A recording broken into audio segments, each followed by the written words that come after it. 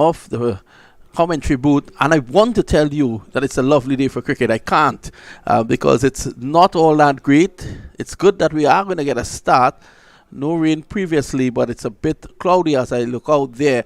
It's the Windward Islands against the combined campuses and colleges. And let me go across to my fellow commentator who probably has more knowledge than me when it comes to the weather. And that's Andrew Chan. Good afternoon, Andrew. How are you? Good afternoon, Vinod, and good afternoon to all our viewers. It's not, as you said, it's not ideal conditions for cricket, but it's certainly not all doom and gloom, because we all know the Brian Lara Cricket Academy is very good at its drainage and everything like that.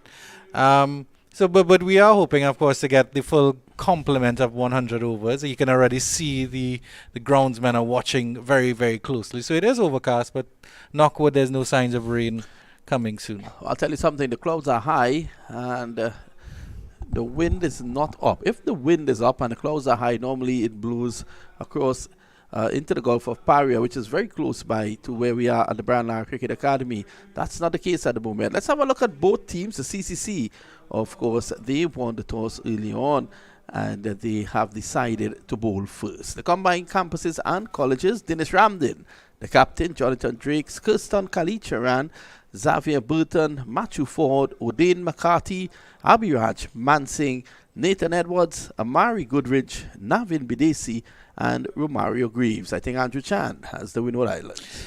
Captain Andrew Fletcher, Johnson Charles, Justin Greaves, Sunil Ambrose, Kavem Hodge, Preston McSween, Alec Athenaze, Larry Edwards, wicketkeeper Tevin Walcott, and this is a replacement, Daryl Cyrus for Ryan John, and the splendidly named Shadrach Descartes rounds off the 11. I like that. Shadrach Descartes. That's a lovely name. Probably took him about all of 15 years to come to terms with it. But it's a lovely name. So, we're here at the Brian Lara Cricket Academy, and it's lovely that we can have cricket, and lovely cricket at that. The CCC, their last game against Trinidad and Tobago, a bit slow. Well, they certainly used all laws of the game to make sure that game ended in a no result.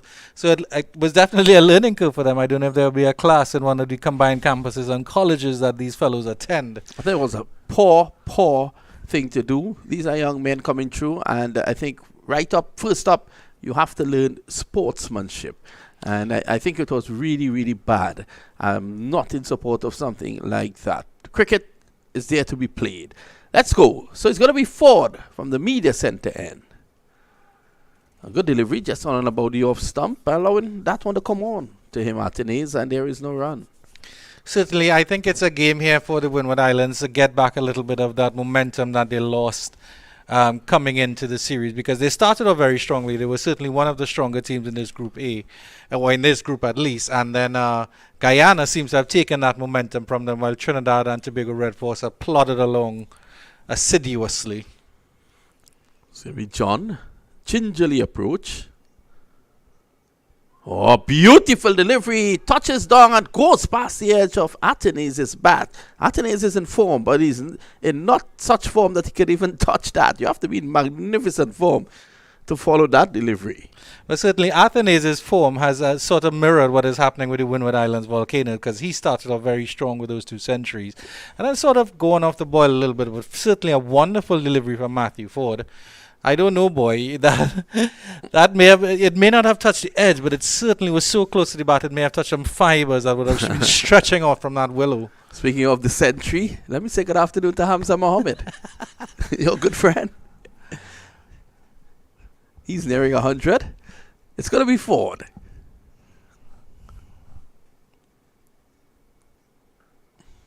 Good line adopted by Ford in this first over. Properly behind that one as well, Athenaze. So the Windward Islands Volcanoes, they have a very good opening partnership pair in Athenaze. He's one of those cricketers that will nudge and noodle and get the ball around. And then, of course, Johnson Charles, very explosive. They've had some good starts in this tournament, but they really haven't kicked on any level that the Volcanoes would want them to erupt, I should say. Edge pushed and gone. Ramden, don't drop them. A lovely delivery. He was beaten 2 deliveries ago. This time, the line is what got him. He pushed down the wrong line. It took the edge, and a flying catch by the veteran, Dennis Ramden. Yeah, very good Superman style there from Ramden here as we have a look at the replay.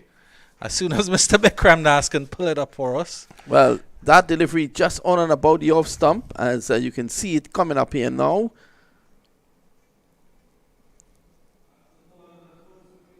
Yeah. Onshore. Lovely catch by Ramden in front of first slip. Yeah, certainly. You can see that Ford is using the full width of the crease. He came in very wide at that angle, bringing it down. It touched down. And the difference between that one and the one that that missed the edge of Athenaeus is that that one was definitely a little fuller. So it pulled him into the drive a little bit there. And Athenaeus falling for the tempter. And Ramden, I think he took that in front of almost second slip. Yeah, that's a lovely point there, Andrew. It threw him into the shot. He had no choice but to play at it. And that's a beautiful delivery there by by Ford. Ford will now take a lot out of that. And it's Athenaeus back in the hut. His replacement, his fellow Dominican, I believe it is, Kavim Hodge. And of course, Hodge is played a lone hand against Guyana Harpy Eagles in the last game here at the Brian Lara Cricket Academy. Another one of the Windwards Volcanoes players that has a little bit of form. Well, he got a century early on in the tournament. And a 50 as well, I believe. Everyone seems to be getting the century, including Hamza. Certainly, using the morning period here. So it's going to be Hodge. I like the look of Hodge. I looked at him against Guyana in the last game, and he seems to be one of those players who takes his time, understands his role, and just keeps it simple. Certainly, he's a very compact player. In that last game against Guyana, he was very, very scratchy, but again, he was playing the role that his team required, which was just to bide and occupy time. And hopefully somebody stuck around with him. And when he and I think it was Sunil Ambrose were batting together, it certainly looked like the Volcanoes were in with a chance. But after the fall of Ambrose, well, there wasn't much left from the Volcanoes.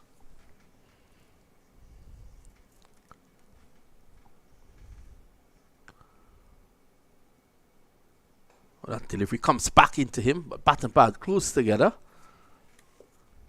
Good over. Maiden over there by Ford, successful as well. And at the end of it, it's not for one. Wicket maiden there for Matty Ford to start. The vice captain of the combined campuses and colleges will certainly feel a little bit happy about that. And definitely the body language of the CCC would be up, especially with the loss of that early wicket for the Volcanoes. And I certainly think the sort of bowler that Matthew Ford is and how the conditions are vaguely overcast, he is getting that little bit of movement and he's getting that little bit of swing as well. Certainly that movement, and it might be getting a bit of late swing because I think with that last delivery, Hodge was slightly offline, but he played it late, so it didn't creep back in between bat and pad because there was a bit of a gap there between bat and pad. So it's going to be Larry Edward from the southern end. Nathan, sorry. So the students starting with this is a mere push down the ground. And it's pulled back. Probably just inches from the rope. Lovely bit of camera work there. Able to get 2. So a left arm seam attack. And we saw Nathan Edward. We saw Nathan Edward in the Under-19 Cricket World Cup, Under-19 regional tournament earlier in Trinidad. Very Fidel Edwards-esque action, except he's a left-hander. But certainly one to look out for the future. It's coming forward, feeling that ball nicely onto the bat there, Charles.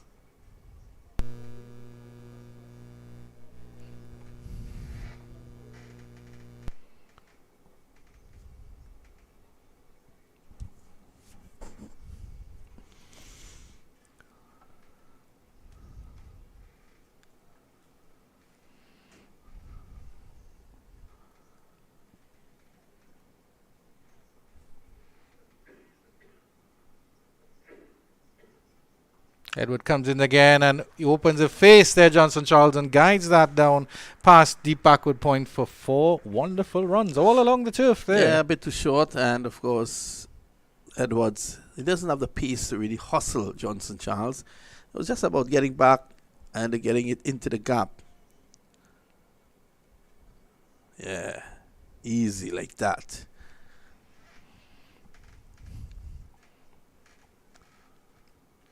It's certainly good to see Johnson Charles playing those sort of shots because you know him as a biff and a beater. But if he has that delicate touch, good riposte here from Edwards, a little bit back of a length and bouncing nicely past the stumps. But yeah, if he has that deft touch, as we saw with that pleasant drive down the ground, doesn't really have to biff. It sort of annoys me when you see these fellows, you know they're very good down the ground and they hit straight down the ground, but then they decide to just swipe across the line and look ungainly. Beaten. It's fanning the bat at that.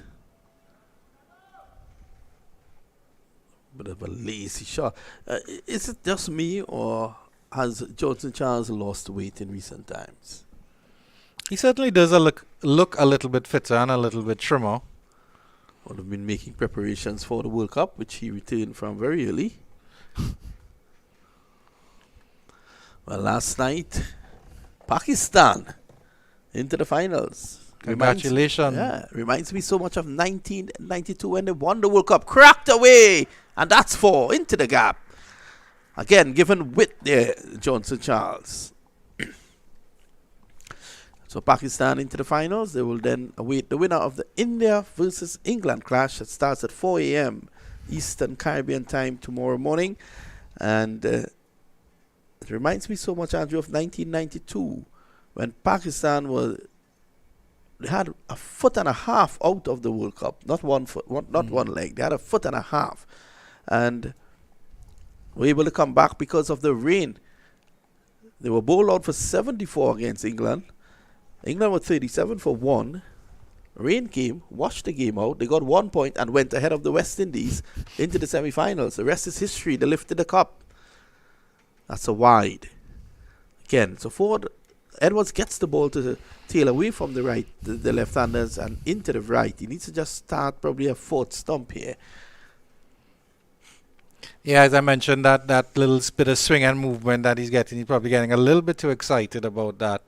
But certainly in that 1992 World Cup, it was the great Imran Khan that basically dragged Pakistan one-handed through.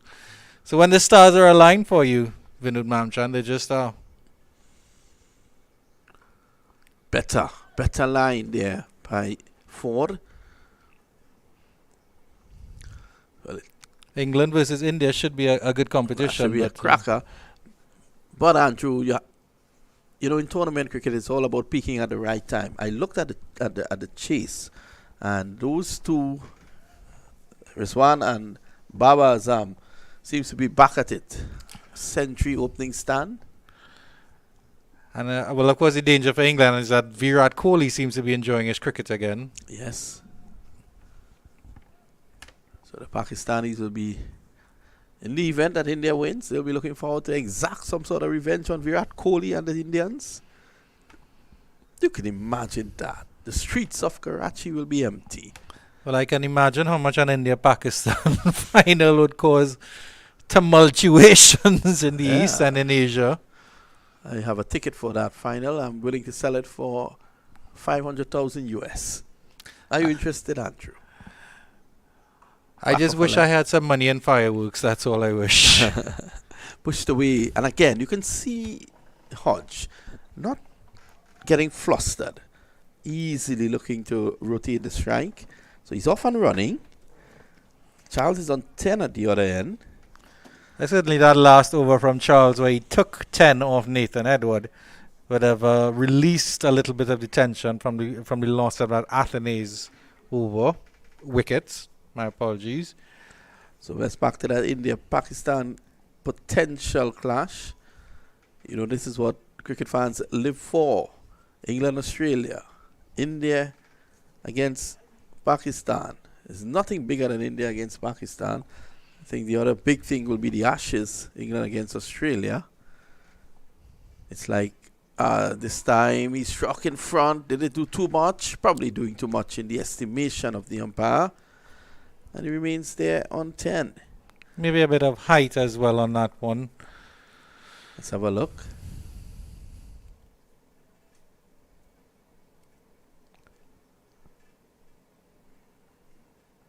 Yeah, might have been doing a bit too much. Or it's possible he was struck just marginally outside the off stump. Maybe. But certainly it hit the top of his flap, so height would have been an issue as well. Ford getting decent bounce. In terms of India, Pakistan, when you have 1 billion people behind you, at least for one of the nations, it's always going to be a big deal. Yeah, 1/6 of the world would be watching that game, for sure. It's a big, big game.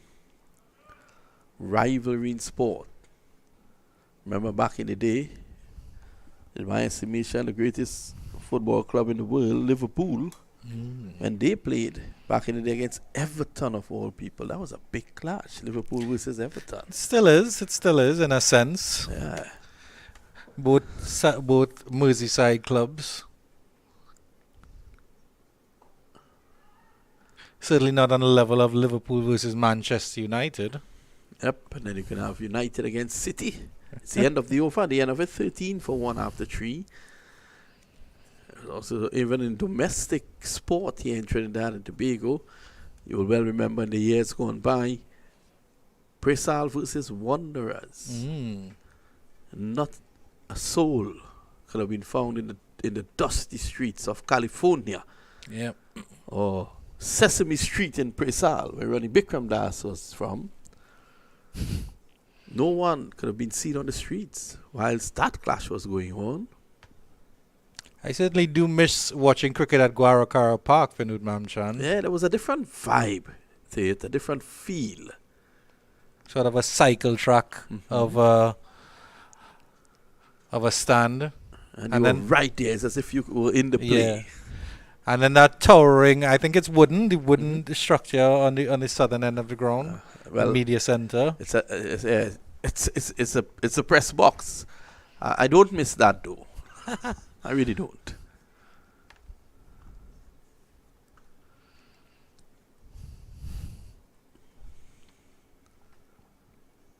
Driving in the gap. Should be looking for 2 here, Johnson Charles. So the students will be looking to get rid of him. He's a dangerous customer, Johnson Charles.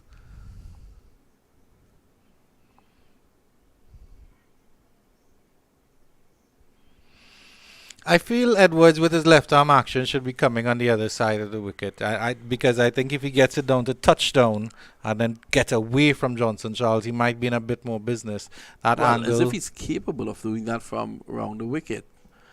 Yeah. At this point in time, what I think he's trying to use is his natural angle across the left hander, but at times he's bowling too short, and this is why Johnson Charles has prospered through the offside. Yeah. But it does create, what it does do is creates confusion in the batter's mind, because you would be able to see the natural delivery going away from this side of the wicket, while over the wicket it would be sort of touching down with that natural left arm, and then it might go away, it might go in, and he can try to get the Yorker in as well. I mean, he can get the in-swinging Yorker from this side if he can get his line right.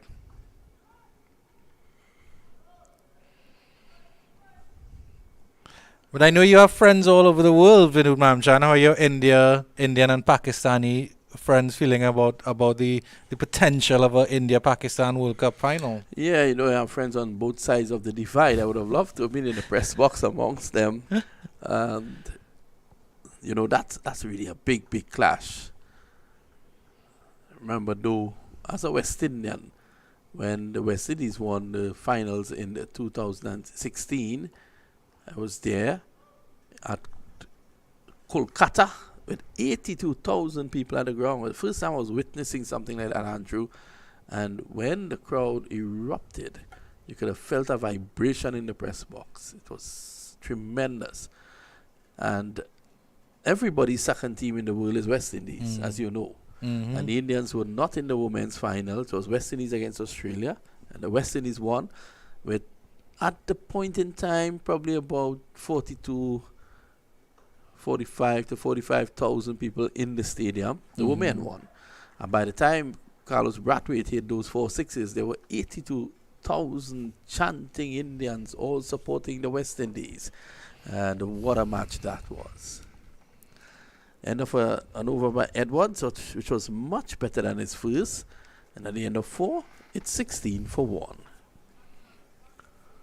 Certainly some amazing memories from that World Cup. Remember the name, Mr. Ian Bishop on commentary. Iconic commentary, you really have to say. Must have been very proud to be a West Indian on that day, Mr. Vinod Ramjan. Yeah, it was. I remember just heading into with about an over and a half to go. I was already receiving pats of comfort from my fellow journalists in the press box. I had about, to be honest, I think about 40 strong in that press box that night. And I was receiving commiserations from a number of them. The English, actually, they were very raucous in the press box, making a lot of noise because they would have won the title. So I just stood quietly and looked on, egged on by my Indian friends that it's not over. By the time Brathwaite struck the 3rd six, not the 4th, I was actually standing on top of my desk. The English were very quiet, I dare say. Leading the press box after party, I'm sure, Mr. Vinod Mamchan. First in, last out. Unfortunately, I could not enjoy it that night. I had to fly back to Delhi, many hours after, on my way back. But it's an experience I will never forget, Andrew Chan. Yeah. I'm sure it was something akin to that. You remember that Iceland commentator who went absolutely mental when his side went into the Euros and he was crying and everybody was maybe not that extravagant, but certainly that as emotive. Yeah. Well, I didn't cry. Tears of joy. Shorty gets away with this. Hodge being able to come out of this little shell that he has formed. Can't get it through the offside. Yes, I dare say, Andrew, I did not cry. But it was such a fulfilling moment. Being in India for 3 weeks and traveling to all the different cities, seeing Afghanistan beat the West Indies in that game. And at around that time, Afghanistan cricket was really going nowhere. There was a lot of problems back in Afghanistan with their cricket board. It was just, a weekend side. Not what you're seeing now with Mohammad Nabi and Rashid Khan and these guys. And they defeated the West Indies. And then to reach the finals and see the West Indies win. I remember that Afghanistan game clearly because we had taken a flight to reach to Pune. And, now it's Pune. And Not Pune. And in the middle of what seemed a desert, there was a small little shed that was the airport. Oh, wow. Toilet facilities on point. Well, I didn't look for it. I was not going to waste my time. Good afternoon once again to Mr. Hamza. Yeah, he would have struggled. Hamza Mohammed would have struggled across there. But I mean, the story of the Afghanistan cricket team, I honestly feel that every time those fellows walk out, they should get a guard of honor because it really is amazing that they learned, most of them learned their cricket in camps, escaping. And most of them are Pakistanis, really, because the cricket is centered towards the north of Pakistan, the south of Afghanistan, on the border. So a number of them can be claimed on either side. It's always tough to come through those situations. It's the end of the over, the end of 5, 17 for 1. I remember on a flight from the World Cup speaking to a young man who was on his way to the United States, and he actually played cricket, club cricket in Afghanistan. And he boarded the flight from Dubai, and he was telling me that there's no grass in most of the grounds, no grass, just bare sand and stone. Oh, wow. And they would dive and take these catches, you know. It's unbelievable. Passion. So you're quite right in saying they should be receiving a guard of honor. Cut away. Not a man move. Again, given that width, and Johnson Charles with quick hands gets it away. Yeah, certainly there would have been a photographer. If a photographer like Mr. Dave Passard was working here, he'd have caught every man on a still shot after Johnson Charles held the pose for the camera. And then realized there was none.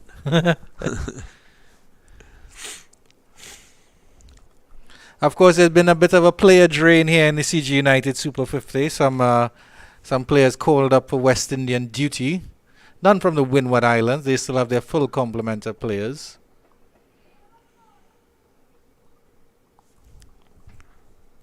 Tej Narayan Chandapal from the Guyana Harpy Eagles. And of course, 3 fellows from the Trinidad and Tobago Red Force. Josh De Silva, Mr. Jaden Seals, and Mr. Anderson Phillip. Yeah, well, they're off to Australia, and one wants to wish them all the best. The test team has not done that badly, in my estimation. And if they can go to Australia and fight, you don't expect them to go there and just beat the Australians. But the first step is to become competitive when you're looking to get back. Pushing through the offside. Quick single here, putting the field under pressure. That's good by Johnson Charles. Certainly would be better to be in Australia than in Qatar for the World Cup. Well, I don't know what I'm Football hoping. World Cup, that should I'm be. hoping that you're leaving after this tournament, Andrew, and you'll be doing the last round, which comes up on Saturday. So I'm hoping that you're leaving for Qatar after that. Certainly no interest in going to Qatar. But I will enjoy watching the football from the comfort and the air-conditioned solitude of my living room. So who's your team at this World Cup? I think Netherlands probably. Argentina have a good chance again. I think in Messi's last chance. Guided this time protection down there. And that's coming forward, opening the face, Hodge. Just pitched up, but not trying to overhit it. Well, I'm an Italian supporter, but they're not there, unfortunately, this time around. So I'll have to go with Brazil, followed by England. What about you? Well, I was saying I'm a fan of Italy, but they're not there. Oh dear. So I'll go with Brazil, followed by England. Tickle fine, and that should be 4. To be honest, Edwards has been all over the shop. Yeah, certainly. He has a challenge to face in Johnson Charles, and he's not getting his line or his length right. Again, pitching on about maybe leg stump, but then just coming back in a little bit to Charles, and he's able to flick that just fine. And all along the rope before. So he had that protection put in there for the deep backward point, where Charles has guided him through on a couple of occasions so far. And over-adjusting here to go too fine. And unfortunately, he's not doing a good job, because Matthew Ford has bowled 3 overs for just 3 runs. And Charles has bowled 3 overs, and that should be for 24 runs. So the Windwards haven't gotten away to any frenetic start. It's measured. The CCC is still well in this game, having taken that early wicket and that of the informed Atenes. So far so good for both teams, because now you're seeing the Windwards looking to fight back. Through Charles. Nathan Edwards letting down the side a little bit here, going for 8 runs and over, while his compatriot Matthew Ford just 1 run and over, and that's the problem here. Charles is enjoying his time batting against Nathan Edwards.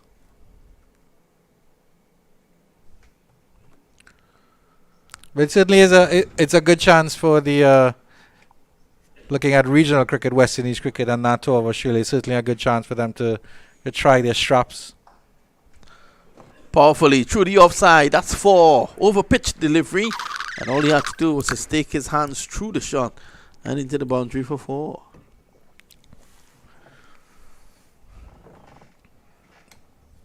Lovely little crack off the bat here from Charles. He's really setting a good pace here. Getting one pitched up by Matthew Ford, and he's just able to drive that through extra cover quite nicely. And that's what you expect from Johnson Charles. He's raced on to 28 of 21. He's setting the pace for the Windwards Volcanoes. And it's a decent pace at that, you have to say.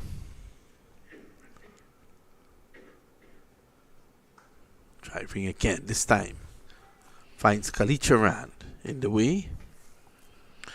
Yeah, because the West Indies Test side has been growing from strength to strength. They played Bangladesh, and they did quite well against Bangladesh, as you expect them to do at home. There was, of course, the overseas tour to Bangladesh, where they did quite well again when there was a little bit of a player drain because of COVID-19. And then, of course, good series. I mean, I think against South Africa, they struggled a little bit, but then they fought very well. And then that series against England, of course, England went a bit of rebuild, but they were able to take advantage of that and really put their foot down on England and win that series. So I think a tour down under is an excellent test now for these young fellows to see if they can step up to that next level. Yeah, I'm particularly interested to see our young fast bowlers, Philip Seals and Alzari Joseph in Australian conditions. And hopefully Kimar Roach will be the little blanket that says, hey guys, don't overdo it too much. Yes, you have pace and you have bounce, but use it sensibly. But certainly Jaden Seals has started off brightly and seems to have a very stable head on his shoulders. Alzari Joseph is sort of maturing into the fast bowler that we want to see. I think his stint in England has done so much for him, Alzari Joseph. Yeah. He has looked a different player altogether. Yeah. I think he needs a 5-wicket haul in test still. Yes. Normally you wait for that elusive milestone for 5-wicket or a century, and when it does come, there's a flood. It's a flood, yeah. So he will know that. I don't think he needs to look any further than the recent ICC Hall of Famer, Mr. Shivnarine Jandapal. Yeah. Took a while to get his first century, but after that, certainly became a legend of the game. And a worldwide legend of the game at that. Shiv Chandapal. One hopes that his son, Teja Ryan, can follow in his footsteps. And the fact of the matter is that Mr. Chandapal will forever live as the possessor of the crabbiest technique in world cricket. I don't think anybody will ever surpass that in terms of awkwardness of his stance. Very unique batting stance at the end of 7, 32 for 1 here at the Brian Lara Cricket Academy.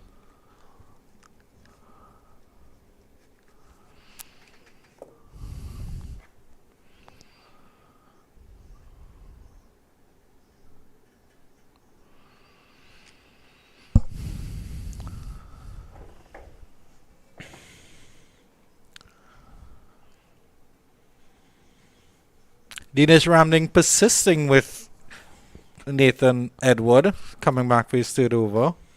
And now he's coming over the wicket. Let's see if it makes any adjustment. He is bowling to Kavim Hodge, who hasn't really opened up as yet. Driving. Lovely shot, but protection down on the boundary. He's a third man as well. I think he may be coming up. No, is he coming up inside the circle? And 22, Jonathan Drakes, yes, looks to be coming up inside the circle. There, yes, the field is adjusting here for Johnson Charles. Deep mid wicket goes out, or deep square leg that should be. Might wander across the deep mid wicket.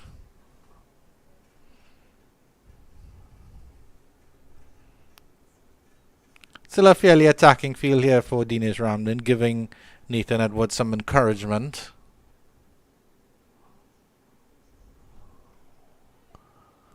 Immediately straight and on the line. Better, much better.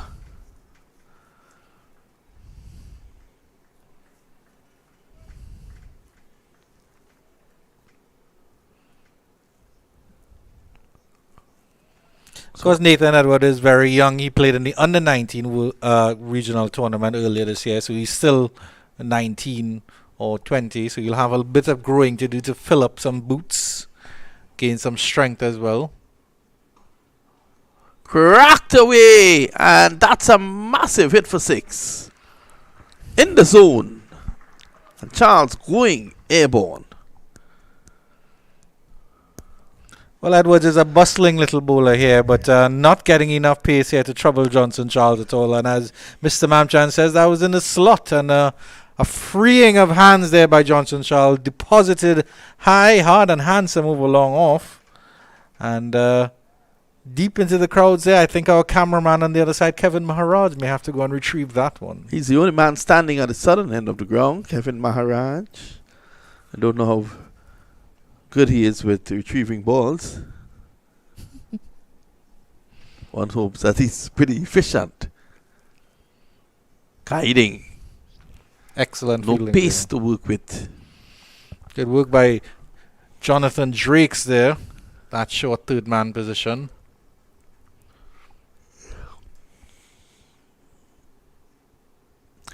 So you volunteered Mr. Kevin Maharaj to find that ball. Is it because he finds balls easily?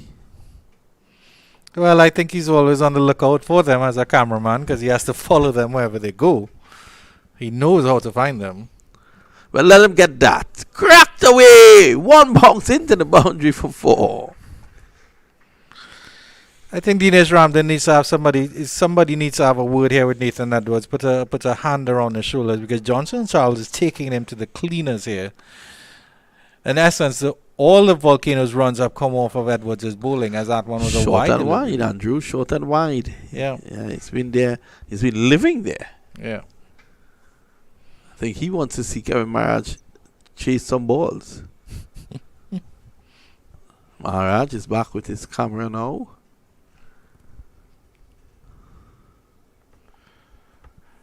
Good work again from Kevin following those balls. Yeah. Cover. Well, they're wiping it because it probably landed in some moisture. One hopes that the balls doesn't get soft. Hard balls are always better for the game.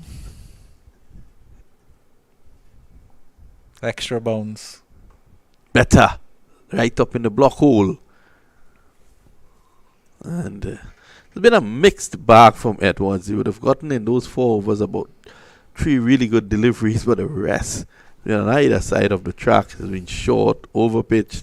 I'm surprised that Ramden is persisting with him at the moment. His 4 overs, 35 runs coming, and the end of 8, it's 43 for 1.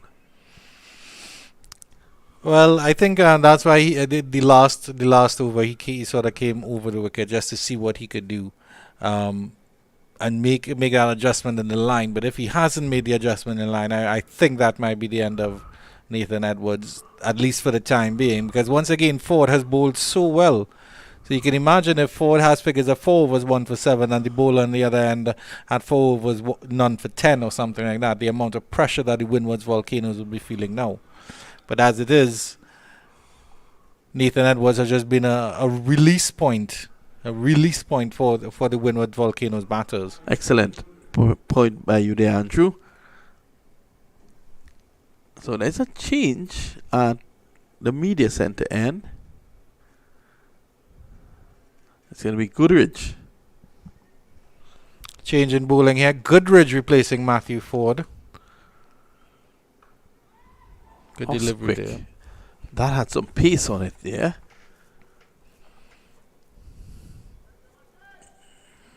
Also jumped a bit on the diminutive Hodge.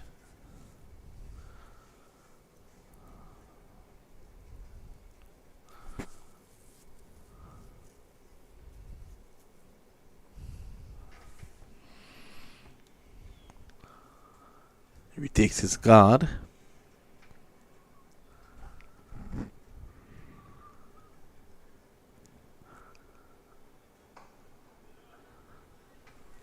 Nice Yorker length delivery. Hodge on top of that one. Good start here by Goodrich. Good news here at the Brian Lara Cricket Academy that some sunlight is starting to peek through the clouds. A little bit of late sunlight at 2:37 in the afternoon.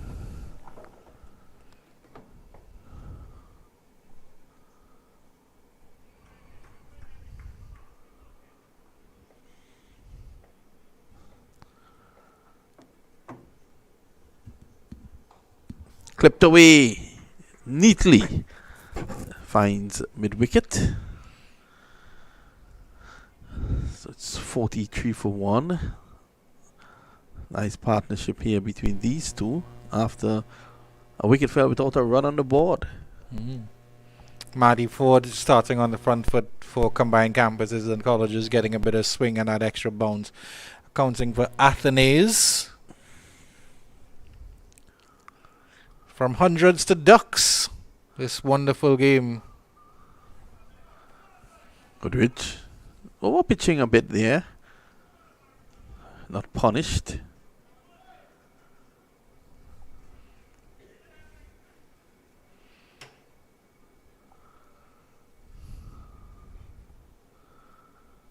Charles has been more than a run on ball. 38 of 31.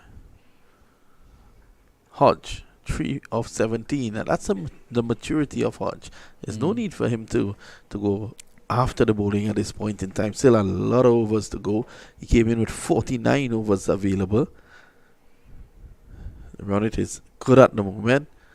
This time he gets another pitched up delivery. Goodrich has been pretty lucky in this over with those over pitch deliveries. Hodge is hitting the ball well, but he's hitting the ball well to fielders. I mean, he's hitting the fielders on a regular basis. Excellent practice for them. I'll take you back to a point that Brian Lara made. He once asked West Indian cricketer what's the first thing he does when he goes out there. The guy said, I take my guard. Yeah. I think at this early stage, Hodge doesn't have to worry too much because Johnson Charles is setting a decent pace on the other end. But he would certainly like to get a run or two more. Maybe when the field opens out at the end of the power play. 3 of 18, he needs to rotate the strike. Again, looking for a big shot outside the off stump. It's just not there.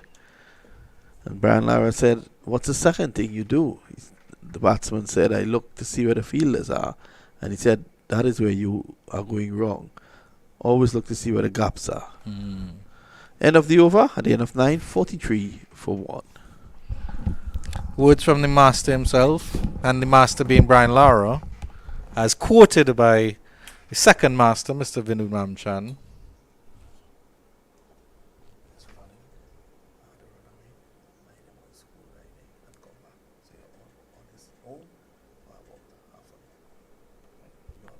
Okay.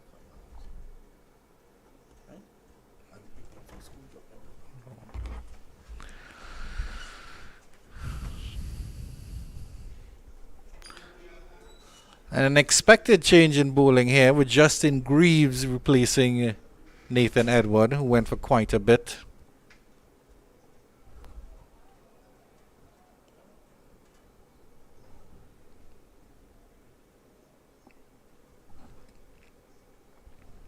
There's 1 over left for the 10 overs of the power play.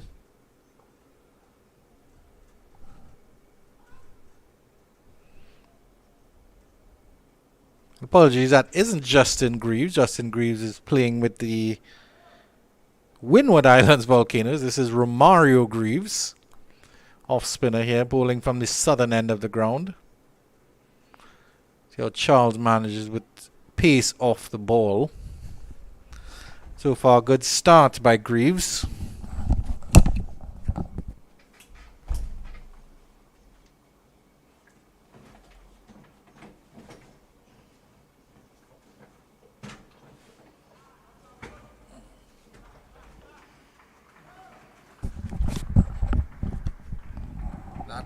That one is deposited back over the bowler's head. Charles opening up against Greaves here. And let's have a look at the replay on this one. Ooh, given width there. Width and full. And tugged down to long off. Long on.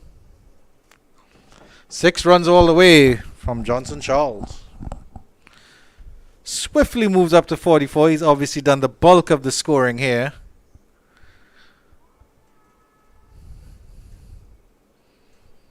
extras contributing the third highest score, and Charles trying to turn this one down behind square on the leg side. No run. Romario Greaves has a slip in place. That's Kirstan Kalicharan. He also has a fielder at deep mid wicket. That's out on the boundary. And there is a fielder now at long on. And Charles will push this one down to long on, and that will be 50 for the Windward Islands Volcanoes, of which Johnson Charles has scored 45 of the runs. He's done the bulk of the scoring here. Really has done all the heavy lifting here for the Volcanoes. Athenaeus falling without troubling the scorers. My scorer, of course, that's Mr. Dave Prasad.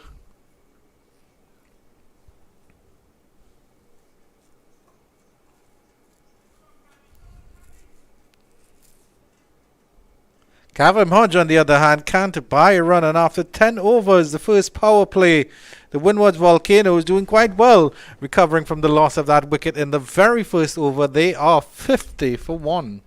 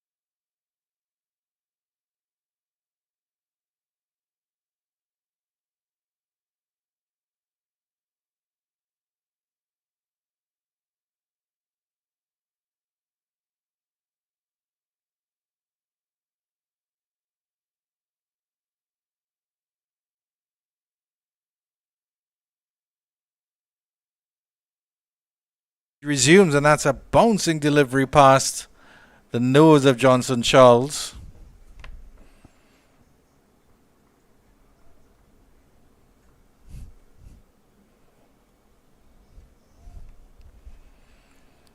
The start of the 10th over. Field spread far and wide now. A third man long off.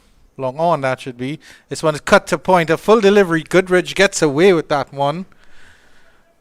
So there's a fielder long on. There's also a fielder at deep cover and at deep mid wicket as well.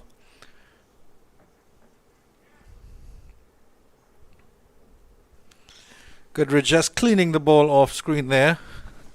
Maybe a bit of moisture in the air from the outlets.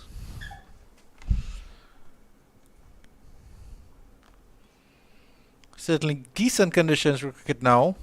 Pleasant, you'd have to say, for the fielders out there in the middle.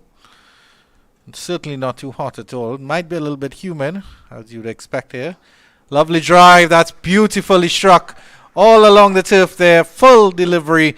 And Charles cracks it out of the way for 4. Even if there was a fielder long off, I don't think he would have had a chance. As you look at the replay on this one, up on his toes here, Johnson Charles just waited for that one. Full face of the bat presented. And screaming along the grass for 4 runs. Goodridge just started well here, but he has a challenge to face in Johnson Charles. Very good Yorker length delivery that Charles digs out, and long on will do the work to collect that one. Kavem Hodge will come in to strike now. Scratchy so far from Kavem Hodge. 3 of 20.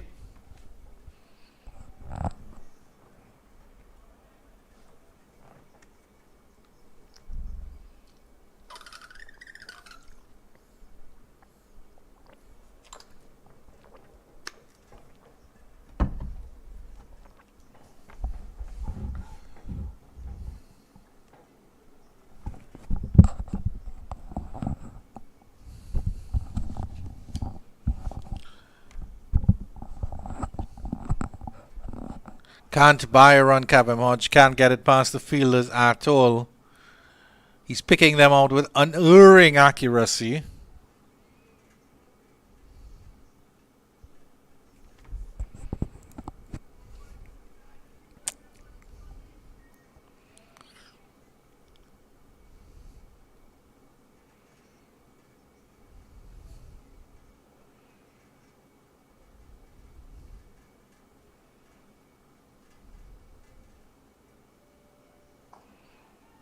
Again picking out that fielder just at mid-wicket there. There's no run for Kevin Hodge.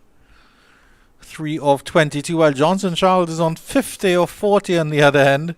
And at the end of 11 overs, the easy maths dictates that the run rate is 5 runs and over, and the Windward Islands Volcanoes are 55 for 1.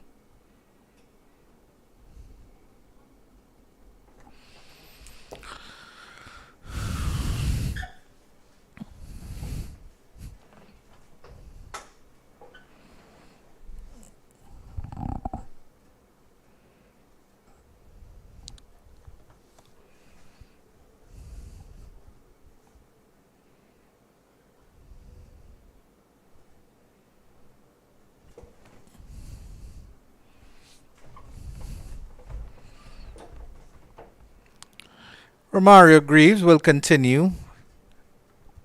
Bowling to Johnson Charles deposited him over long on in his first over. Have to see how the spinner responds here.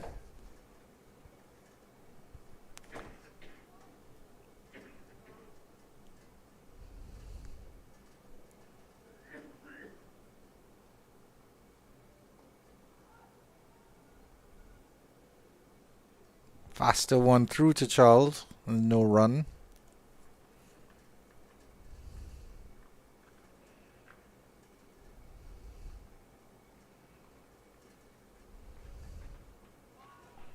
Ooh, bit of an outside edge there. That one just gets into the cover region there. Charles may be trying a little bit of a flick with that one. Guilty of playing across the line maybe on that occasion. Back to this one. He pushes this one down to long on conventionally for a single.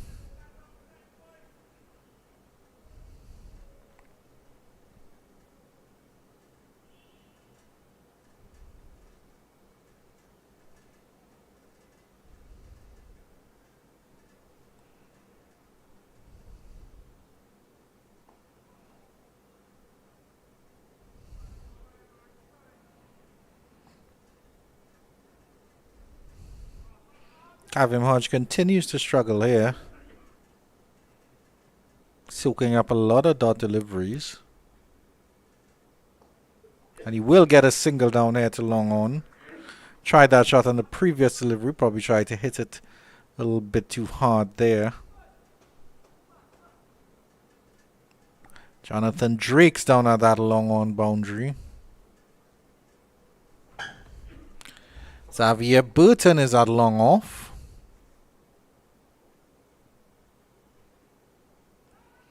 Turned into the leg side by Johnson Charles, and he gets a single to end the 12th over at the end of 12. 58 for 1. The Windward Island Volcanoes, after being asked to bat by the combined campuses and colleges.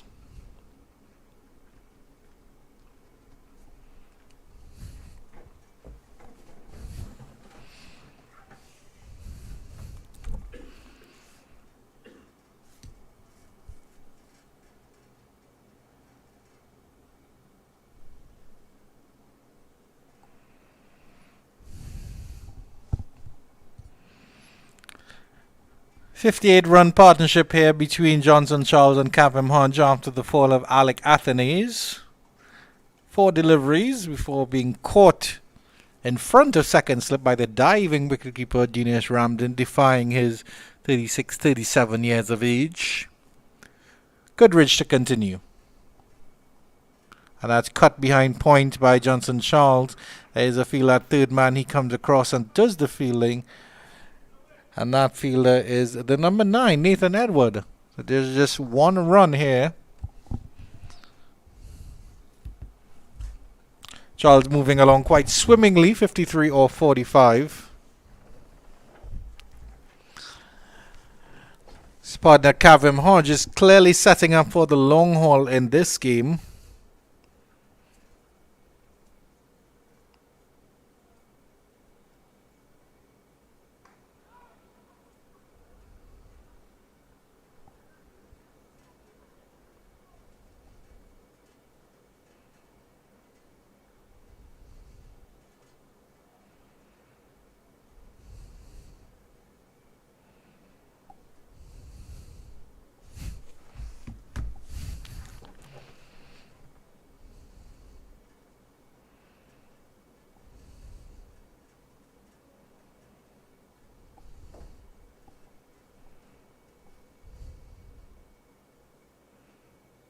With their lovely little drive, and Kavim Hodge gets a single there down to third man once again.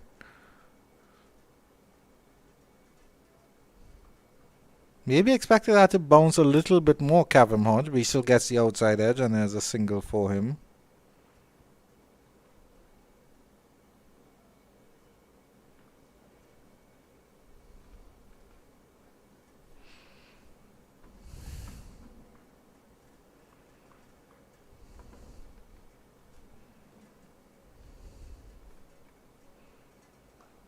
Cut beautifully by Johnson Charles. He'll run close to the boundary here. The fielder coming around from deep cover comes around, and just a single there. He almost picked that gap perfectly there.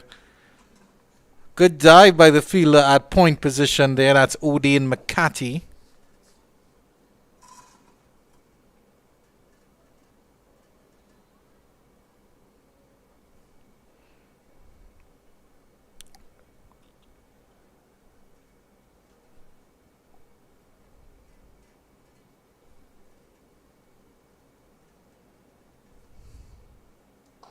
Lovely Yorker length, and that's well dug out by Kavim Hodge, and he'll trot a single to long on.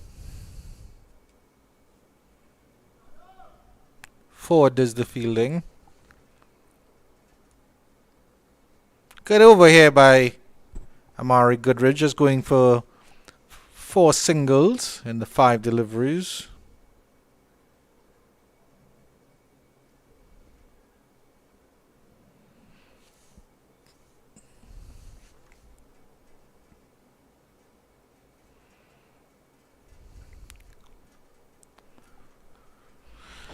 See if he can finish us over strong, Goodridge. The drive down to mid-off by Johnson Charles, getting the full brunt of the bat there, but the field is in the way. That's Abhijay Mansingh. And at the end of 13, the Windward Islands Volcanoes are 62 for 1.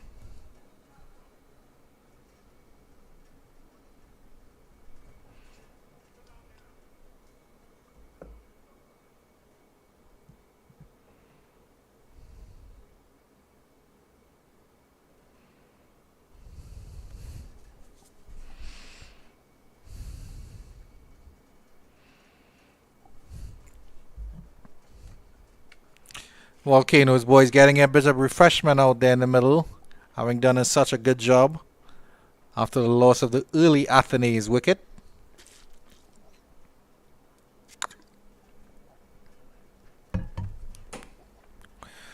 Certainly their skipper Andrew Fletcher in the dugout will be happy with their performances so far. Dinesh Ramdan behind the stumps for combined campuses and colleges will have a bit more on his mind, you'll have to say. Mr. Romario Greaves, the spinner, will continue from the southern end. Bowled 2 overs, none for 10 so far. Kavim Hodge getting a couple singles to push him up to 6. Johnson Charles doing Johnson Charles stuff on the other end. It's up to 54.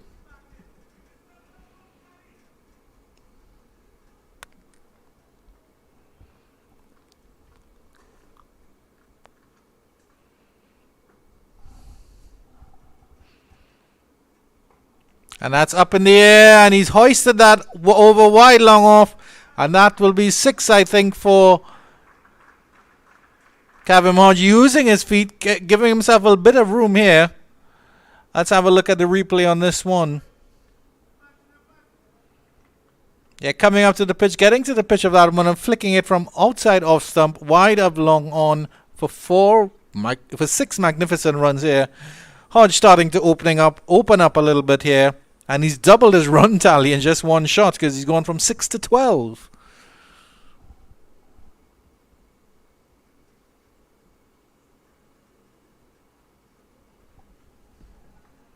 The long on remains in position. There is no long off for Kevin Hodge. Back to this one. He gets a bit of an edge and he'll get a streaky single down there just past Venus Ramden. McCarthy does the cleaning up, running around from the point position. Mr. Johnson Charles comes back in strike.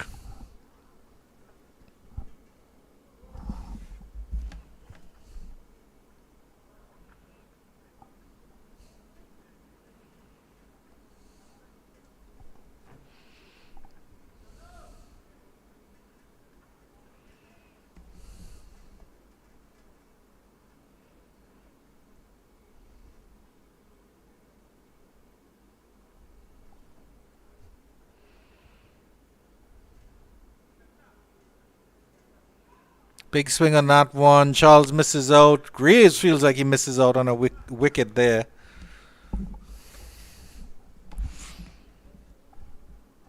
Maybe a bit of inside edge, saving that one from being a clear LBW decision. Charles going for the big heave-ho across the line.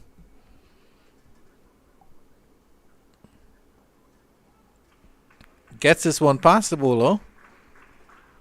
Long off will retrieve.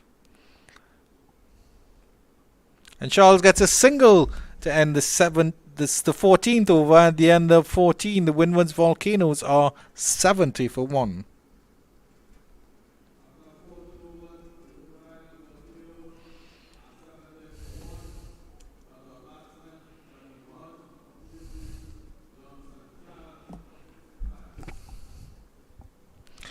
Taking a look at the bowling here for combined campuses and colleges. Matthew Ford, the sole wicket taker, 4 overs, 1 for 7. Excellent work at the start.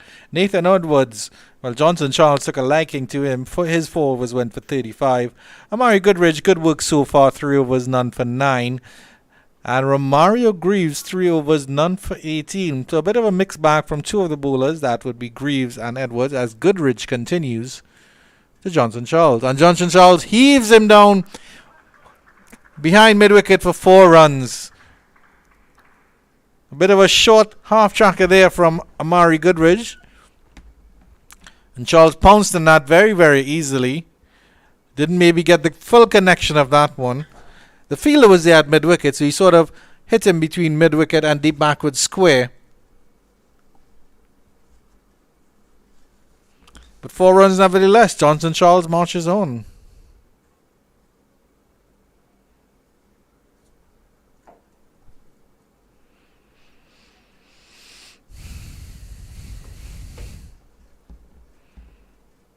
With an offered, and he's cut that beautifully past point. The fielder at deep cover will come around and they'll just get a single. He's looking for that gap, Johnson Charles, and the sort of form he's in. A very belligerent inning so far, 60 or 52.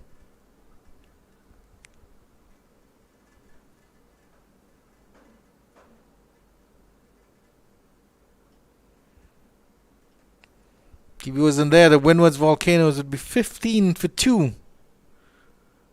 Really has done most of the scoring here. Lovely shot straight down the ground. Beautiful timing there by Kevin Hodge. Pitched up by Amari Goodridge, and the batter just leant on that one. Beautiful shot straight down the wicket. 4 glorious runs there from Kevin Hodge. He's coming to the party. Full delivery, met with the full face of the bat, held the pose for Mr. Aldwin Borneo,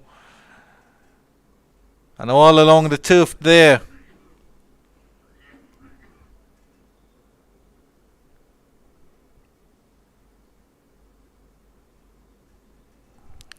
Starting to come out of his shell, Kavem Hodge. Let's see what he does now. Gets a little bit of width and cuts that to point.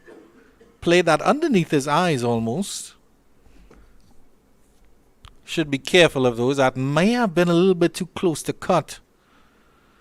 The Kavem Hodge has been in good form throughout this entire tournament.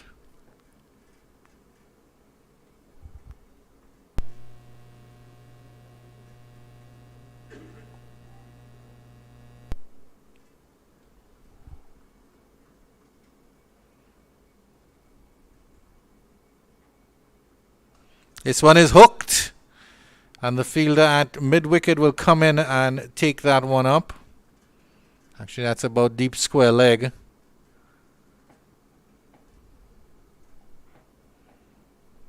Certainly not a mid-wicket position there, that fielder. It's a deep square leg position.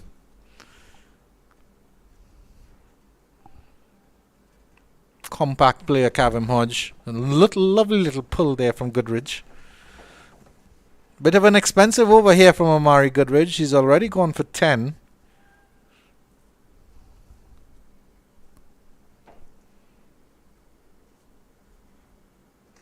And Johnson Charles will make sure it finishes with 16 in the over as he hoiks him over wide long on for 6. Wonderful shot there by Johnson Charles. And at the end of 15, the Windwards Volcanoes are starting to erupt as we have a look at this shot again here. Wide delivery fetched from wide outside the off stump. It's sat up nicely. Full extension of the hands by Johnson Charles. And into the grass mound stands there at the northwestern end of the Brian Lara Cricket Academy. And after 15 overs, the Volcanoes are on the march. They're 86 without loss.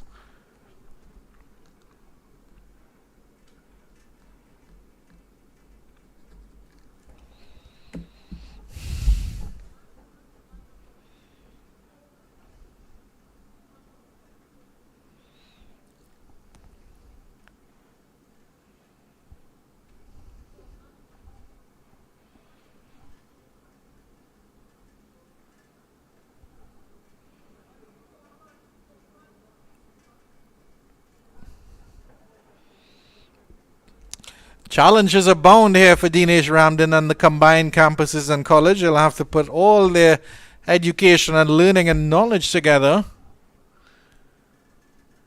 Dig themselves out of this one. Swept fine by Kavem Hodge. And this will run close to the boundary. It should trickle into the boundary now. We'll wait for the signal from the umpire, and it is runs off the bat. 4 runs. Wonderfully swept fine by Kavem Hodge.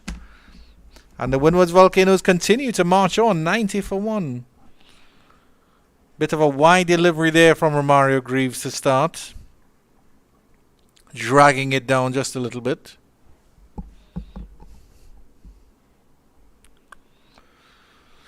Feel that long off and mid-wicket here for Kavem Hodge outside the circle.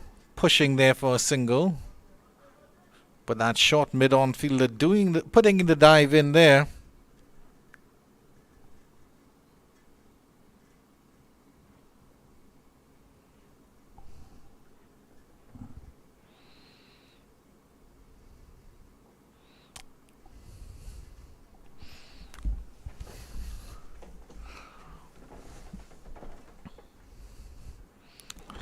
The Volcanoes are putting on a run rate of 5.8 at the moment.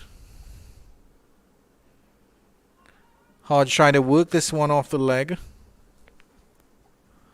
Feel that backward square leg does the feeling, and there's no run.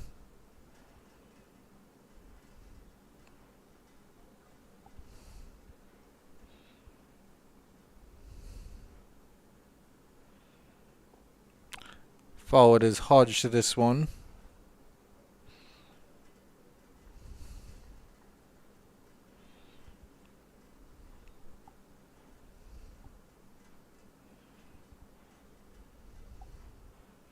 Coming out the pitch, and he's hoist that one over mid-wicket. Over wide mid-wicket, you'd have to say. Deep mid-wicket area, and that's gone for 6 again by Kavem Hodge. 96 for 1 after 16. And that will be drinks here at the Brian Lara Cricket Academy, I believe. We'll have a wait and see. Hope no drinks break here. But certainly Hodge creating some room here and swiping that over deep into wicket for 6 runs. A nimble little fellow, Cavem Hodge, uses his feet. Unlike Johnson Charles, just stands and delivers.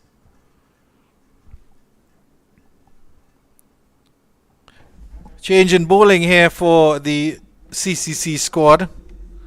Going to try something different with Abhijay Mansingh coming in.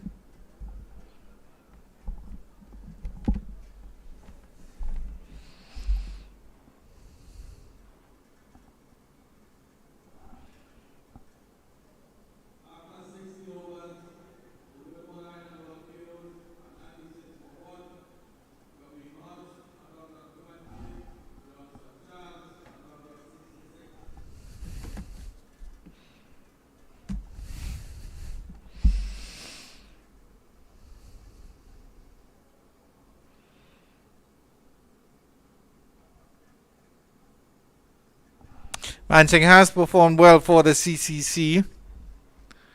Certainly one of their better performers with the ball.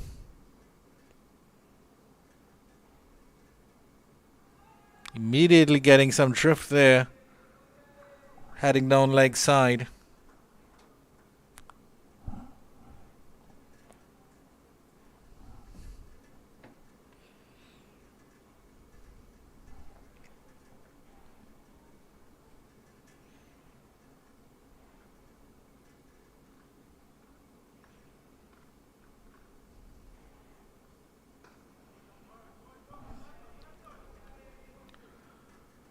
Stepping forward, Johnson Charles to give himself some room, and he can only play it back up to the bowler.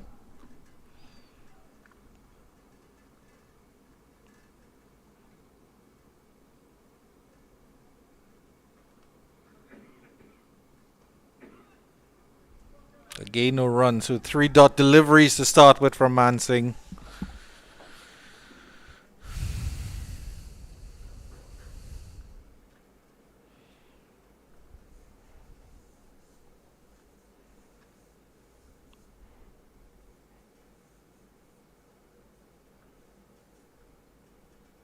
Tossed up. Charles will push this one down to long on for a single.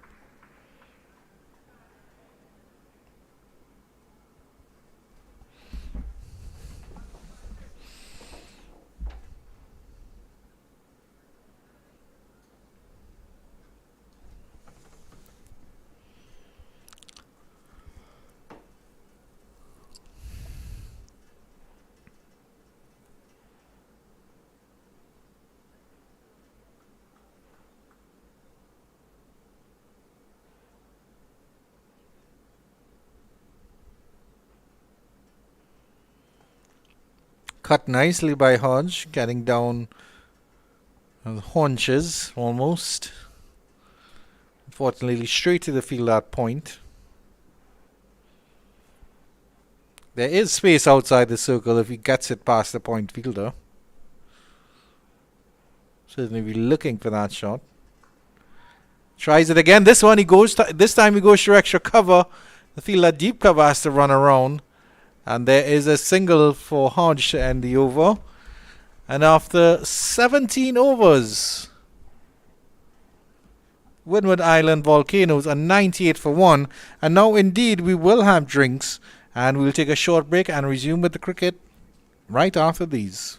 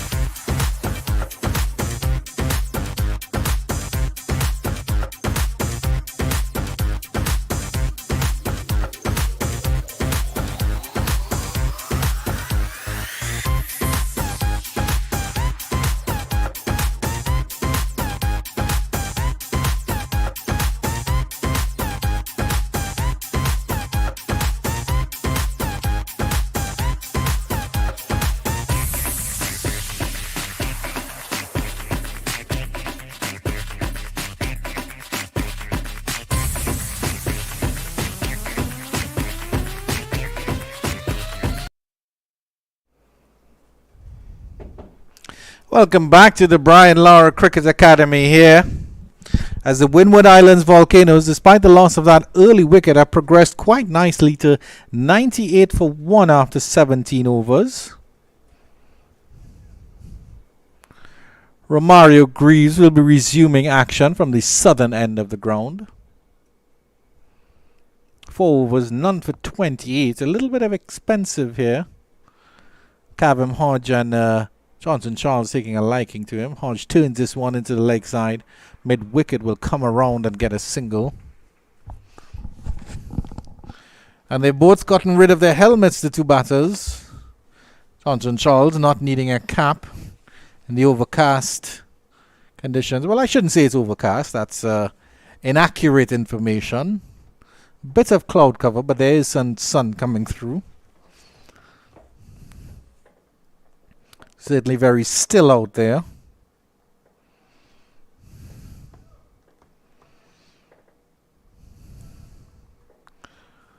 The flags just to the left of the scoreboard aren't fluttering, or hardly fluttering.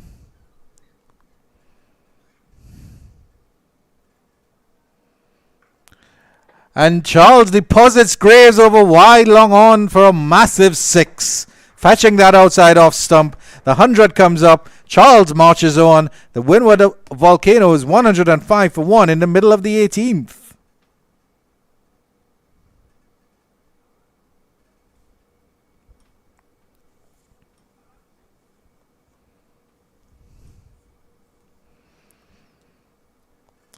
Johnson Charles here really getting into his groove here. We know what he's capable of. And you have to say at 17.3 overs when he has 73 runs on the board, Johnson Charles might be looking at a double 100 if he stays into the 30th and 40th overs. Let's see how Greaves responds. Charles is back and puts his one into the leg side, and there is no run. Fielded by that fellow at mid-wicket.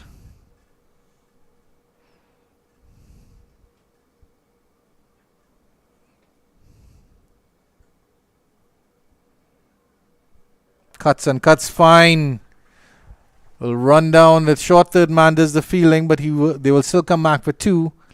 A slide put in there by O'Dane McCarty.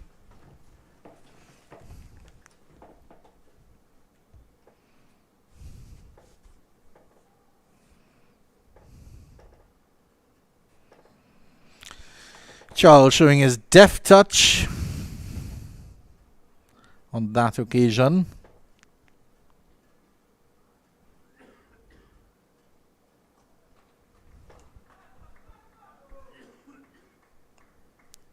$18 overs gone. The Windwards Volcanoes in complete control here. They are 107 for 1.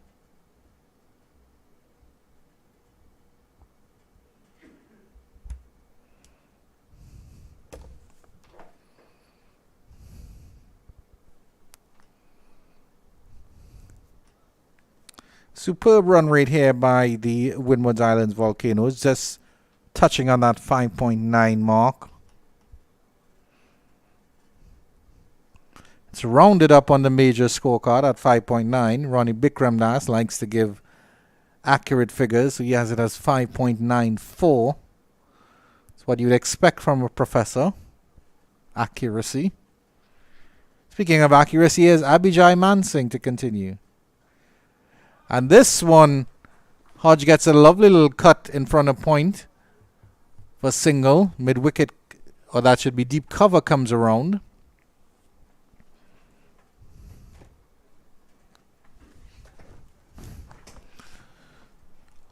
Field spreads a little bit far and wide here for Johnson Charles. You have a long on, a long off, as well as a deep cover and a deep mid-wicket.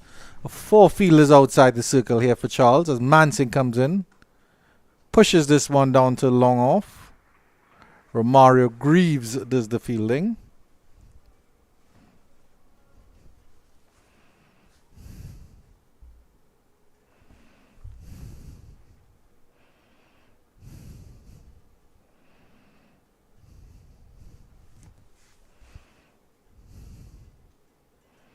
Wide delivery down the leg side.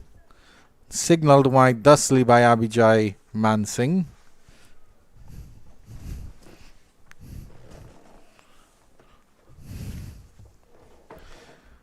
Bit of a tossed up delivery there by Mansing. He was trying to just slow it down a little bit.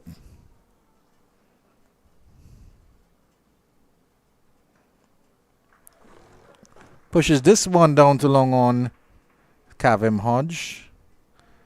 Vice captain for the CCC is there, Matthew Ford.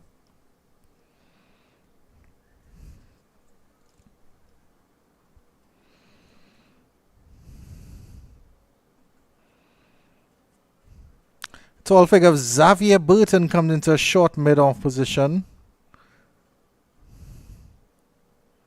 Good delivery by Mansing. Just drift outside that off stump.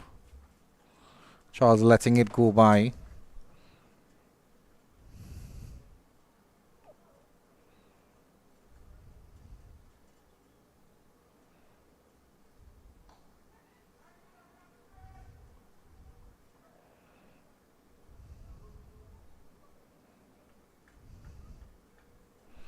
One delivery left in the 19th as there's a Nelson on the scorecard, 111.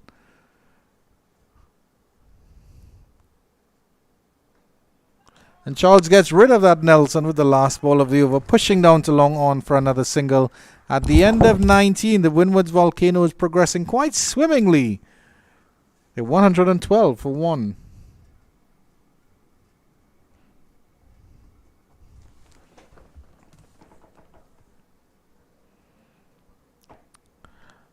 A lovely shot of the northern end of the ground there by Kevin Maharaj. I see some dark clouds over the commentary position where we are. But certainly towards the southern end of the ground, there's no such danger of that.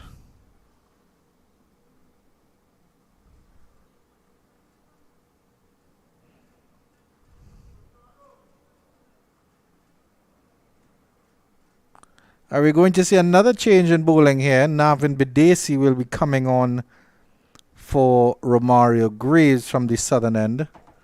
Graves 5 overs going for 37 runs. So certainly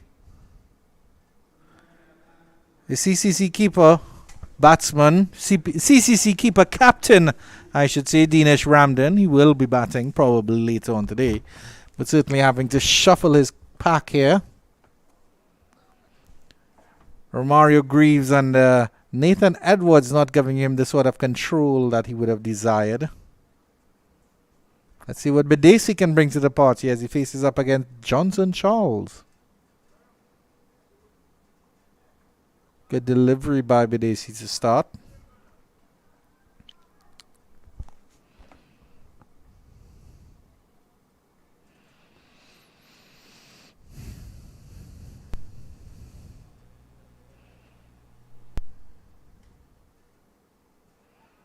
I'll turn this one into the leg side and they'll scamper a single.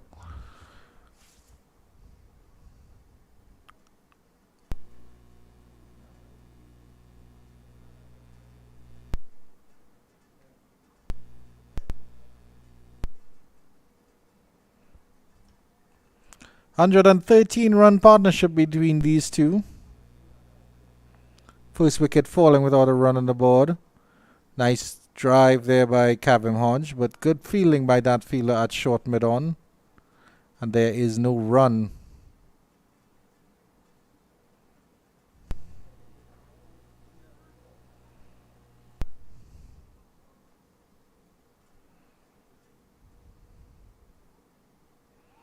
Bit of an inside edge and squirts out into the leg side.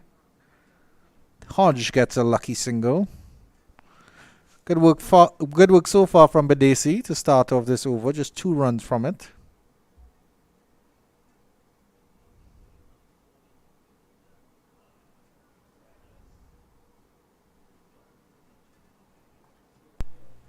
Yorker length delivery by the spinner, dug out by Johnson Charles, but Dacey does the fielding. Again, just 2 runs off the over. He'd want to finish strongly here. Won't want to give Johnson Charles anything to free his arms. Bit of a swing and a big miss there by Johnson Charles. Dribbled past Dinesh Ramden. Look at the signal from the umpire and it is a bye. A little fortunate run there for Johnson Charles. And at the end of 20 overs, the Windwards Volcanoes are well placed at 115 for 1.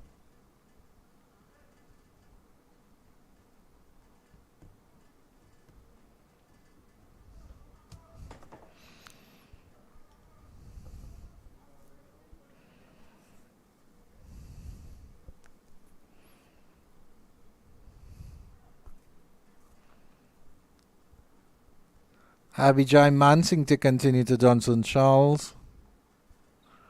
Johnson Charles playing the leg spinner with a decent amount of respect here. But of course you get the feeling that it won't be long before he unleashes.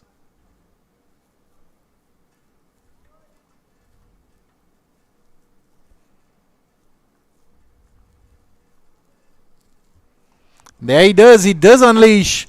And that one towers over long on. And that's another mighty six there by Johnson Charles. Freeing his hands once again. And he marches on to 84.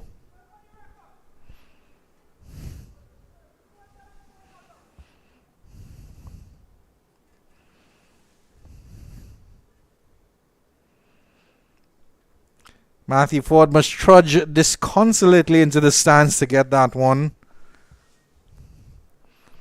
And then make his way just as disconsolately back onto the field.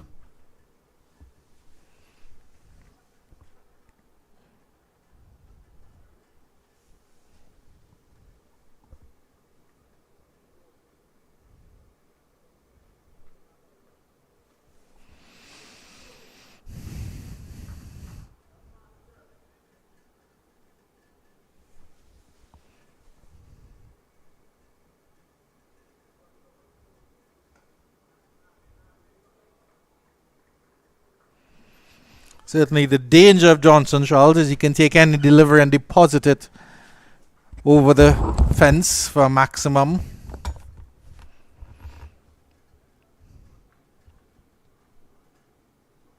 Given some width there and cut straight to point. Charles will know that he's missed out there.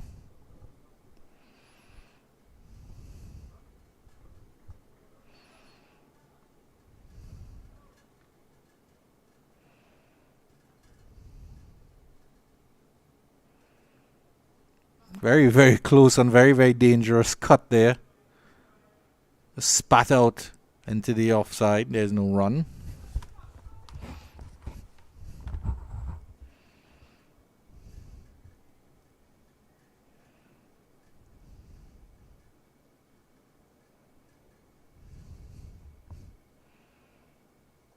This one on the line of the leg stump and flicked behind the deep pocket square leg. The fielder has a lot of work running around to cut that one off. Does quite well in the end. Looks like Amari Goodridge down on that end. And at the end of 21, the Windwards Volcanoes 123 for 1.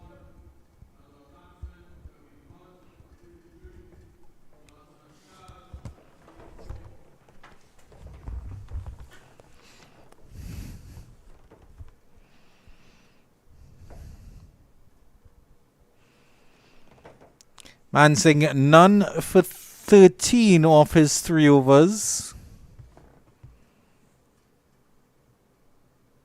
Badesi just at 1 over for just 2 runs. So let's see how he does on this second over.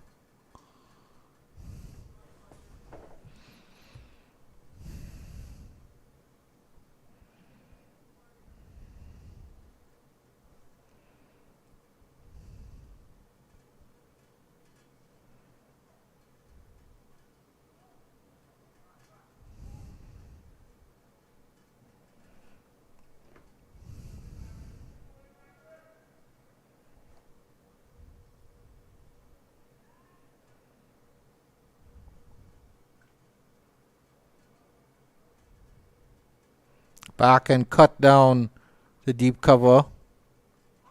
Fielder comes around, picks up. With a nice single there for Kavem Hodge.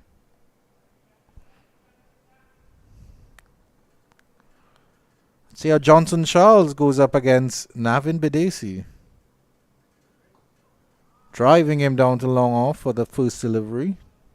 Easy single.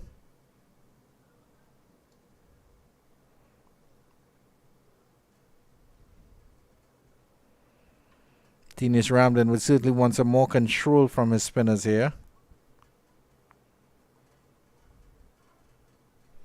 Bidesi doing a good job so far. Again, just 2 runs in this over.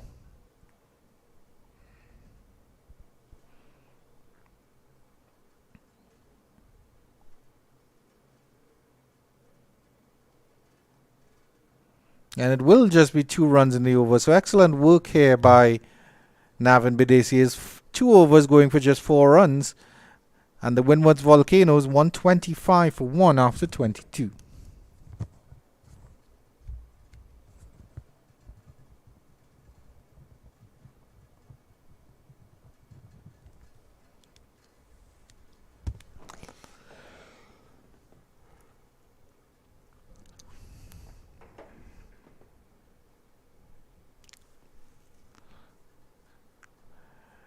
Young Abijay Mansingh will continue to face up against Mr. Johnson Charles, who's progressed to 87 off 77. See what Charles has in store for Mansingh in this over. Offered a bit of width there. Drawing Charles into the cut, but it's a faster one through to Ramdin. Good start here from Mansingh.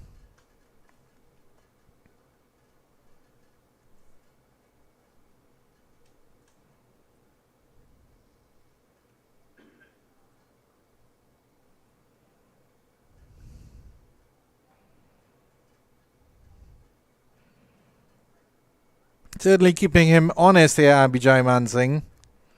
But again, Johnson Charles, once he decides to unleash, there's no stopping him.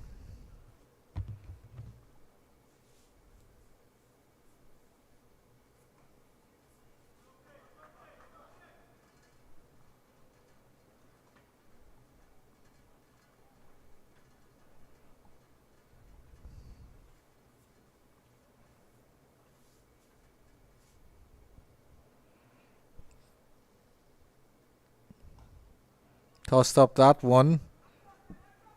Charles driving nicely, but covered is good work there.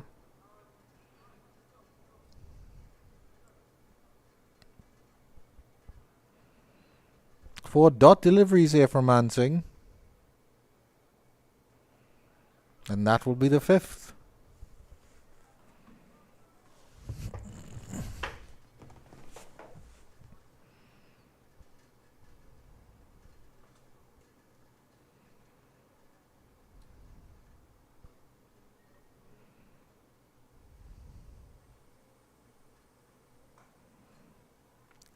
Fielded off his own bowling or the last delivery of that over, Abijay Mansingh, and that's a maiden there for him. Could come back after being hit for 6 in the last over, and at the end of 23, the Windwards Volcanoes are 125 for 1.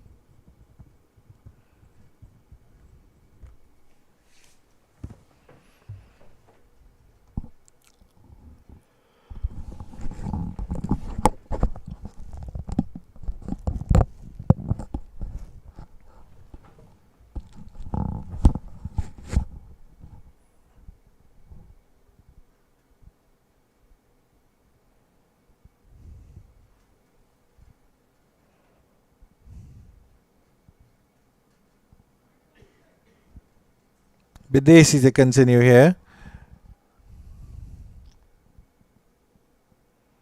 Gets away with that one, Navin Bidesi.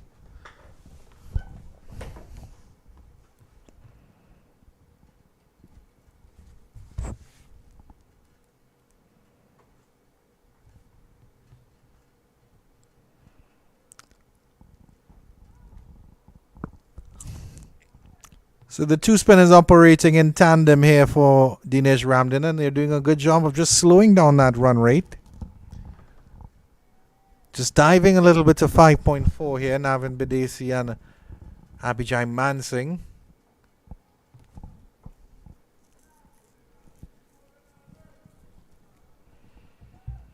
Some 9 deliveries now without a run.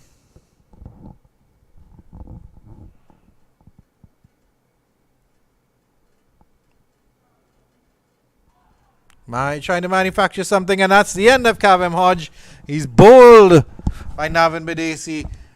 Trying to hook him, or pull him, sweep pull him, I should say. Let's have a look at the replay on this one. The straight delivery and it missed, and he just aimed to pull that into the leg side. Didn't get any connection on it at all, Kavem Hodge. And the pressure telling here. Navin Bidesi strikes. That's the end of Kavem Hodge. Bowled by Navin Bidesi. The Windwards Volcanoes lose their second wicket at 125 for 2.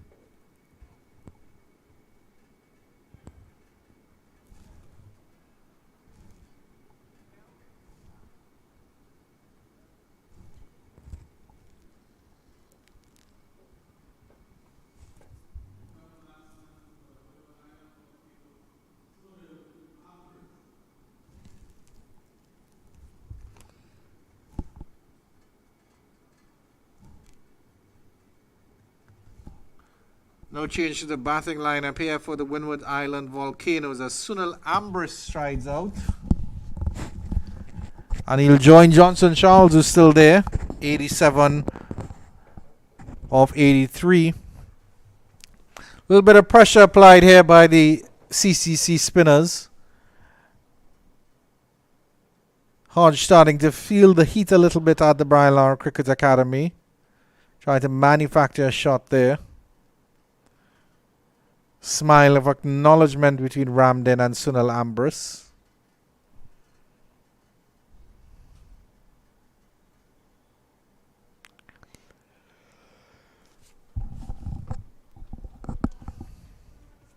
Ramdin is encouraged enough to get a slip there, and Kirsten Kalicharan at the number, wearing the number 99. Sunil Ambrose also wearing the number 99 for the Windwards Volcanoes.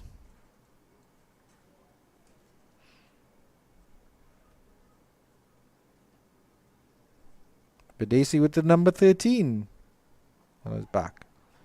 First delivery is on line and length immediately. Ambrose stamping his bat down.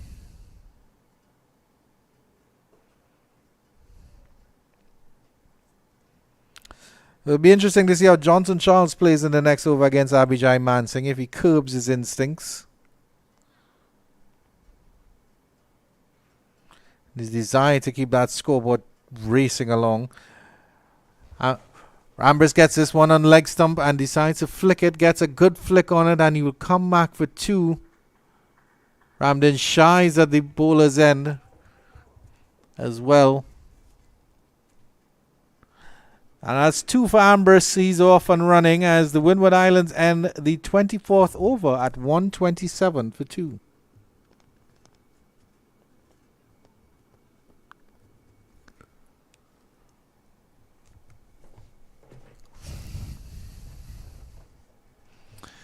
Mansingh will come on to bowl his 5th over on the trot. 4 overs, 1 maiden, none for 15. Bowled a maiden here to Johnson Charles in the previous over.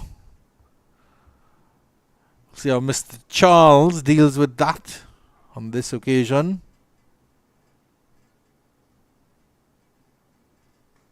Back, and he's driving him nicely through cover. Will immediately get a single off the first delivery. So Ambrose will now have to do battle with the CCC's trump card here, Abhijay Mansingh. Certainly one of their better performers with the ball. Bowled with good control. Certainly hasn't been carted about in any of the games that he's played.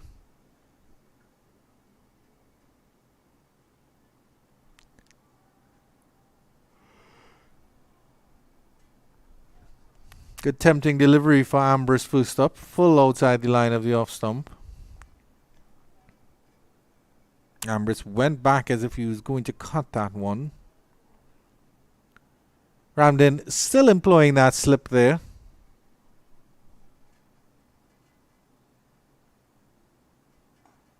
This one he's driving past the ball and he'll get that down to long off for a single.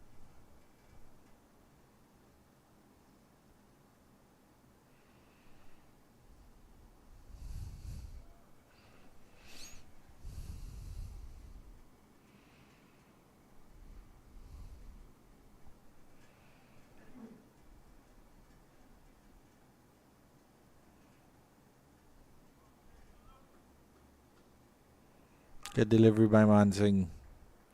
Again, keeping Johnson Charles honest. Been there since the beginning, Johnson Charles. He's seen it all. But certainly they've slowed down his run rate. He's almost getting down to run a ball here. Pushes this one down to long off for another single here. Moves on to 89. 3 runs in the over. 1 delivery left for Abhijay Mansing.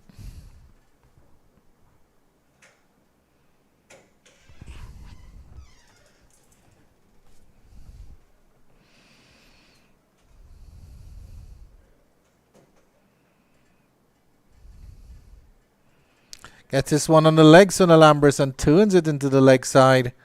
Fielder comes around from mid-wicket to pick up.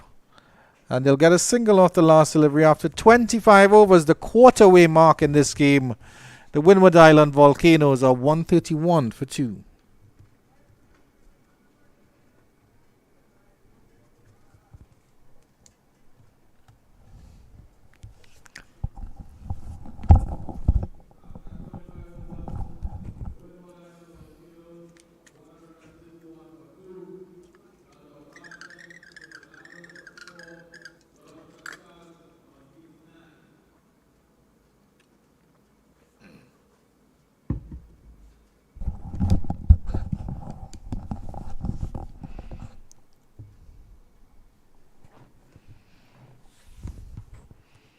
Navin Bidesi to continue. It's a wide delivery down the leg side. Run very, very close to the rope, and it will beat the fielder there. We'll wait for the signal from the umpire. There's 4 runs. Well swept there by Sunalambris. Just able to paddle that one around there.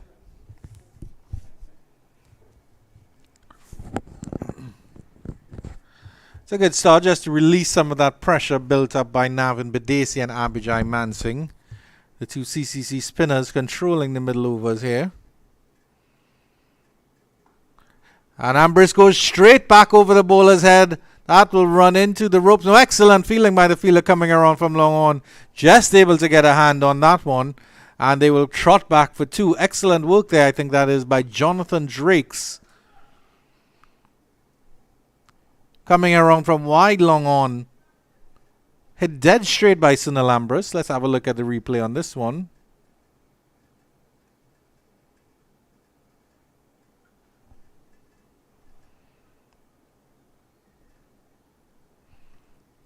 But certainly, Amber's trying to free himself of the Bidesi shackle. This one's a conventional push up the long off, and you'll get a single here.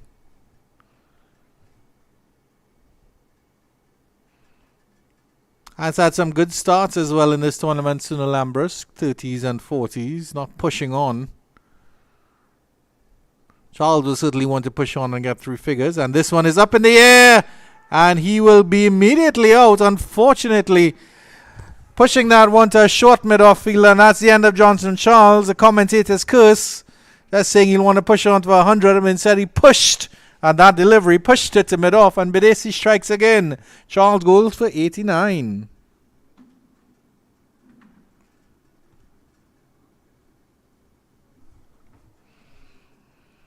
Was a bit bogged down, Johnson Charles, by the excellent bowling of Bidesi and, of course, Abhijay Mansing. Lulled into a full shot there. And the simplest and tamest of catches to that fielder at mid-off.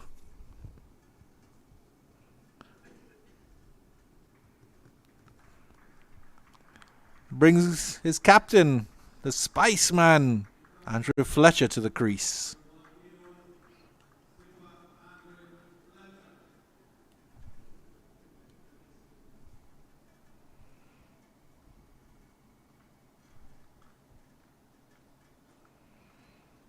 Has a smile on his face, Andrew Fletcher.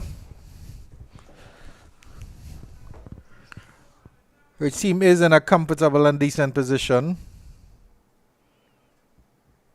He hasn't scored many runs in the tournament, so that's something he will be looking to amend as well.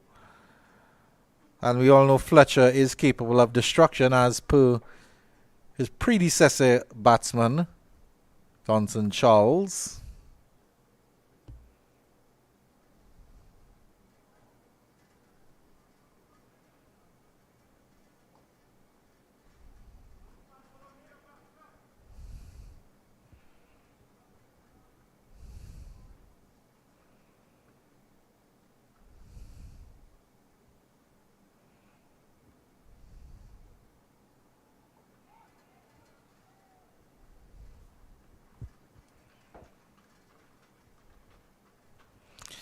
And at the end of 26, the Windwards Volcanoes have lost their 2 set batters and are now 138 for 3.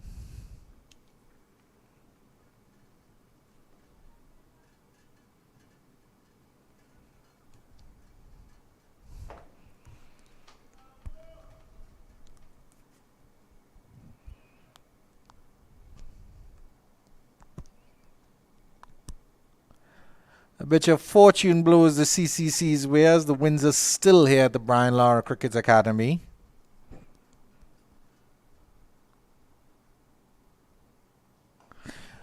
Ambrist deposits Mansing over long off for a lovely 6. That should be long on, my apologies. Picked up that one nicely. He wants to pick off where Johnson Charles left off.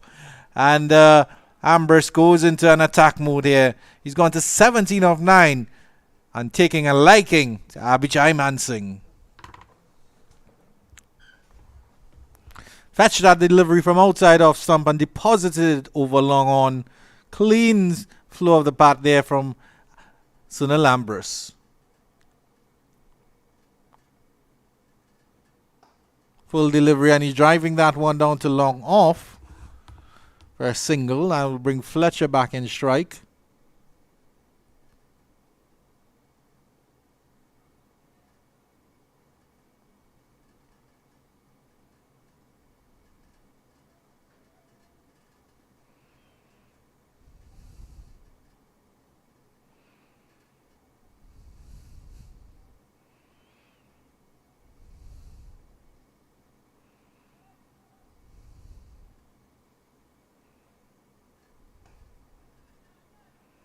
Fletcher gets off the mark with a push down to long off now.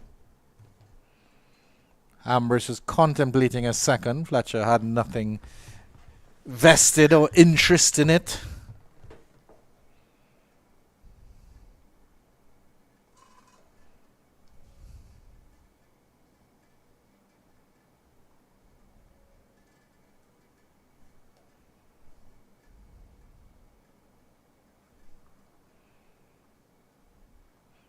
Cuts down to point region there, Ambrist.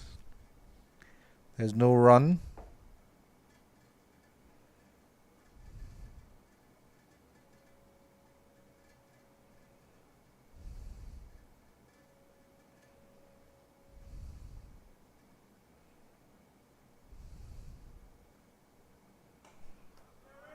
And he's deposited him again. That's high and handsome again. And 6 more from Ambrist. That brings up the 150 for the Windwards Volcanoes, and he's taken a liking to Abhijay Mansing. A repeat of the other shot, and Matthew Ford has to head into the stands again to retrieve that delivery.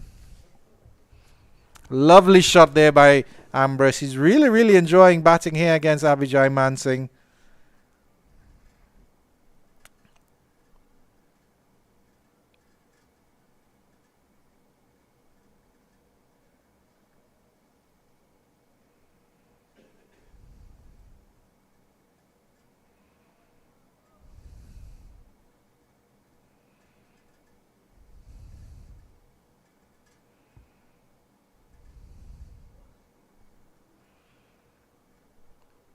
Two sixes are the first and the last ball of the over, and at the end of 27, the Windwards Volcanoes 152 for 3.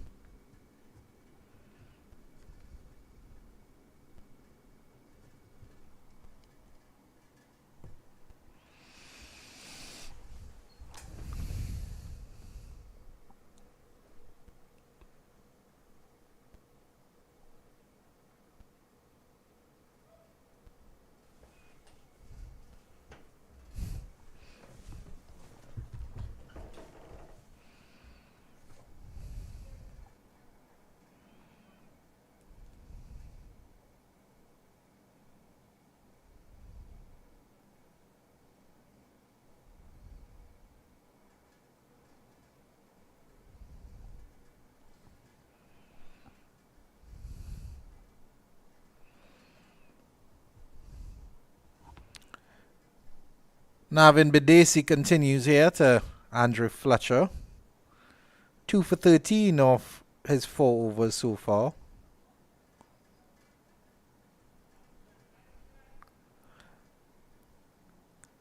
Certainly the Volcanoes have enjoyed the bowling of the CCC, but with Navin Bidesi, they've kept a watchful eye on that over him.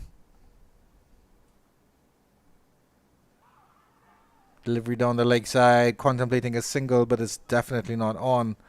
Fielders converging there on that leg side.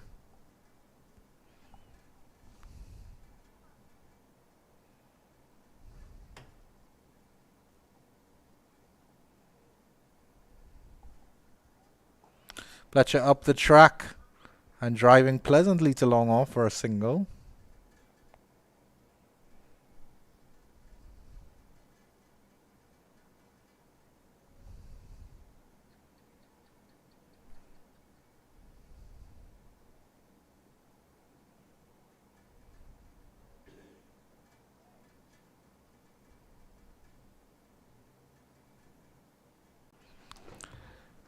And Ambrose, for good measure, repeats that shot. Another drive up to long off for the single.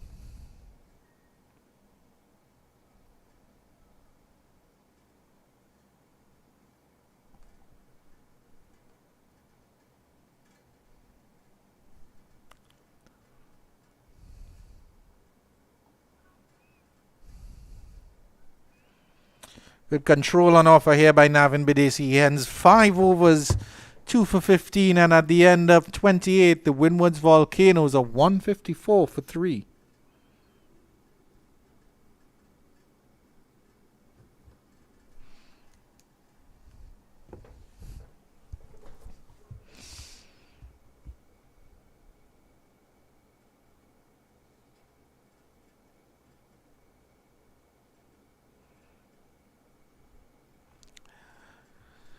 A changing bowling now on the Windwards Volcanoes. Boys will need their helmets on as Matty Ford comes back into the attack.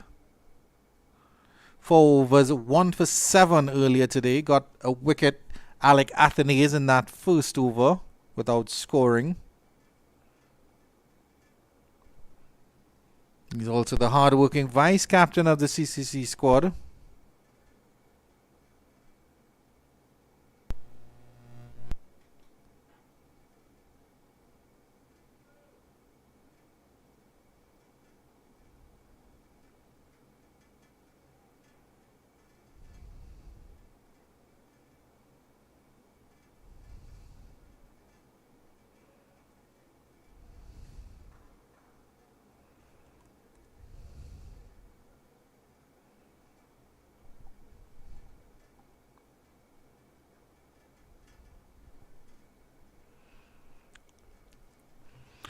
So Nalambris with his first taste of pace in the game. Gets a good delivery that he gets off to mid-on, and there is no run. Good fielding by that fielder there. I make that to be Abhijay Mansingh at the mid-on fielding position. There's no run. Wouldn't even call him a mid-on. It's mid-wicket. He ran around quite nicely there. Abhijay Mansingh.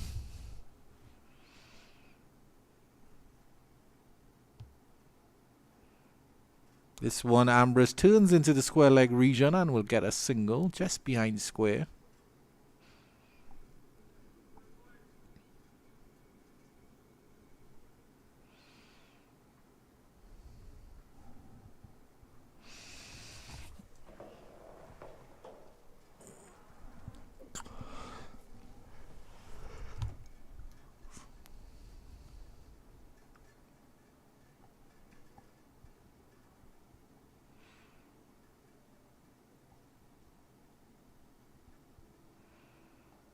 Good delivery there by Ford. Just back of a length.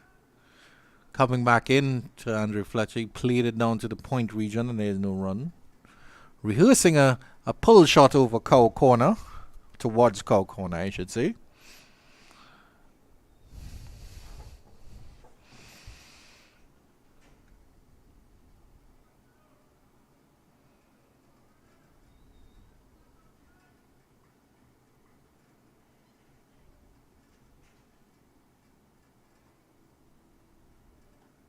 Again, a good delivery by Ford.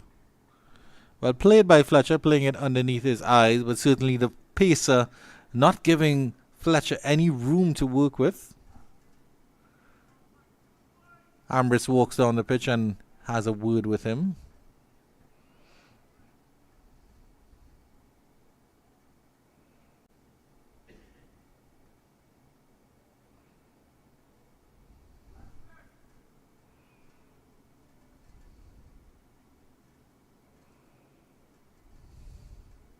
Coming down the pitch is Fletcher and try to carve that through point, give himself some room. Matthew Ford looks a little bit indignant at that.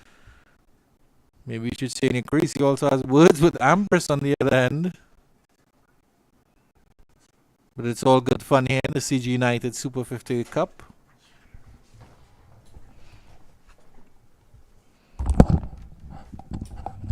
After a long hiatus, Mr. Vinod Mamchan slides back into position as Matty Ford comes up for the last delivery of this over, and driving nicely through to the deep cover position is Andre Fletcher for a single off the last delivery. And after 29 overs, 156 for 3, the Windward Island Volcanoes. Yeah, thanks a lot, Andrew. Good last over there by Ford. Ford has bowled 5 overs, has conceded just 9 runs and has taken a wicket. He has been impressive. Ambrose is on 26. He got a start against Guyana. He'd want to continue as well. And Andre Fletcher, the captain, is on 3. 156 for 3. They're well placed here, the Volcanoes. Yeah, certainly well placed here. Navin Bedesi doing an excellent job on the other end. 5 overs, 2 for 15. Abhijay Mansingh, well, first Johnson Charles took a liking to him. And then Sunil Ambrose tonked him for 2 sixes over long on. So he's been sort of hit out of the attack, but Bedesi's been doing an excellent job in these middle overs here for the CCC. And he will continue here, bowling to Fletcher. Fletcher gets a one that he tries to turn into the point region for a single and gets nothing out of that one.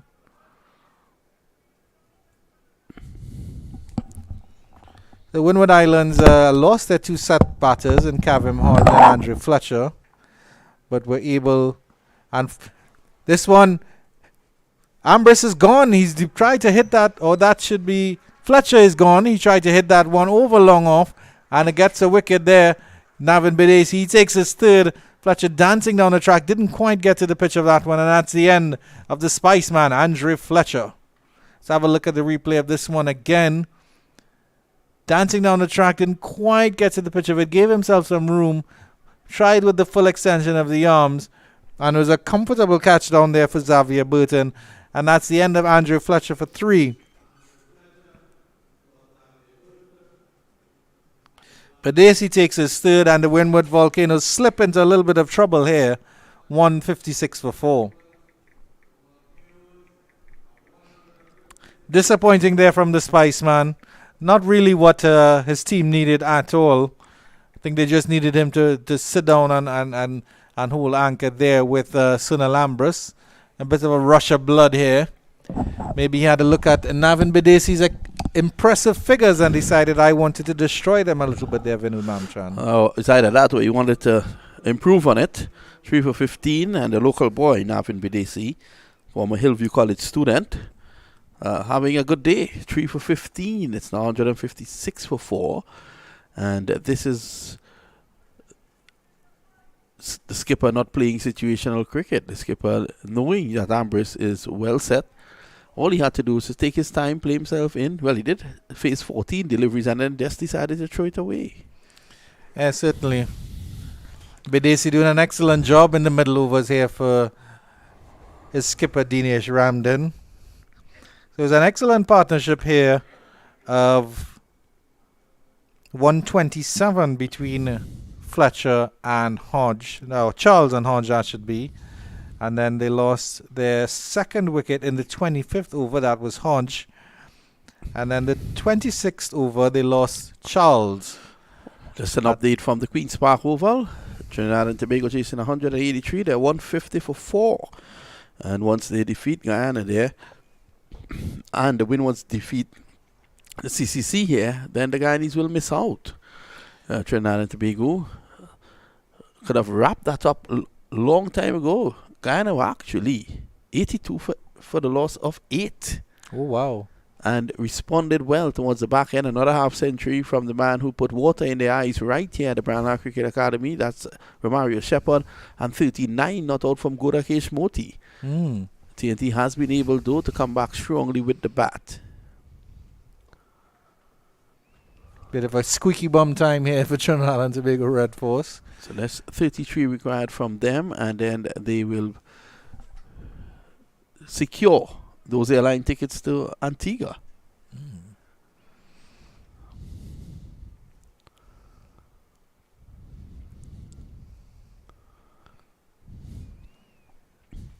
As it 17 stands, BDC. so as it stands here, if Volcanoes beat the CCC, then they would be joining Trinidad and Tobago in Antigua as well. Yes, in Antigua, in the semi-finals.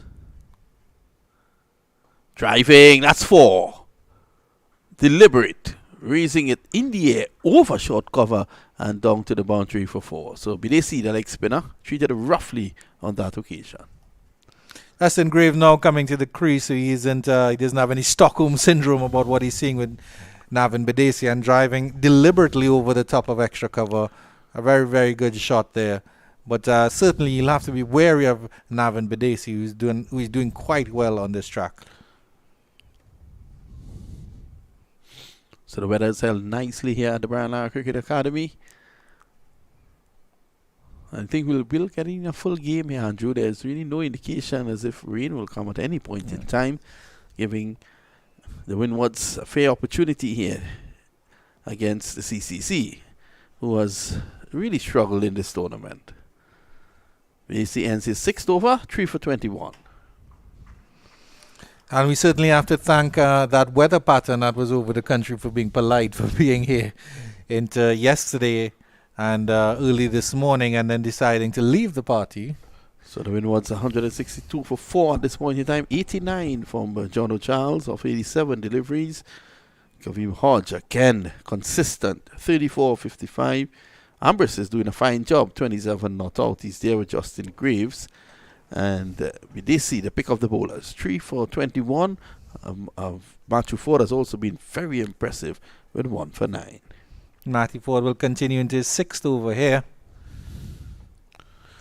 Well, he took off and realized that he had forgotten to get rid of his rag. Hopping run up to start. Good line. And his lines have been impeccable in this spell, and also his opening spell. Yeah, certainly Matthew Ford has stuck on that 4th stump line, maybe coming in a little bit. We've seen the batters try to create that cut shot, opening the face and trying to get it down to 3rd man, but he's so straight and he's so accurate that they can't get it away. Ambrose has started well so far. Played away down behind square, no run. Trotter single there. Straight to the field at short fine leg, you have to say. That's Kirsten Kalicharan.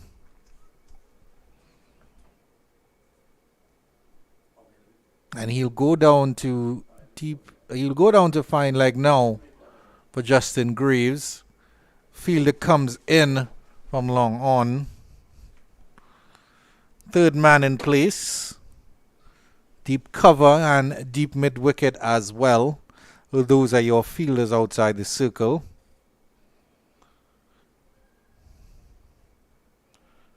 Bit of width there, and Graves is able to steer that down to the 3rd man region. He's opened the face of the bat on that occasion.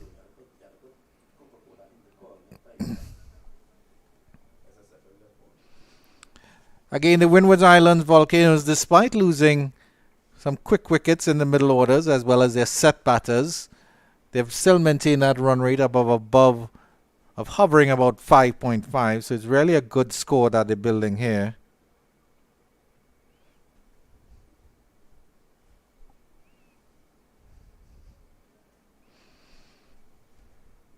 Let's see how deep Ambrose and Graves can take them to the 50th over. And this one is a short delivery, getting him a bit of a top edge there. And Ambrose lucky to get away with that one. Maybe not getting up as quite as high as he would have thought as he tried to go for the pull shot. Let's have a look at the replay on that one. We'll certainly have to ask Mr. Ronnie Bikramdas, our director, to pull up the replay on that one to see what happened there. I'm expecting Dave Posada will knock on the walls that separate us to see if we can get that or not.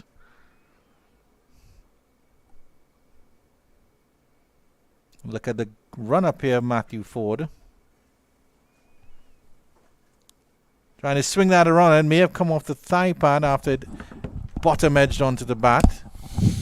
Opening the face on this one and guiding that to point is Ambrose. No run there. Ford continuing to do good work here. He's the vice captain of the CCC squad. You know, and what has impressed me about Ford, I said it earlier on as well, he just keeps things simple. He's not trying to overdo anything. He has understood pretty quickly what is required on this track. And he's just done the basics right. Yeah. He's putting the ball right on spot. It's a situation of you miss, I hit. Here he is. Again. How many times for the day you've seen him there, Andrew? Right there. Yeah. Right on spot. End of another good over from Ford. And it's 166 for 4. There's 4 runs in that over for Mashy Ford.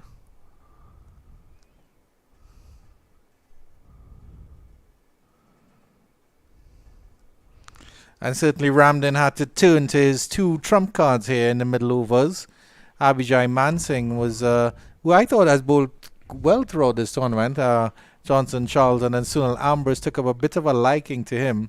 But certainly Navin Bidesi and Matthew Ford coming back in. Ford in his second spell. Bidesi has bowled 6 overs on the trot. And really taken 3 of the 4 wickets to fall. So certainly he's doing a job for Ramden, and no surprise Ramden is keeping him on. Bidesi will continue to Greaves. Greaves opening up the face and guiding that down to cover for a single.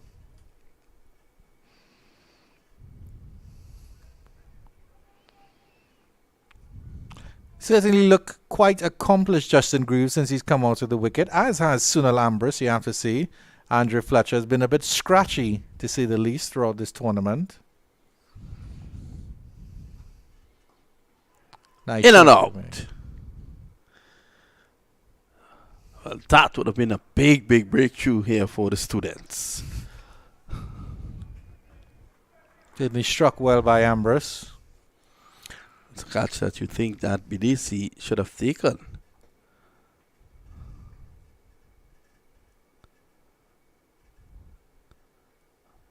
Dying as it got past the bowler. Got down well, did Bidesi. They had done all the hard work. Well,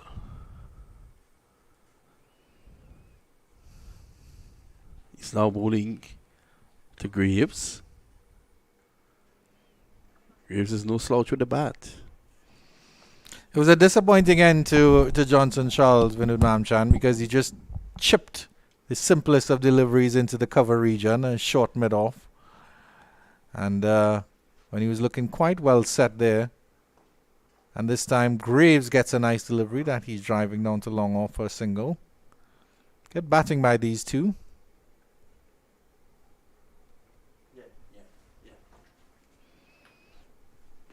They're starting to build a little bit of a partnership here. They came together in just the 30th over. They've already struck quite a good few runs here. Half stop by Bidesi, but it will still trickle down to long off for a single. Fielder comes off the boundary. The throw comes into Dinesh Ramden behind the stumps. Justin Greaves having to do a little bit of evacuation procedures there. Evading the ball. Evasion procedures, I should say, as opposed to evacuation.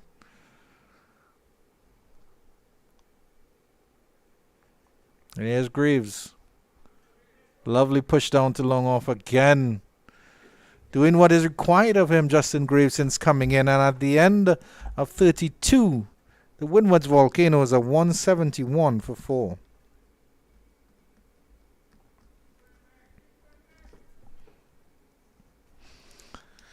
maybe as the ball is getting a little bit older, a little bit softer, they're getting their hands on, or the Volcanoes batters are getting a little bit of a hand on Navin Bidesi. As we look at the bowling here, 6 overs, 1 for 13 from Matthew Ford. Nathan Edwards, very expensive, 4 overs, none for 35. Amari Goodrich, 4 overs, none for 25. Romario Greaves, a little bit expensive as well, 5 overs for 37. Mansingh, expensive for him, 6 overs, none for 33.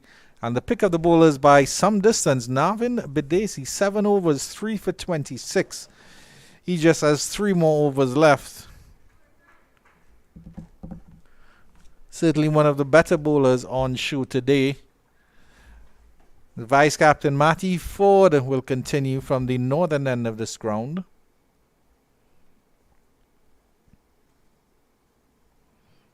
Now have a close look at his run-up, viewers.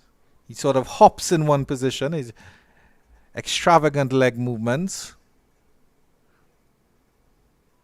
There he is hopping away, and as he comes in, he starts to run, and then he hops and then runs a little bit in. Delivery down the legs on the leg stump and turned into the mid-wicket region, and they're coming back for 2 here. It's a wild, wild throw by that fielder out at the mid-wicket region. Ramden is not happy with that one. Certainly, Graves could have been in some trouble getting down there. Ramden, of course, demands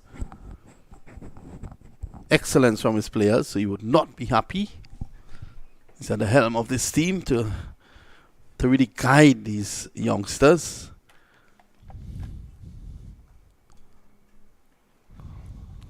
Matthew Ford comes in again.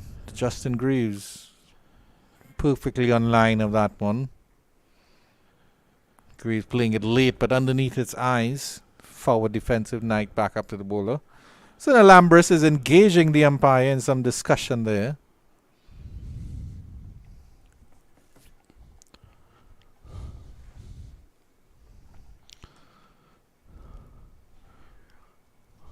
So Ford has been really good. 38 deliveries is bowled, conceding just the 15 runs. Here he is. Ken right there. He's living there. He's renting that piece of real estate from the Brian Lara Cricket Academy. Harish Raghunath will give him his receipt at the end of this game. It's certainly a very narrow bedroom there for Matthew Ford, but he's looked quite comfortable. Yeah, that he's living there comfortably in that corridor of uncertainty. Yeah.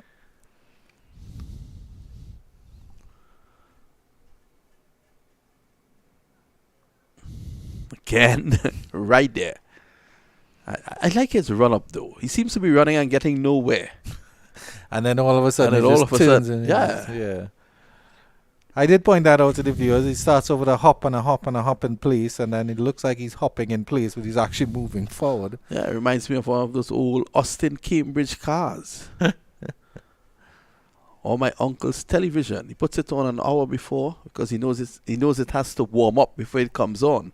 So he gets up at 5 and put it on to look at the 6 o'clock morning brew. I don't think Matthew Ford would be very happy with you cranking him up from the front there, Vinod. An Austin Cambridge. It's a very reliable vehicle, though. Ford has been excellent. Yeah, 1 for 15. He's done an excellent job for his captain, Ramden. Yeah, leading from the front. He and Bidesi have bowled extremely well in tandem. There he is, switching into the normal sprint, conventional sprint. And where he lives? Right there. Excellent. Excellent bowling there by Ford. He's bowled 7, 1 for 15. And a lesson for all those younger viewers out there who are aspiring fast bowlers, that corridor of uncertainty is thusly called because any good batter with their salt will be troubled in that corridor of uncertainty. And so once you're there, it'll always be causing problems here. But you need to be there consistently. Yeah. And of course, we all know it's a batter's game, Vinod Mamchan, so the margin for errors for our hard-working and erstwhile bowlers is very, very thin indeed. Yes, it is. Remember the likes of Richard Hadley, He lived there in the corridor of uncertainty. Angus Fraser comes to mind. Glenn McGrath. Courtney Walsh in his later years. Yes, Courtney Walsh. Curtly Ambrose. I think, all the great names will know how to say in that corridor of uncertainty. Mm-hmm.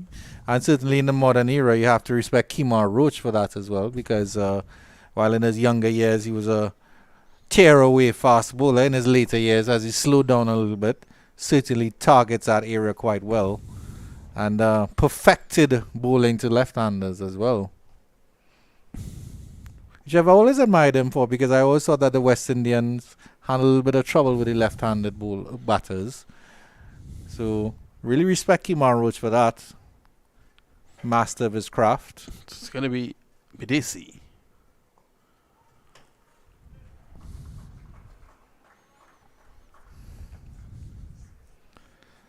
Good conventional cricket by these two, nevertheless. They came together in just the 30th over and have already added 18 runs. That shows that they're doing quite well in terms of adapting and getting the runs around the wicket.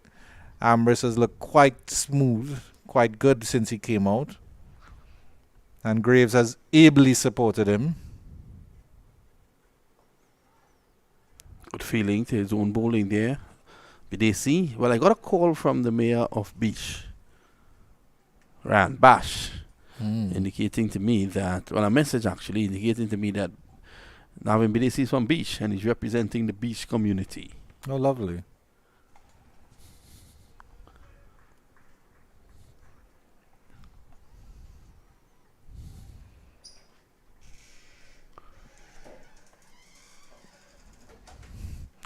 Certainly a lovely coastal country area.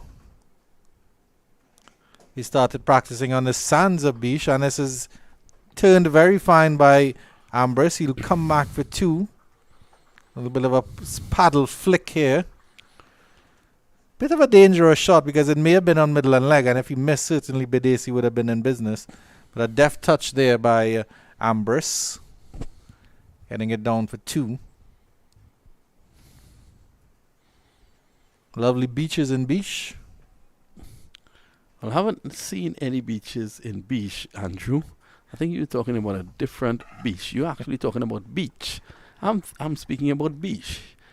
It's a forested area. It's a lush green area.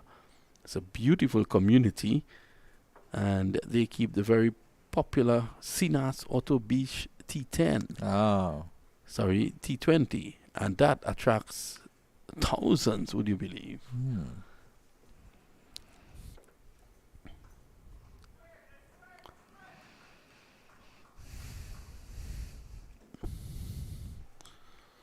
So Ambrose is on 34, Graves 12. Graves has looked polished since coming in.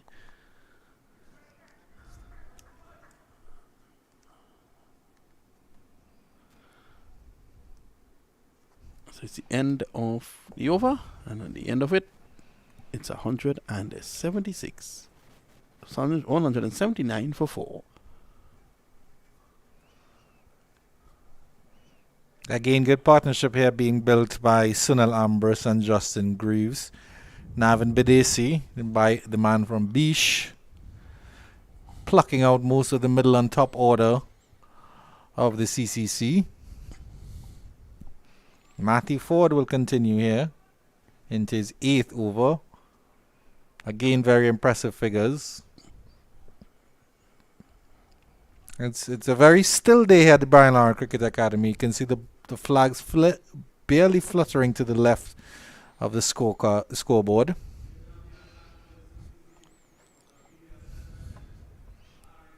With certainly cool conditions, pleasant conditions for the fielders. The time stretches towards 4:20. Well, Trinidad and Tobago just recorded a victory against Guyana, and that victory takes them into the semi-finals of this year's CG United Super 50. I want to say congratulations to them. They're well positioned now to defend their title. They will be making the trip across to Antigua. Certainly, you talked about teams getting momentum at the right time, and Trinidad and Tobago Red Force certainly got that.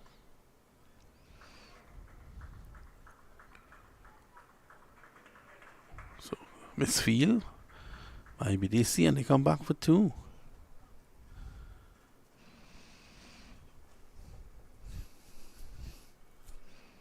In fact, apologies, that was Mansing. And I'm certain that the Windwards Volcanoes dugout will be aware of that information as well, Vinod Mamchan, so they'll know that a lot is at stake here in terms of this performance here against the CCC.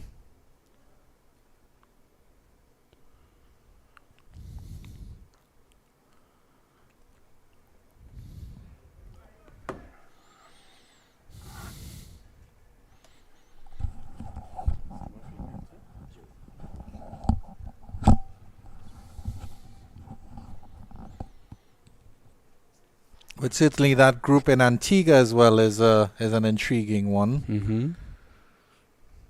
Fortunately, the West Indies Academy performing about on the same level as the CCC, so not offering Jamaica, Barbados, and the Leeward Islands that competition. That would have been quite nice to see.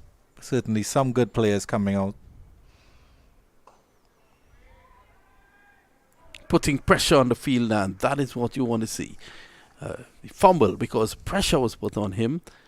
As soon as that delivery was played by Graves, he was on the move. Excellent work there, and good communication between the pair as well. It was a strong call, I think, from Justin Graves, who would have been coming to the danger end. And Sunil Lambros responding to his partner's call.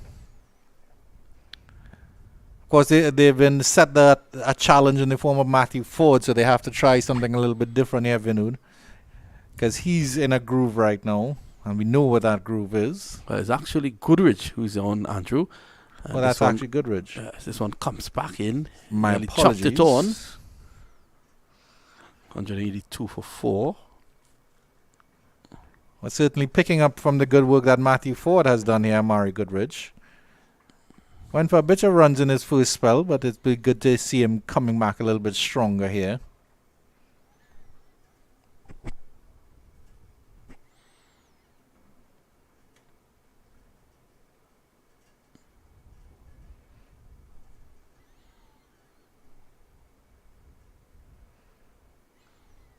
Again, can't get it away.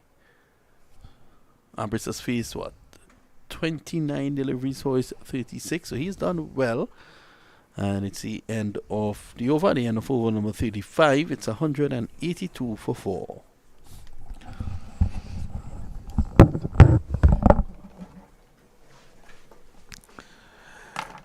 And we'll take a drinks break now, and we'll take a short break and be right back after this.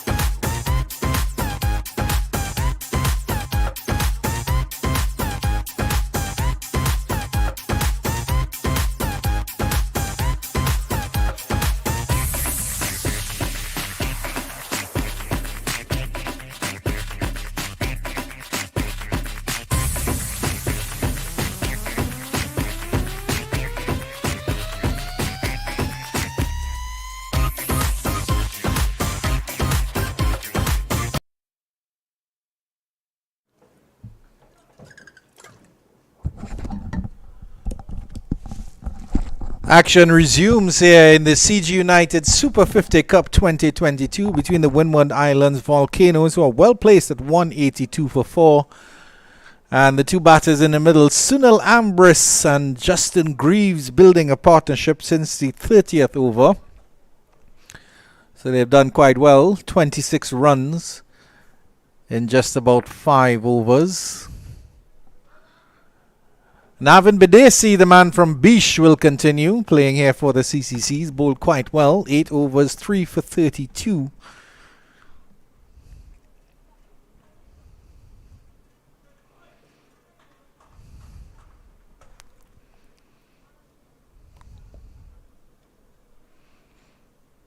Justin Greaves settles. He's done quite nicely, 16 off 21. Gets a single into the leg side. There's a shy at the bowler's stumps, but Ambris is well in. Bit of a half-hearted throw there by Abhijay Mansingh.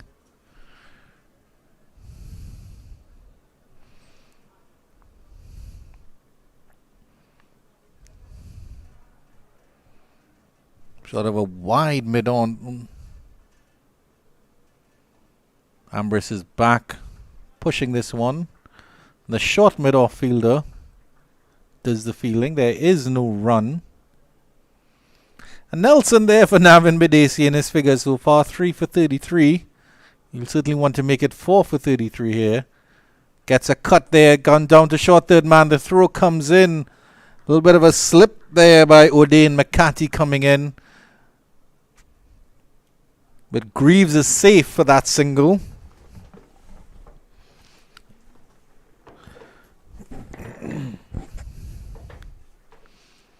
These two will know that the Windward Islands Volcanoes don't have much batting to come, just to keep a Tevin Walcott. Certainly want to stay for as long as possible. Greaves with a lovely little single down there to long on.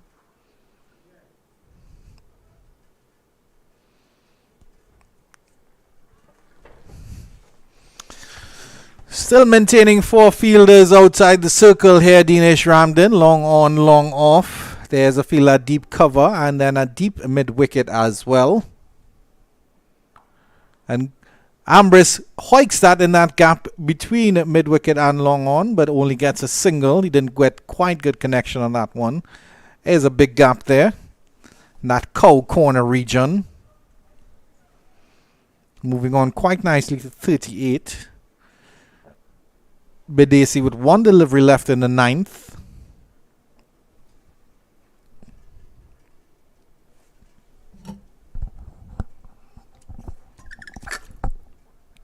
This one, Greaves is playing forward and playing calmly.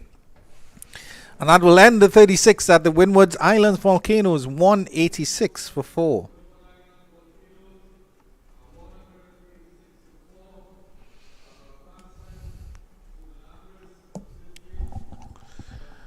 Some dark clouds brewing over the southern end of the ground here.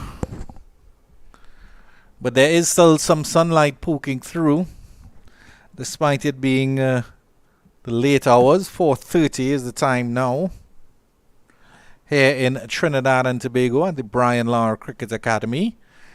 This is a 360 production on behalf of Windies Cricket. It's the CG United Super 50 Cup 2022. The best of the region in the white ball format. Amari Goodridge will continue for the CCC, the combined campuses and colleges. Graves digs this one out to long on. Well, that is Ambris, my apologies. Ambris digs this one out to long on. And these two batters continuing in good form. Ambris rehearsing that shot. I think he wanted to go a little bit straight over the bowler.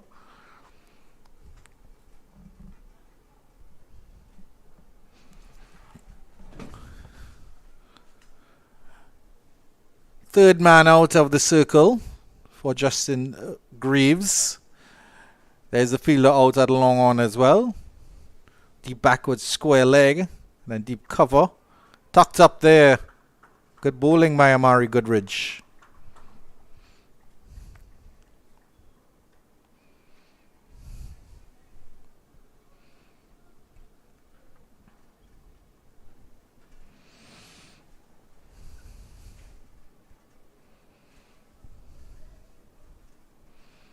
So the Windwards well placed here to get a score well above 250, providing they don't lose any more wickets.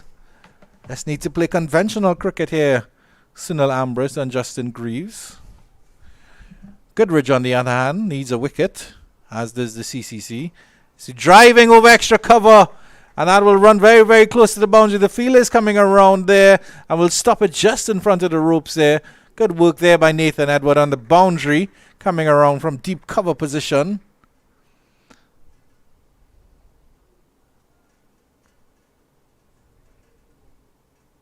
And they run 3, so that's good running there. Excellent work by Nathan Edward on the boundary. Good camera work there from Mr. Aldwin Borneo to pick that one up. The gentleman of 360 TV, Mr. Aldwin Borneo.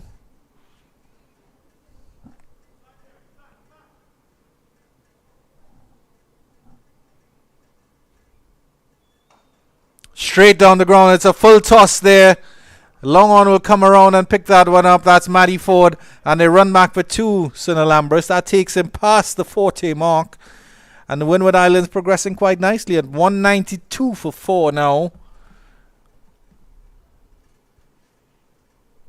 Missing his line there, Amari Goodrich. Credit to Ambrose. He didn't try to hit that too hard. Just went through the line of that one.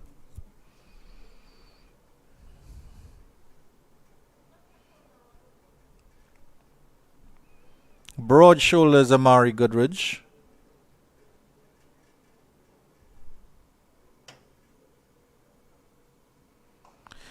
Freeing his hands there again is Sunil Ambrose, and will get that down again to long on for a single.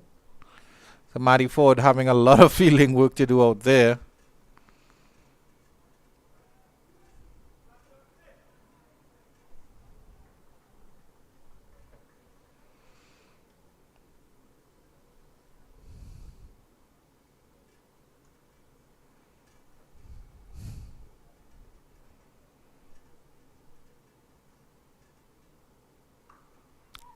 Little cut there by Justin Greaves, and a shy of the bowler's thumbs. Ambrose had given up,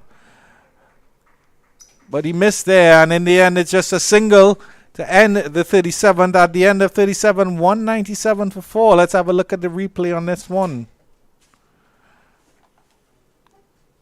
Cutting a delivery there, Graves, and immediately calling for the single. Good pick up there by Mansingh, I think it is, in the cover region. Ambrose had all but given up. Ramden was not happy that there was no connection with the stumps, and Ambrose remains at the end of 37, 194 for 4. Still in a very healthy position here, the Windward Islands Volcanoes. It's Sunil Ambrose leading the way with 42 at the moment, following that 87 by Johnson Charles at the top of the order. But Justin Greaves, he's looked very, very solid since coming in, very polished. And he has furthered their ambitions. They know how important this game is. They need to win. They need to defeat the students here after Guyana's lost to Trinidad and Tobago. Yeah, certainly, and they are in a very strong position now, but they'll do well to remember that they don't have much batting to come, just to keep a Tevin Walcott. In the air, he's in trouble. Can be this at his 4th. Just short of the on-rushing fielder, and Bidesi is not pleased. Neither is Ramden. Probably he picked it up too late.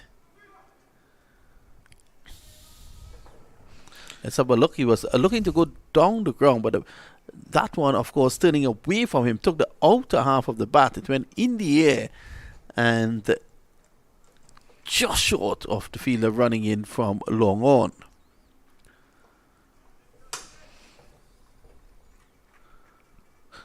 So that could have been another breakthrough there for Bidesi. And I can understand why Bidesi and Ramden weren't happy with that one, because the ball was very far from the boundary, so you would have expected the fielder to put in that dive, because it certainly wasn't going to get to the boundary. Nice loop on that one. So Bidesi could have had 4. He has 2 deliveries to go in his spell.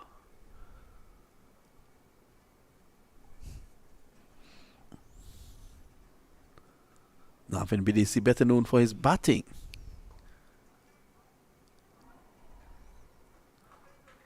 Ford with a lovely stop. Sprawling dive.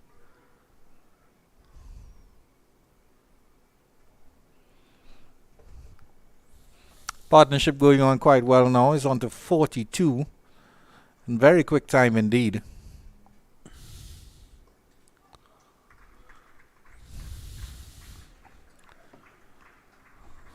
And that will end the 38th over with the Windwards Volcanoes extremely well placed, 198 for 4. Navin Bidesi ends his spell, bowling 10 overs on the trot, 3 overs for 3 for 40 off his 10. Started off quite well, got those wickets a little bit early, and then going for a little bit of runs, but in the end you'd have to say good bowling all round by Navin Bidesi. The excellent spell by Navin Bidesi. I think he'll be happy with that.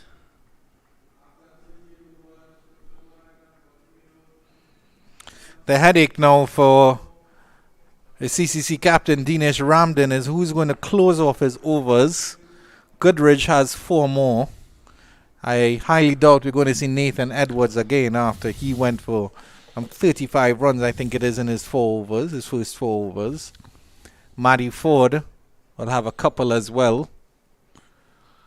From this position, I think they should be looking to get up to around 275, 280. Yeah, certainly. Anything past the 250 mark.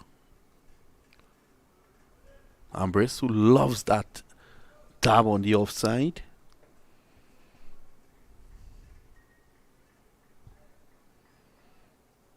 Certainly a busy little player, Sunil Ambrose. Bit fidgety, not as still as Cavum Hodge. Not many players are still as Hodge.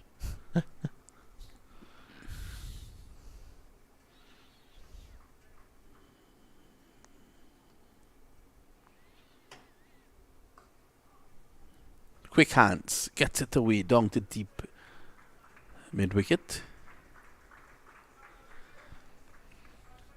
200 up. 200 is up. 201 for 4. Graves 26. Ambrose 45. And these two will be looking to finish strongly here.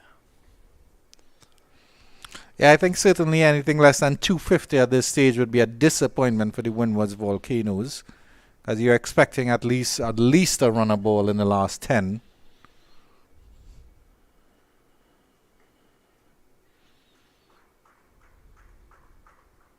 Good cricket here from these two. Justin Graves again finding that single.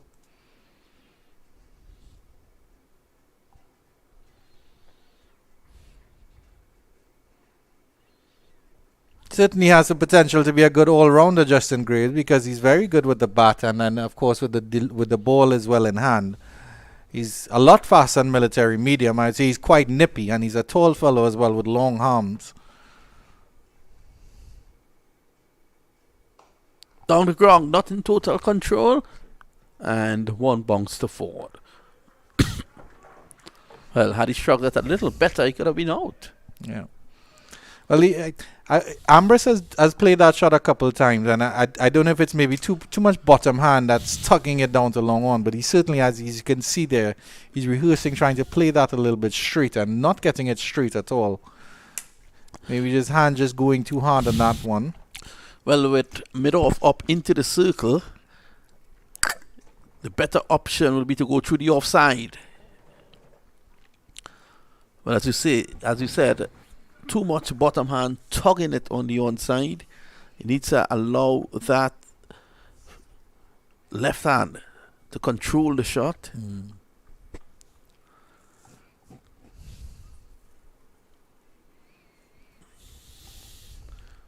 Goodrich has been a bit expensive.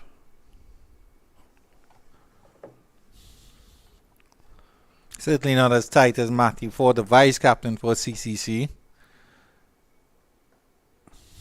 Awkward shot there by Ambrose, but turns it into the leg side and gets a single to end the 39th over after 39, 205 for 4. So it's 11 overs to go. Pretty soon on commentary, Andrew, you will be joined by the West Indies player, Brittany Cooper. Oh, very nice. So the bowling figures so far: Ford 7 overs 1 for 15, Edwards 4 overs none for 35. As was mentioned by Andrew earlier, expensive. Goodrich, he has 7 overs none for 43. Graves 5 overs none for 37. Mansing had his 6 overs none for 33. And Bidesi, he has completed his spell of 10 overs 3 for 40. This partnership so far has carried on for all of 49 runs, with Graves on 28 and Ambrose on 47. Yeah, definitely a good partnership here. After the loss of Johnson Charles and Kavim Hodge, 2 set batters, and then Andrew Fletcher for just a scratchy 3 or 14. It's going to be one Graves to Ambrose now. Another is at the non-striker's end. Graves, his 5 overs a little bit expensive here. Might see that his namesake Justin Graves and Sunil Ambrose might try their hands against him. We'll see what happens. You can see that 50 is playing on the mind of Ambrose. Just looking to get the singles to. Well, he's certainly closing in on a landmark here, Sunil Ambrose. 48 or 42. As Brittany Cooper slides in. Top all round the Brittany Cooper. Also very good commentator, Andrew. Yeah. You would have heard her before. And of course, I worked with her for the under-19 regional tournament, and I still have her shades in my car, Brittany Cooper. Wow. So Brittany was looking for that. She's finally found it. Many people have asked where they came from. Well, I was wondering myself. And I keep having to say it's a lovely young lady. Well, you're quite right with that. Questions have been asked of me, Mr. Mamchan. Well, I was wondering the same. Graves. Driving is Ambrose. Yes, one more. Pretty soon you'll be hearing the voice of Brittany Cooper on the commentary. It's 207 for 4. She'll be joining a good friend Andrew Chan, who was held on to her shades. He's walked around the place letting people know that he knows Brittany Cooper. Well, this is a slog sweep over. Backward square into the boundary for 4. He went outside the off stump to fetch that. Ambrose, and spectacularly gets to his 50.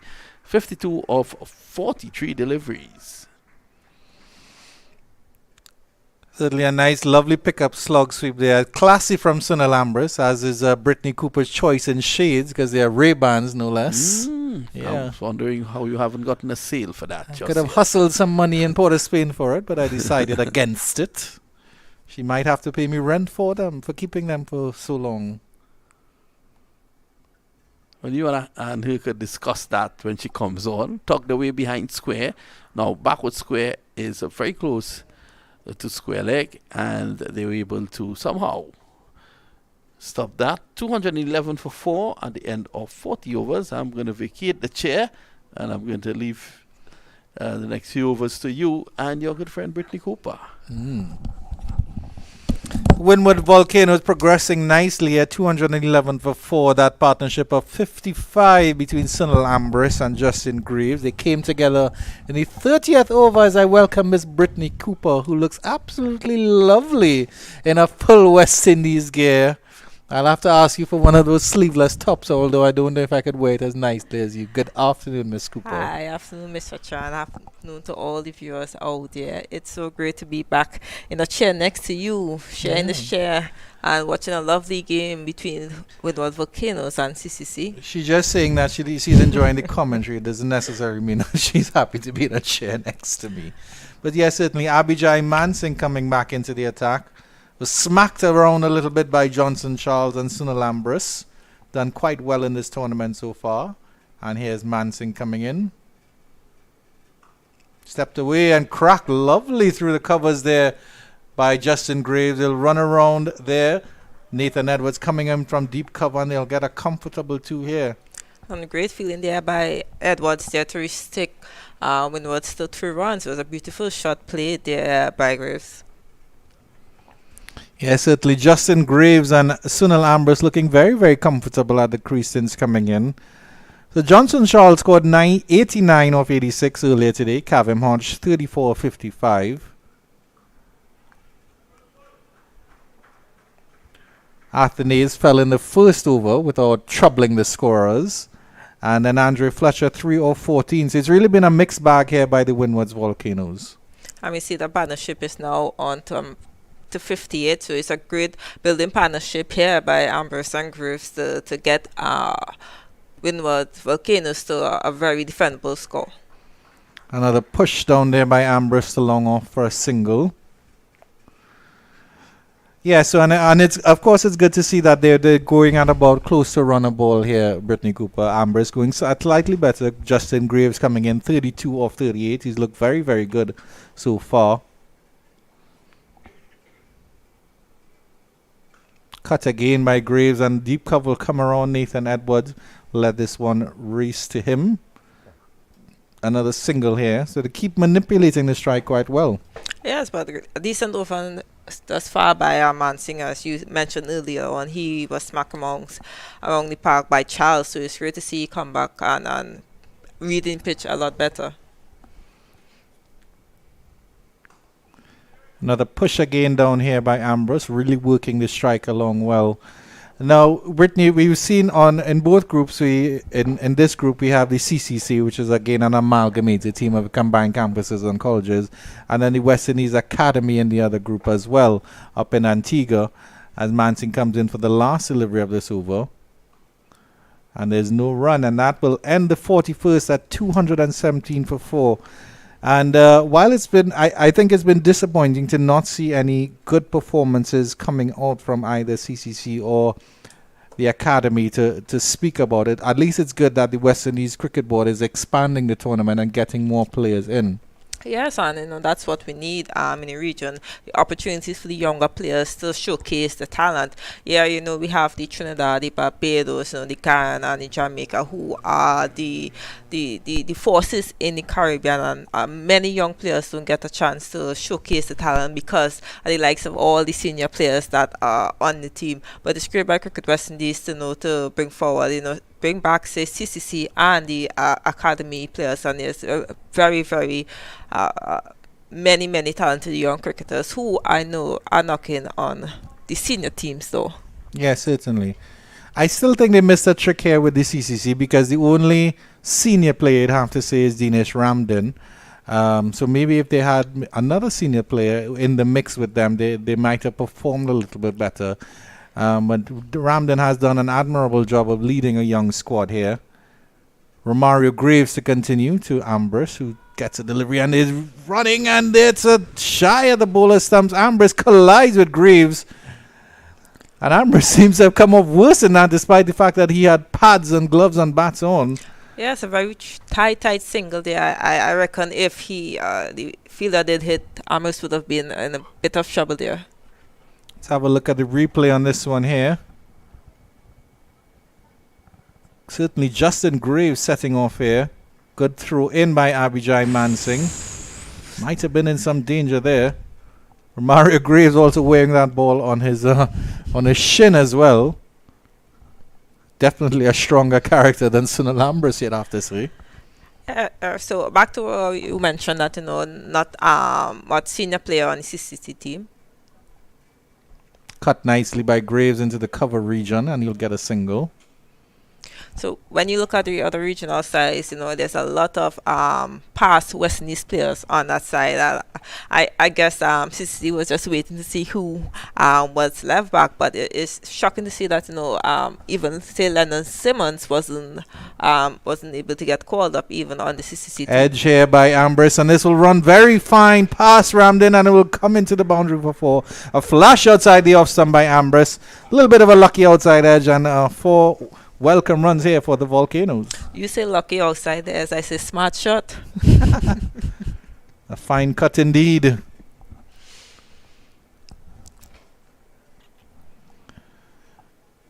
The score move on to 223 for 4. In the 42nd over, see Ambrose on 59 and Graves on 34.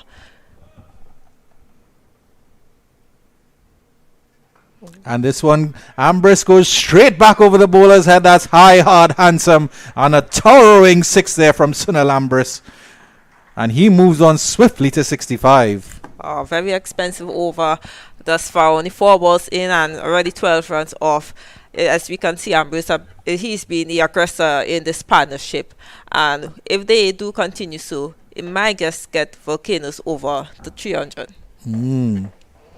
Well, certainly they entered the 40th over at, they started the 40th over at 205 for 4. So you would expect at least a run a ball in the last 10.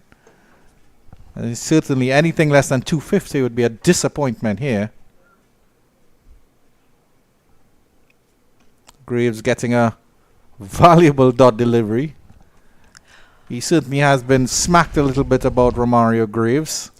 Not only Graves look like he's been smacked about, the whole of CCC look a little flat-footed. There seems to be no energy on the field. They are just sitting back waiting for these batters to make a mistake. Trying to manufacture a little bit of a scoop sweep there, Sunil Ambrose, to end the 42nd over after 42 overs. Windward Islands well placed, 229 for 4. And you were mentioning about the makeups of the other regional teams, and I quite agree with you, Brittany, that they seem to be rehashing the same players over and over. Of course, they're putting out strong teams to try to win this tournament, the likes of Sunil, Narayan, Nicholas, Puran, Shannon, Gabriel, etc., turning out for Trinidad and Tobago Red Force, and the same thing with the other island. But there certainly is a lack of space maybe for those younger players to come through. And even the ones that are on the sub sheets aren't really getting a game because the Windward Islands Volcanoes in this game, for example, they're still feeling their strongest side other than Darrell Cyrus for Ryan John. But again, it's still their strongest side, the strongest side that they can possibly put out. That's who they're putting out. Yes, even though, CCC and let me say the academy is a seedling for young West Indies players, both teams come in this competition with the intention to win. So as you said, they rightfully will choose to field their strongest team. Changing bowling as Matty Ford comes back into the attack. 1 for 15. And he will and it's a spill. An unfortunate spill. Matty Ford set up the wicket there for number 13, Navin Bidesi, to take the catch at mid-off. And he doesn't take the catch. That's an unfortunate spill there. Very, very unfortunate. It will be very important for CCC to break this partnership. Here we see in the replay.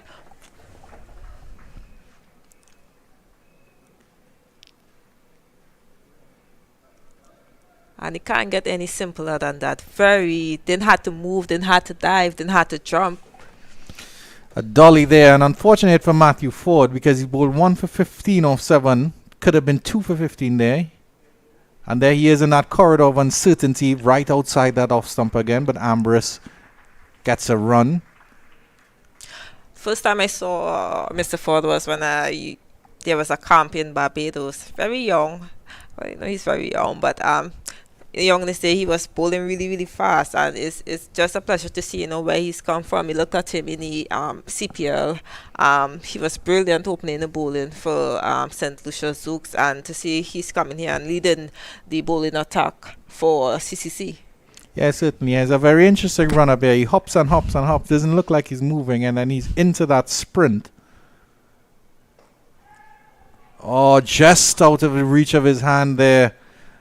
He really has a number here on Justin Greaves. Very exciting over here. There's two chances so far in this over for Greaves. Have a look at the replay on this one again.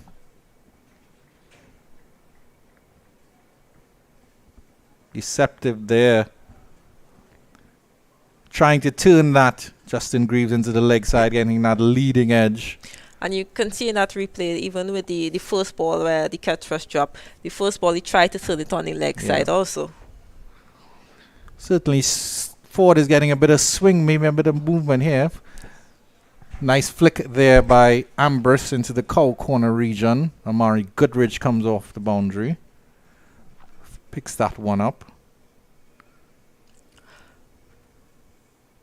clearly CCC feeling has let them down so far in this game. I honestly believe that two drop chances would have changed the game and put momentum back into CCC hands. Certainly, the CCC's bowling has some potential with the likes of Matthew Ford, Amari Goodrich, et al.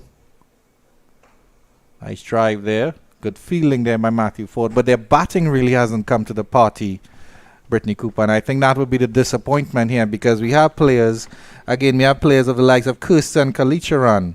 We have Xavier Burton, who's a good player. Dinesh Ramdan hasn't made many runs. Jonathan Drakes is quite capable as well. So I think the CCC would be disappointed with their batting, even though we know their bowling.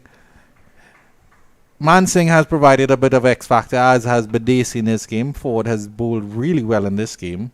Full delivery outside the line of the off stump, and Graves is able to get one and not offer a chance off Matthew Ford. Yes, very well bowled there by Matthew Ford. Slower ball and well played by Graves. And at the end of the 43rd over, Windward Volcanoes 234 for 4. So the Windwards Volcanoes playing CCC at the right time, you'd have to say here, Brittany Cooper, because they started off very strongly in the tournament. Alec Athanaze, Kavim Hodge contributing with the runs at the top of the order. Then they sort of fell off. Guyana took over that momentum, but of course Guyana have lost today and are out of the semi-finals.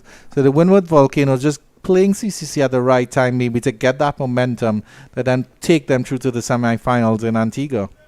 Rightfully said, their openers have really given them a good start in the competition so far, and it's good to see that now their middle order is contributing, and that's what you want to see from a management, staff, or coaching department, that each player, not only the top order but also the middle order, contributing. Graves creating some room here and trying for that violent shot to overcover, but instead could only get it down to long on for a single. Their partnership progressing quite nicely. 79 now. And they came together of 83 deliveries. And they came together in, I make it the 30th over. Mansingh again. And cut nicely by Ambrose into the cover region for a single. That's good bowling by Mansingh. From when he bowled from the previous and north, and you see that he bowled to his field, and he's continuing from the south end to bowl to his field. So pretty sure the skipper is enjoying the spell. Yeah. Certainly Badesi got all his joy on this end, on that end. And so Mansingh taking up from that end. And I know you had some injuries, Miss Cooper. How are your injuries progressing, and how is your training going along? It's going really, really good. I actually just came from training, as you see me in fit wear. Very nice. Over cover here, over extra cover, wide of long off, and a valiant attempt on the boundary there. But that will race into the ropes for 4. St. Alambris getting some joy here. And 4 more, and the Windwards Volcanoes going up to 240 for 4. That's actually Justin Graves. And you see Graves is now taking up the mantle of trying to be aggressive, because he realized there's only 6.2 overs left in this game, and they want to push the total to 300. Graves goes again. This time he goes a little bit straighter there. Half-hearted attempt by Mansingh to stop that one. Long off will pick it up. Graves drops his bat. He swung at it so mightily. His bat flew out of his hand. We saw in previous ball when he was on a non-striker, and he asked for a change of gloves. So clearly he's sweating a lot, and not feeling that grip in his glove as you want to. Unfortunately, he's not an Avenger and can call his bat back into his hands like Thor. As this one, Ambrose gets a flick down to cow corner for a single, and that will end the 44th over with the Windward Volcanoes well placed 242 for 4. Their current run rate is 5.5. So 242 for 4 after the 44th over. Your prediction as to where Windward Volcano will finish? They have 6 wickets in hand. They have 2 batters in the wicket who are doing excellent. in Ambrose and Graves. So where do you think the score will end up? Will they get to that 300, or will it be between, say, 270, 280? Yeah, certainly. Well, they're progressing past the 250 mark, which is a formidable score in this CG United Super 50 tournament. Matty Ford comes back to do battle. Ambrose on strike, gets a delivery down the leg side, and they take a single to square leg. It's a direct hit at the stumps, but Justin Graves with those long legs very fast between the wickets. It's a leg by. Very good judge single there, so as you've seen the replay. I think Ambrose would think that he missed out there having the fang leg inside the circle there. I know when he saw the line of that ball, he wished that he would get a little bat on it to work it down. The fielders outside the circle, a deep square leg, and then we have a deep mid wicket as well. And then long on and long off, as well as deep cover. Field spread far and wide for these last 6 overs. Again, trying to tug that into the leg side there. Deep square leg will come off the boundary, and they're running hard for a second, and they'll get it quite comfortably. Didn't look like Ramden took that one cleanly behind the stumps there. Fiery throw in from Xavier Burton. A good run in between the two batters. They clearly see that the fielder was on the edge of the boundary line, and just smart batting by the spear. Yeah. Certainly, they seem very, very comfortable with each other. Their partnership progressing quite nicely to 89. And in lickety split time as well, as they like to say, Brittany Cooper. Matty Ford comes back in. A little bit of a wide delivery, and he cracks that one into cover region. Justin Graves, Nathan Edwards picks up. What's it like coming back into training after being injured and everything else? Is it like riding a bicycle? As soon as you bowl that first delivery, it feels all normal again? No, not at all. At all. I have picked up injury before, but since recovering from this one, just seemed like, I'm back to kiddie cricket. Like, seems like I have to start to do everything from scratch. And it's not easy. Me being a professional cricketer and played in many competitions before, to start over is not always easy. Inventive here from Sunil Ambrose, but he's only going to get caught there at short square leg, backward square leg, I should say. Trying something there, Sunil Ambrose. Probably wasn't necessary at this point. That little scoop sweep shot, but he's gone for a well-played 70 as the Windwards Volcanoes lose their 5th wicket at 246 for 5.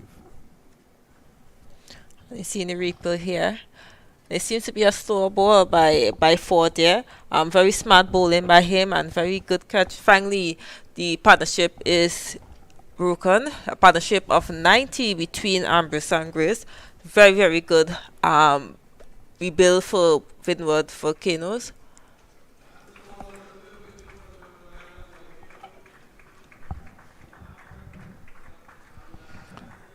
Knock appreciated certainly by the Windwards Volcanoes batting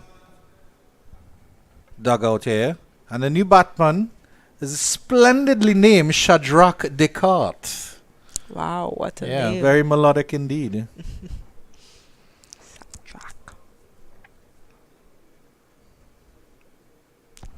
Justin Graves is still out there, 46 or 51. Windwards Volcanoes 246 for 5. Is it possible that the CCC can just arrest this momentum here in these last 5 overs with a new batter in the crease, and maybe restrict them to let's say maybe 260? Yes, 260 look good on the cards right now with that wicket of Ambrose. It's just for that, skipper Ramden to try to avoid giving Justin Graves too much strike. We do know that, the fielders will be on the edge of the circle and hang on the boundary, because obviously this is the stage where the batters will be looking to go at it.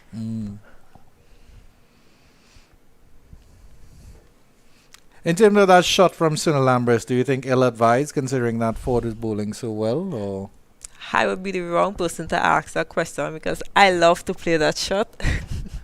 Ford in and well turned by Shadrach Discard, opening up the face of the bat, and he will get 4 immediately. Ford is not happy with that one, but well played by Shadrach Discard.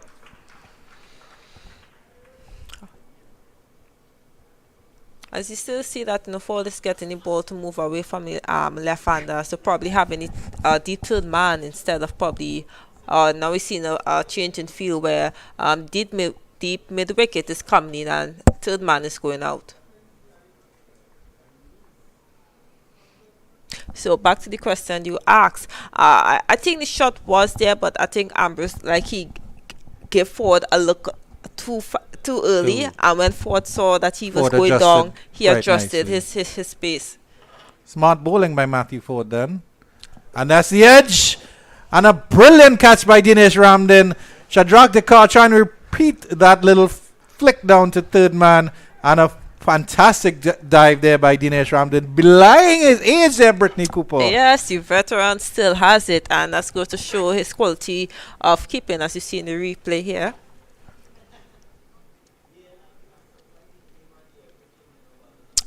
Well taken. I love the tuck and roll.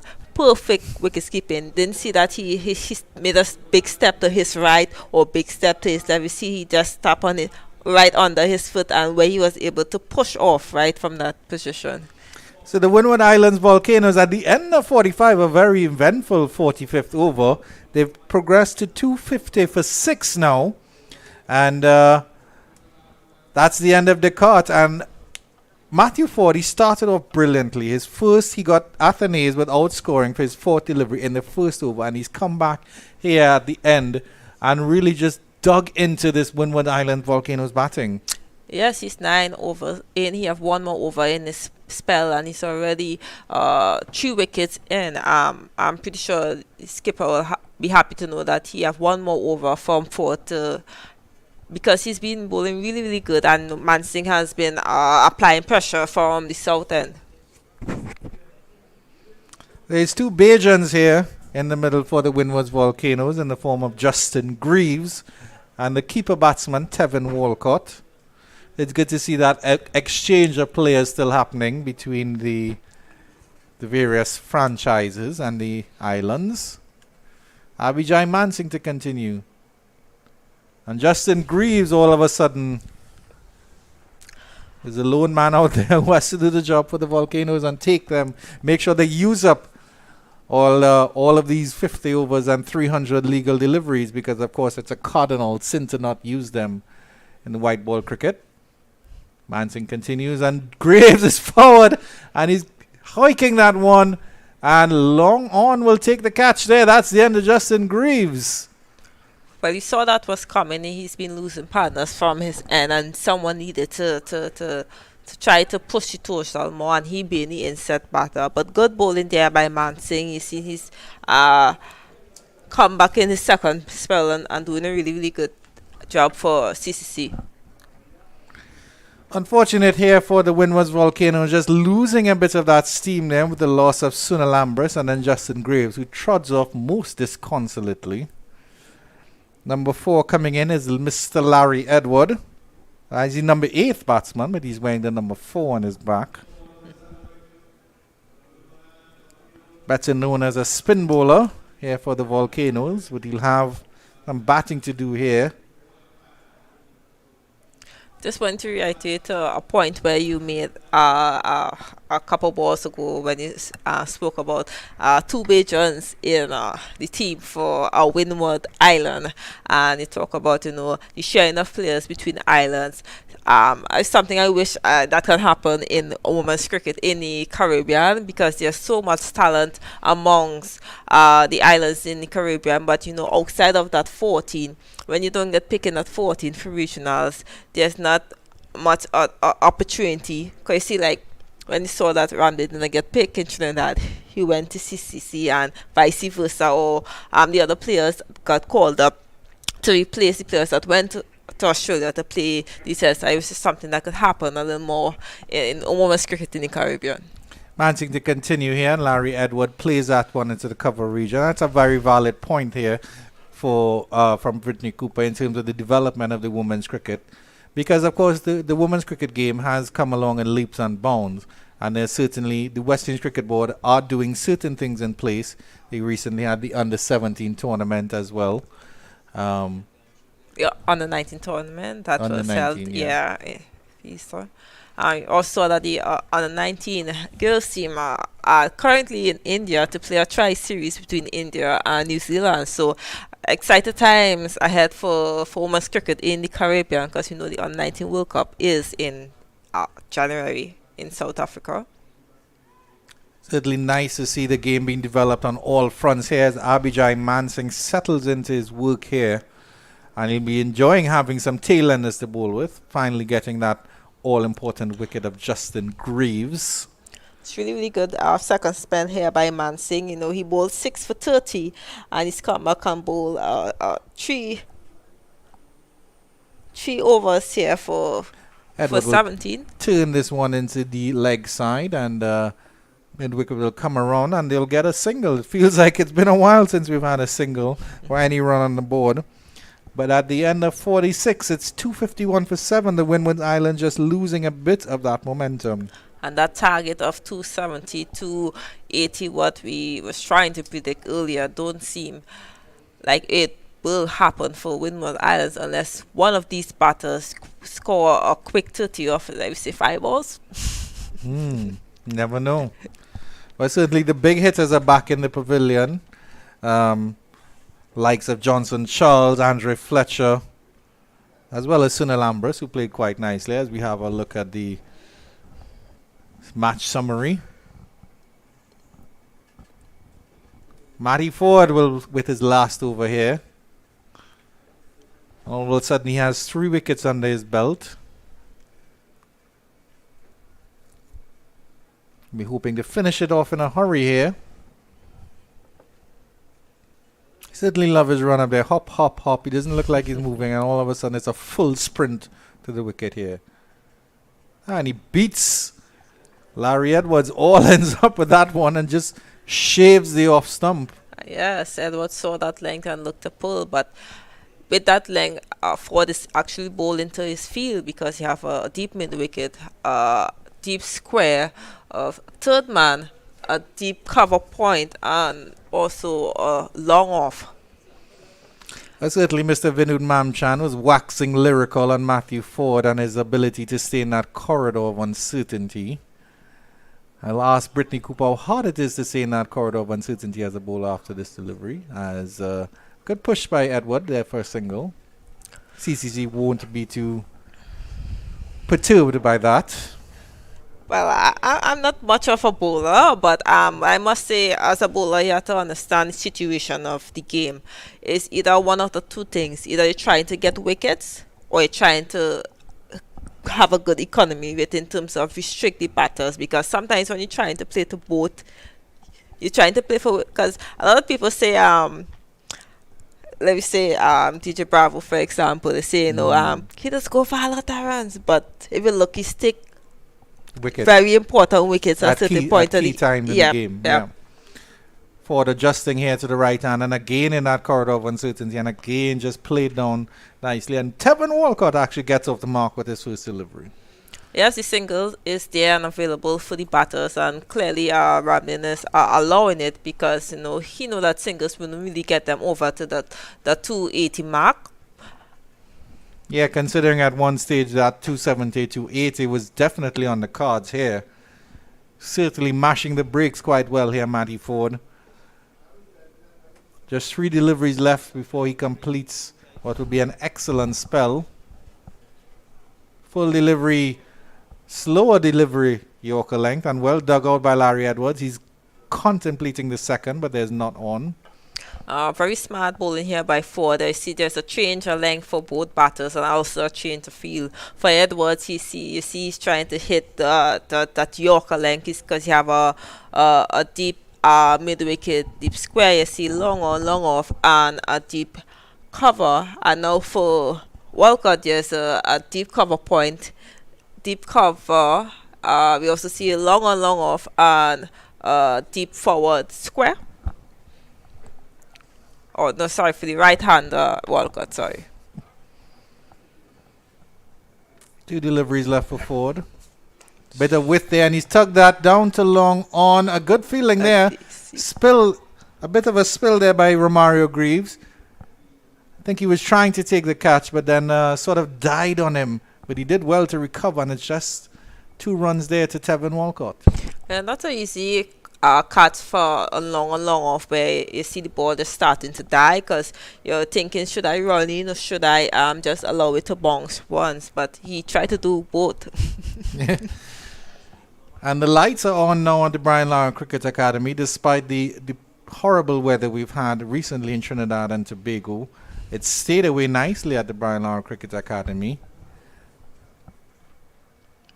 Ford drifting down on the leg side here, and Tevin Walcott will be pushing for one. He'll be wanting the second, but it's probably a good thing that he retains the strike at the end of 47 overs. Ford bowling magnificently, 3 for 34. The Windwards Volcanoes limping on at 257 for 7. Yes, the forecast actually say rain is expected tonight and tomorrow going into the weekend. So we're hoping that, the rain don't affect cricket. We've already seen that here and in Antigua where games have been abandoned. And we know it's that time of the year.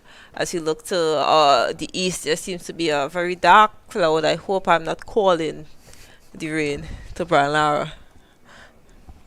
Well, I don't know what your singing voice is like, but once I don't start singing, the rain will certainly stay away.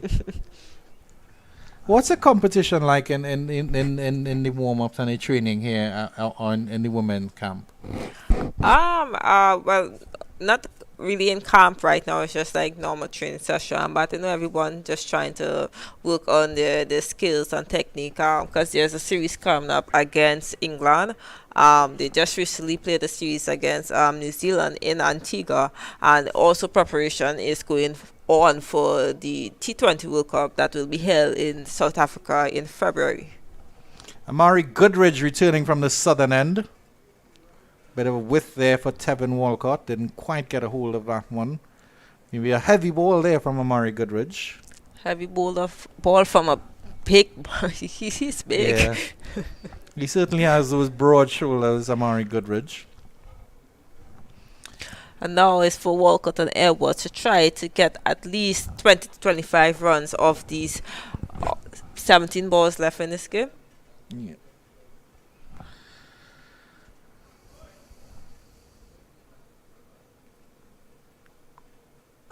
Nice shot there by Walcott, straight back down the pitch.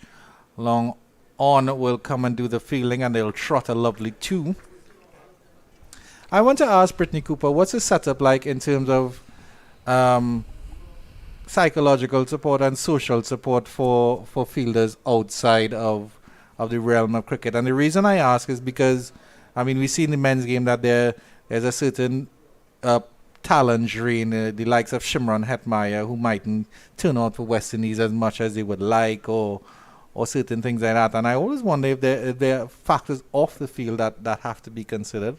Tevin Walcott comes in, as Goodridge comes in, and Walcott pushes again to long on. They're coming back for the second, running very hard there. A bit of a wild throw at the non-striker's end, and Larry Edwards is in safe.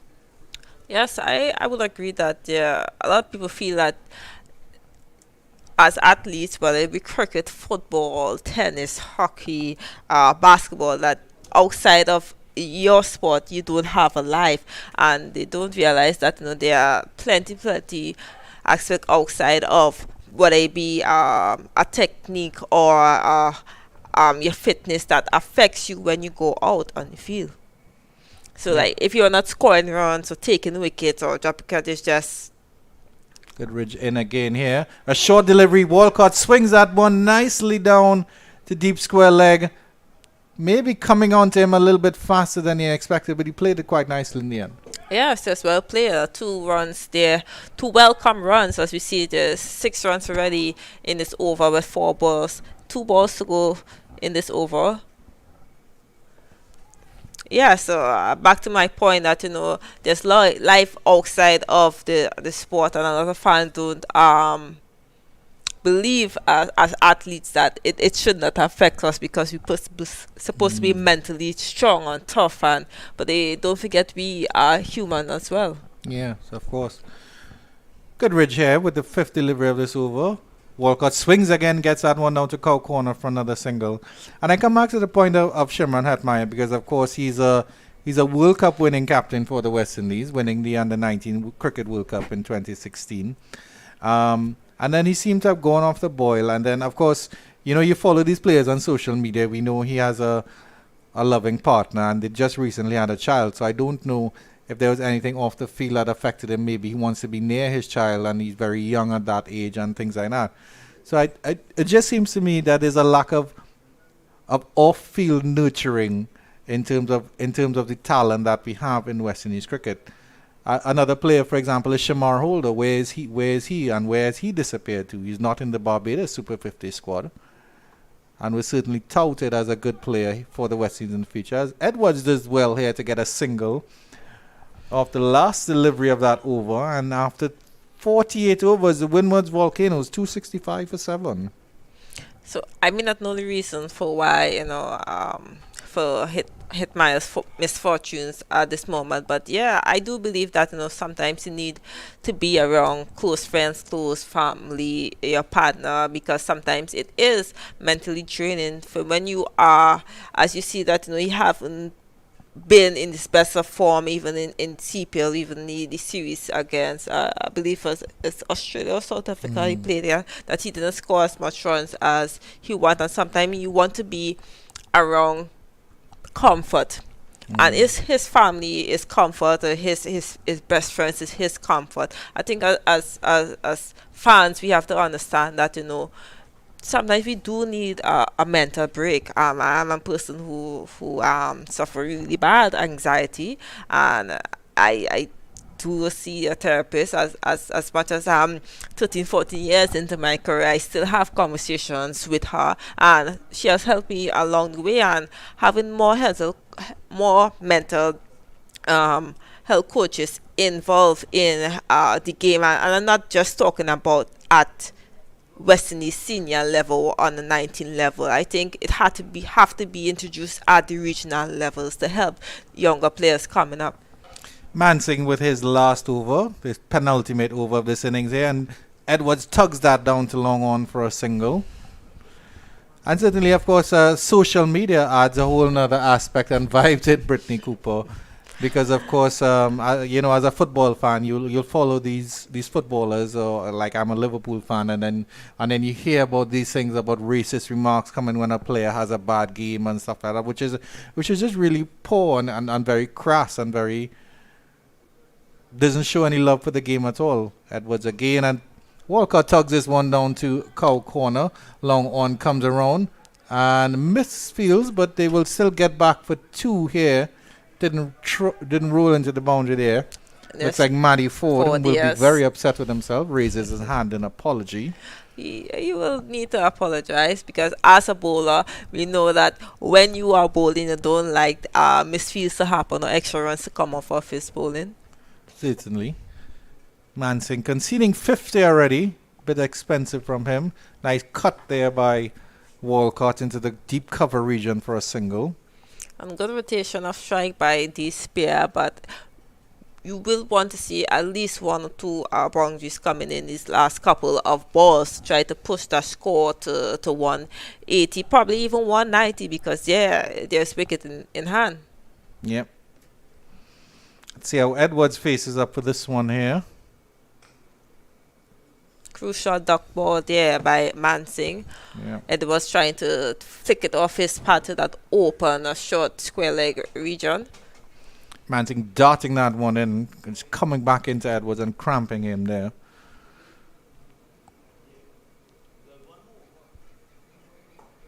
And this one, he deposits the bowler back over his head. Long on will come around and they'll trot an easy 2. And the throw at the non-striker's end was very, very close to the stumps. Mansing a little bit casual in collecting that one. I think Walcott may have been in a bit of trouble there. And I think the field is at long on is voicing his displeasure at that as well.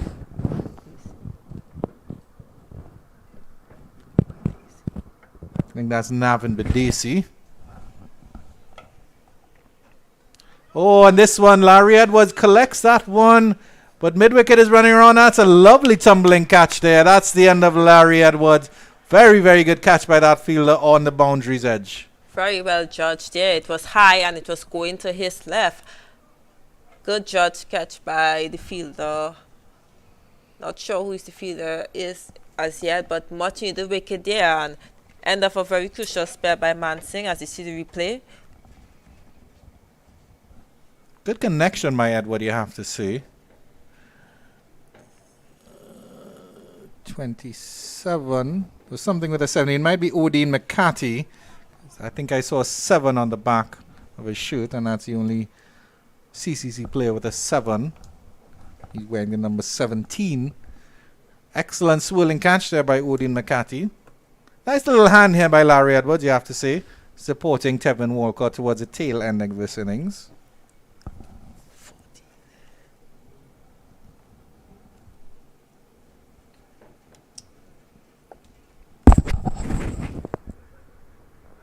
And that new batter,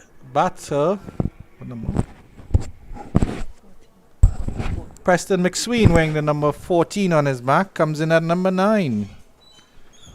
Of course, he's a very good left-arm fast bowler, and he'll be expected to do the brunt of his work when the CCC respond to this formidable Windwards Volcanoes total. See, the last over is going to be bowled by Goodrich, and as we see, Sweeney is going to be on strike because we know, I believe the new rule is that the new batter, no matter if the non-striker cross or not, have to face the first ball. Just run. Just run would be the instruction. Or not. Tevin Walcott is on strike. Seems so. But I, as far as to my knowledge, I believe that rule came into play on October the 1st. Maybe the umpires just didn't enforce that rule at this point. Certainly a very valid point there by Brittany Cooper. As a professional, you must be aware of all the rules, regulations surrounding your game. Goodrich here, edge, and that's the end of Tevin Walcott. A little bit of a wide bouncer there by Amari Goodrich. And a regulation catch for Dinesh Ramden behind the stumps. Goodrich strikes. Windward Volcano was in danger of not using all their 50 overs. They slipped to 271 for 9. A really good catch here by Skip Ramden. And you still see that Goodrich, even in the 50th over, he's bowling with some pace and bounce.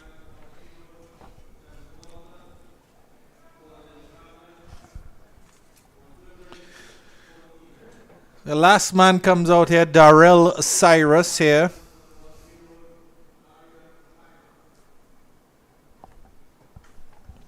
With 5 balls left in the innings, I'm sure Cyrus will want to come out with a strike rate over 100.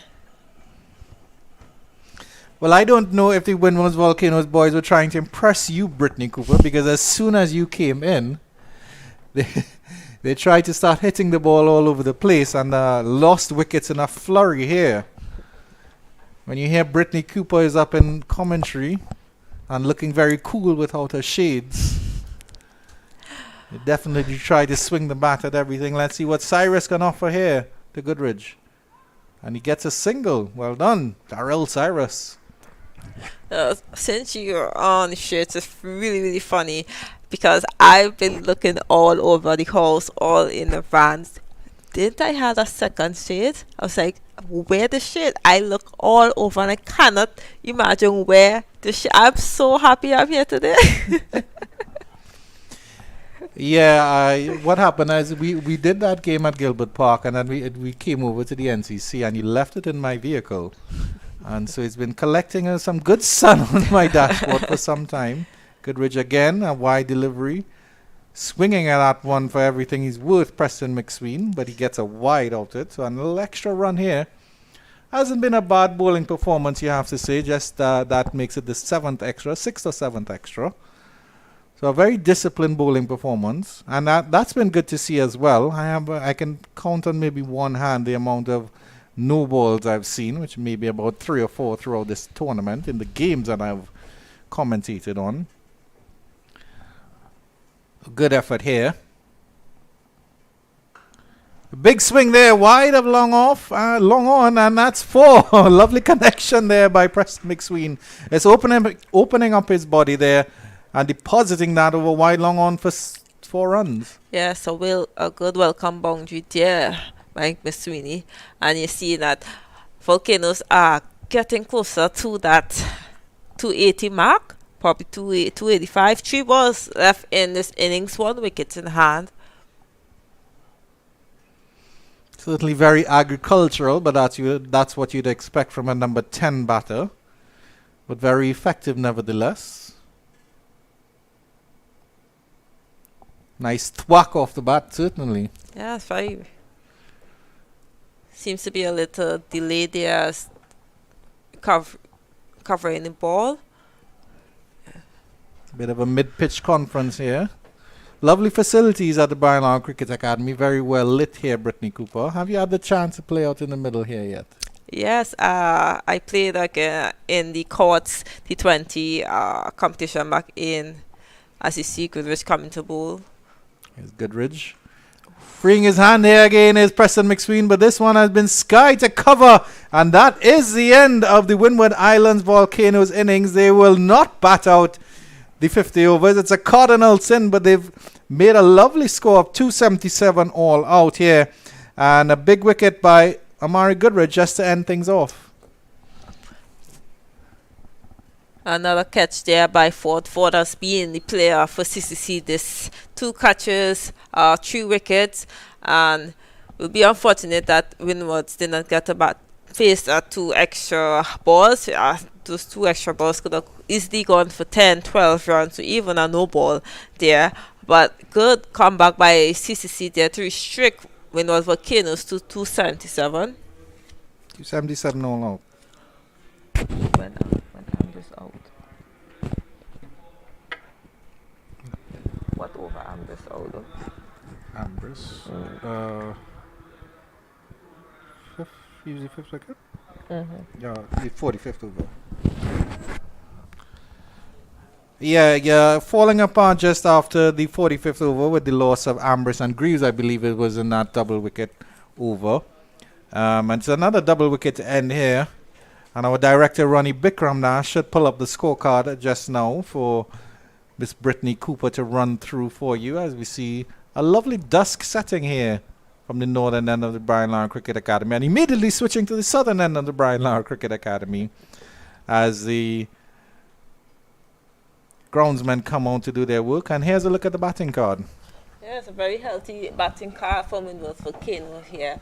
As you see, scores from Jonathan Charles, 89 of 87, Kevin Hart, 34 of 55. That big partnership between Ambrose and Graves, 70 from Ambrose, 46 from Graves, and Fletcher, who didn't really contribute much, 3 runs from 14 balls. And you have the tail enders who all conceded at least 30 runs in the innings. I'm going to take a look of the bowling, and certainly all or nothing from the Windwards Volcanoes. So decent scores there from Charles, Hodge and Ambrose. In terms of the bowling now, as Ronnie Bikram Das will pull that up, and we see the groundsmen doing a little bit of sweeping and everything here. Matty Ford, 10 overs, 3 for 34. Certainly the pick of the bowlers. Nathan Edwards coming in at the start, 4 overs, very expensive for 35. We didn't see him at the end. Goodrich, he was a little bit expensive in his earlier spell, but came back to pick up 2 late wickets. Romario Greaves, 7 overs for 55. He was very expensive as well. Abhijay Mansingh doing quite well, taking 2 late wickets after 10 overs, 2 for 54, but expensive as well. And Navin Bidesi, the man from Beach, bowling quite well, 10 overs, 3 for 40. So a good all-round team bowling performance by combined campuses and colleges. However, some of the side did let them down. We'll take a short break here at the Brian Lara Cricket Academy, about 30 or 40 minutes, and we'll come back to see how the combined campuses and colleges get on with this stiff chase of 278.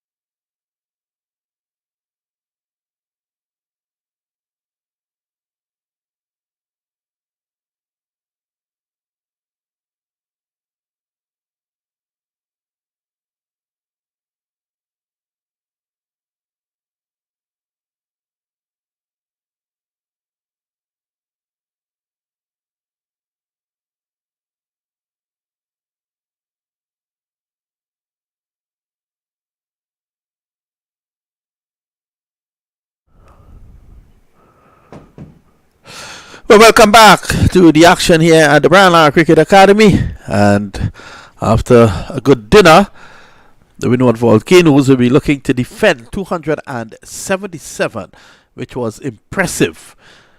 At the top of the order for the students will be Kirsten Kalicharan, and of course with him there is Burton. Kalicharan will be the one taking strike, number 99 on his back. So here we go. Preston McSween is in and bowls. That delivery is close to him and he cuts it well. Gets one though. Third man moving around quickly.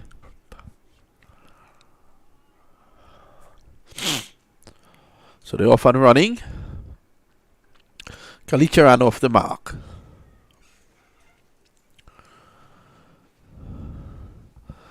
Let's say good night once again to Andrew Chan. Good night, Andrew. Did you enjoy your dinner? Good night, Mr. Mamchan. Good night to all the viewers once again tuning in here on Windies Cricket YouTube channel. And certainly it was a lovely warm roti here. This time that's a lovely delivery. Tails back in and misses everything. Loud appeal from Preston McSween. Not out, says the umpire. I'm certain I heard something there though, Vinod Mamchan. Certainly sounded like an edge. The umpire is in the best spot to adjudicate on that. And that is exactly certainly what he did. Some noise. May have been bat touching ground.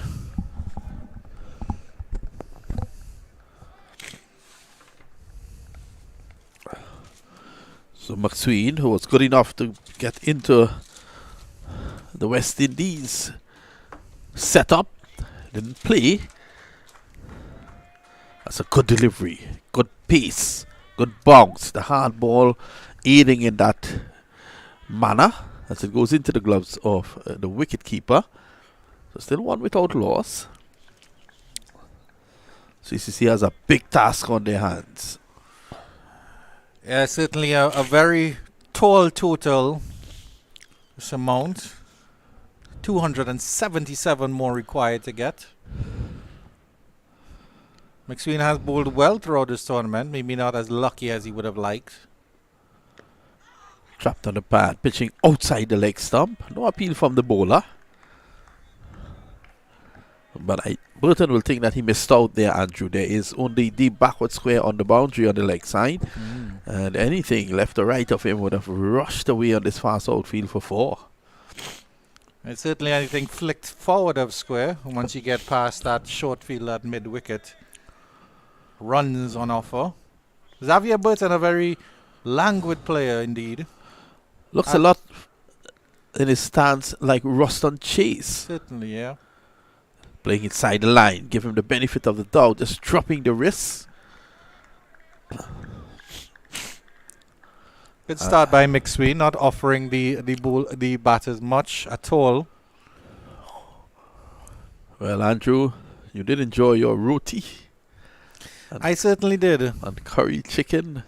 Your producer, Ronnie Bikram Das, did as well, although he ate his with a knife and fork. Oh dear, oh dear. I certainly have to teach him how to use his hands on that one. He's a very neat fella, tidy guy. Doesn't want to get those fingers dirty around the equipment. Pulling again inside the line. End of a good over there from Preston McSween. A searching one. It's one without loss. Good start by McSween. Windward Islands boys will be starting with their tail up, as you can definitely imagine. They have a big total here. Scoreboard pressure will always tell on the combined campuses and colleges team. 277 has a lot of pressure. Certainly not as much pressure as eating a roti with a knife and fork, for sure. Definitely not. The way Bikram Das did it, he didn't seem to have any difficulties. I don't think you'll get the full taste of the mango in that one. The professor's a knife and fork man. One without loss. I'm sure he's going to come screaming into the room very shortly. Kevin Hodge has certainly turned himself into quite the all-rounder in this Super 50 tournament. He's batted quite well and then opening the bowling at and there he is. There's our producer, Ronnie Bikram Das. He's coming, he's giving us an airful outside there. I think so it's going to be Hodge and Kalicharan, who has looked good in spurts. He will want to show that consistency. He's a man loaded with talent. Young Kalicharan, saw him play recently in the Atlanta Open, got a 25 not out of 11 deliveries. And sometimes you feel that he has so much talent, young Kalicharan, that he try to play too many shots too early on. Certainly just keep it simple here and show your worth. Just like that. Lovely little push down to long on for a single. Just start accumulating your runs. Because, I mean, if you think about it, Vinod, it's a very simple game. You put bat onto ball and you score runs. But then, of course, when you think about it maybe too much, contemplate the state of the game as opposed to just playing it. I'm a firm believer of keeping things simple. Sometimes we tend to overcomplicate things.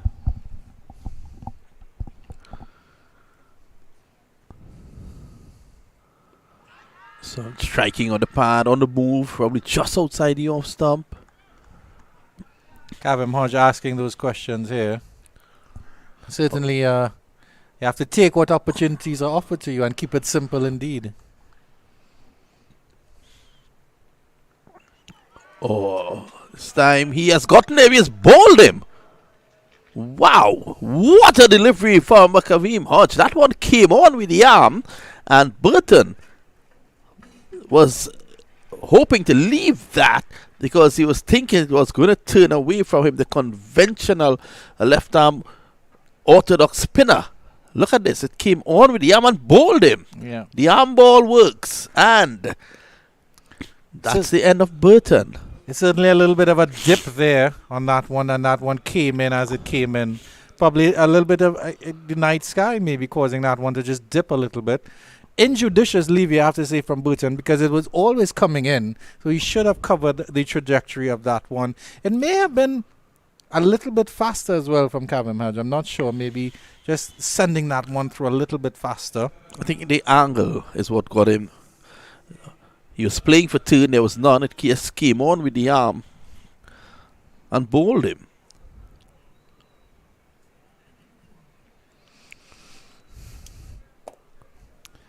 Well, certainly these two teams starting in similar fashion because, of course, Windward Islands, Volcanoes lost a wicket without a run on the board. CCC, they have 2 runs on the board, but they have still lost that very early wicket. See if Drakes and Kalicharan can do what Charles and Hodge did. And they put on a fabulous partnership of 126. Struck on the pad, loud appeal is gone! Kavim Hodge strikes again, and the Windward Islands, they are cock-a-hoop at this point in time. Well, Kevin Hodge got a start with the bat, and he's certainly getting a star with the ball. 2 wickets and 2 balls. Yeah, he's on a hat-trick here also as well, Vinod Mamchan. Getting the best of Jonathan Drakes here. Again, maybe the arm ball coming forward is Jonathan Drakes very, very tentatively, and that ball just kept straight and would certainly have crashed into middle and leg stump. Yeah, easy decision for the umpire. Definitely another arm ball, so he has gotten 2 wickets with the arm ball. And my oh my, Navin Bidesi is the man going in now. Jonathan Drakes has to leave, and it's 2 for 2. The combined campuses and colleges, they're in problems here at the Brown Eye Cricket Academy, as well as the Guyana Harpy Eagles. They wouldn't like what they're seeing here. Oh, definitely, definitely. Because, of course, they're depending heavily on the CCC to pull off a major upset here to get them through to Antigua. But as it stands, John Ramsing will be back on the plane to Georgetown with the rest of the Harpy Eagles. Well, John Ramsing owns he owns his plane, so he can take it back to Georgetown anytime he wants. There's a private jet, you know. That's what you call first-class treatment. So, it's the end of the over. We'll have to wait for the other over to see if he completes the hat trick. Oh. The tension abounds here at Brian Lara Cricket Academy. Yep. I remember Courtney Walsh taking a hat trick like that against Australia in Australia, where he got 2 wickets. And that was at the end of the first At innings. the end, yep. And then he got a wicket of the first ball of the second innings. Yeah. All that took place, I believe, at Perth. Yeah. Yes, Andrew. Certainly a delayed hat trick, but a hat trick nevertheless. Yep. Mervyn Hughes also got a hat trick like that against the West Indies. That's a wide. Kalicharan has to be careful. He was drawn into that. So 2 local boys out there, Kirsten Kalicharan and Navin Bidesi, and more than that, 2 former Hillview College students. Oh, lovely.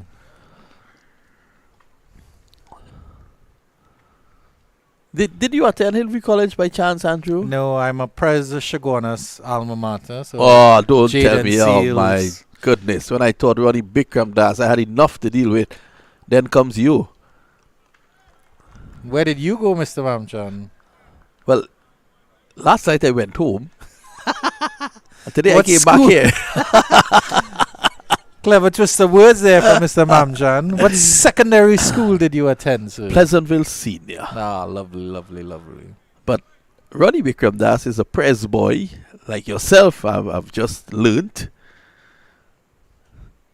And then Sunil Ramdeen, one of our commentators as well. Well, he's a press Sando guy.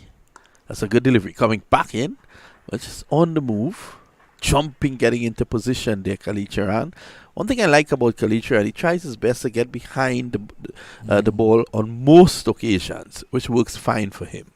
Well, he's a very short player, so you won't expect him to have that reach, and you want batsmen to play those balls underneath their eyes, and that was a very good shot and a good exhibition of how talented he is, because that ball was coming into him, yet he got up on his toes and rode the height of the delivery to just turn it into the forward square on the leg side for a single.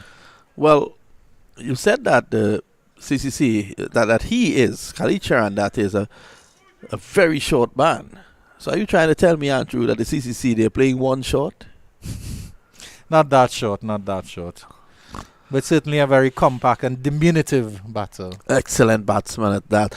He holds a record here for the high score in local cricket. 400, I think he got in a schools match. Yeah.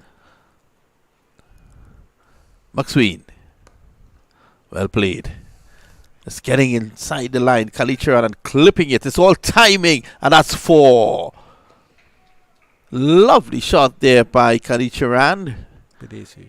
We wait for the umpire signal. They're asking the fielder. And yes, I think. Yeah, sorry, Bidesi. And they're asking, I think that's a 4. Yes, it is. I saw with the natural angle that we are here, the natural lines, you could have seen it went for 4. Now, here comes the replay. And let's see if Alwyn Borneo gets it right. Oh, yeah, there it goes. Oh, that's 4.5. Definitely touched her up there. 8 for 2. Good shot there by Navin Bidesi, all timing. We will remind you that Bidesi took 3 wickets in his 10-over spell. 3 for 40, I believe. That's correct. 3 for 40 and 3 for 34 for Matty Ford. Turned on again by Bidesi behind that square leg region. I'll get a single this time. Preston McSween didn't adjust for the left-handed batter. Now he'll have to readjust for the right-handed Kalicharan.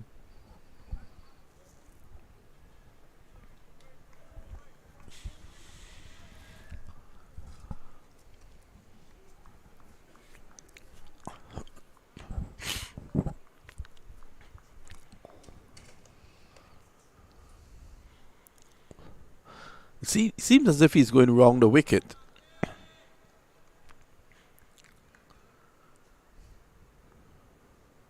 Maybe hoping to target that corridor of uncertainty a little bit better here. And he does. Probably want to come a couple inches closer to Kalicharan. So the CCC, with their backs against the wall at the moment, 9 for 2.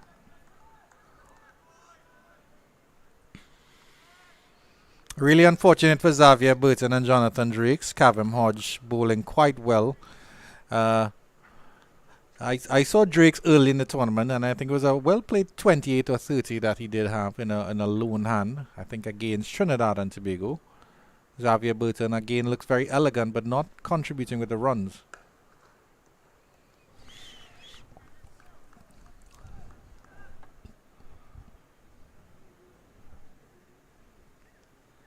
And at the end of 3 overs, the CCC in a spot of bother, they're chasing 278. They're 271 behind, and they're 9 for 2.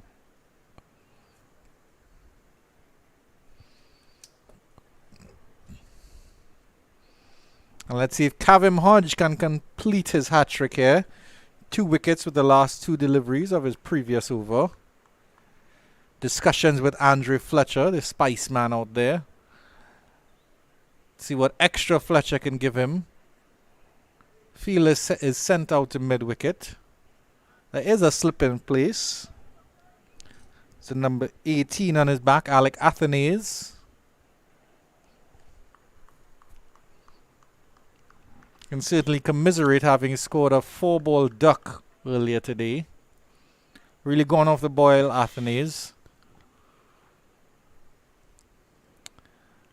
But the Windwards certainly in the ascendancy here and look to be booking their trip to Antigua, the semi-finals of the CG United tournament, and Bedesi denies the hat-trick ball.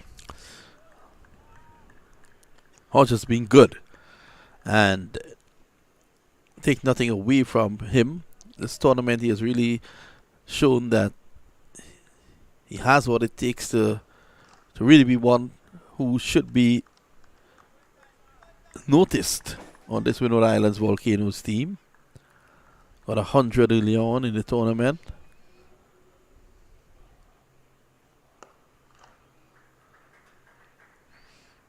And I think his bowling also reflects his batting in the way that he just goes about it unfussed, unbothered, puts the ball on the right line and right length, makes the adjustments as necessary, and just gets on with the job, Cavem Hodge.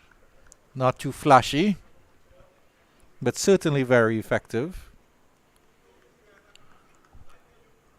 And of course, it's good to see these young cricketers being involved in all aspects of the game as well.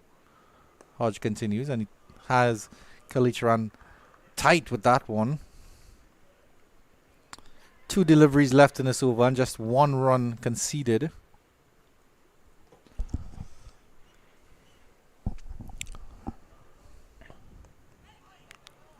He's playing this one late, which is what you have to do against Hodge.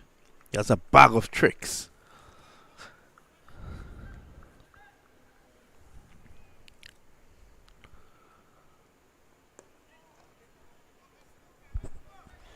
End of the over. Another good over here from Hodge.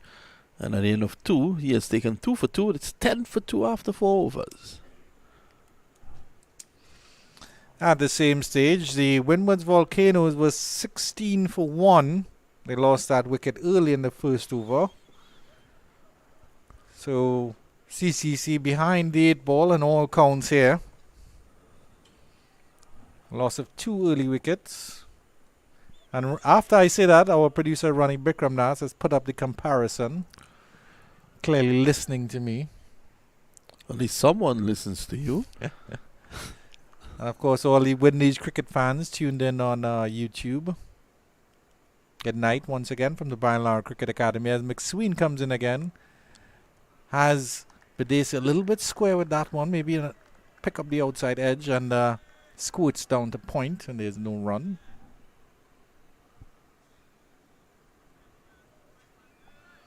But certainly there's an opportunity here for these 2 young men, Vinod Mamchan. Bedesi doing quite well with the ball earlier, 3 for 40 off his 10 overs. And Kirsten Kalicharan having some starts in this tournament, but not really going on. There's an opportunity here for them to really put some runs on their board, put their name up in lights. I guess you can call this a last hurrah for the CCC, because they certainly aren't going to Antigua for the semi-finals of the CG United Super 50 tournament.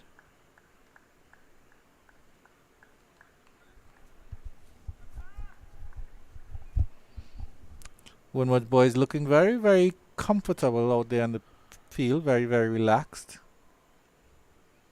Third man and a fine leg for McSween. Drive outside the off stump and miss by Navin Bidesi. Lucky to not get an edge on that one. Set down and stretch his legs a little bit there.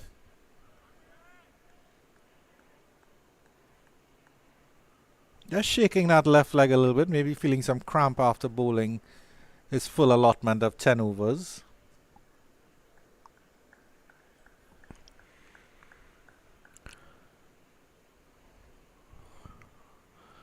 It's McSween. Beaten. Good delivery. That one, Bidesi coming forward, and that one just held its line. Luckily for him, he wasn't able to feather an edge.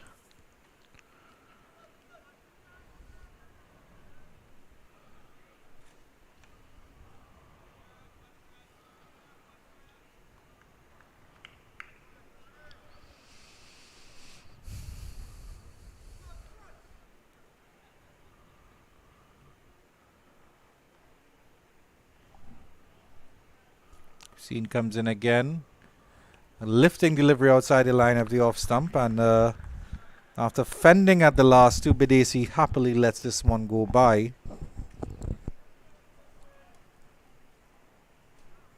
But certainly, even if the CCC can't get over this formidable total set by the Windwards Islands Volcanoes, it will be good to see Kalicharan and Bidesi occupy time at the crease, even if they can bat at the 20th or 30th over, get some scores, at least get a half century at least each on the board. Last delivery of McSween's over.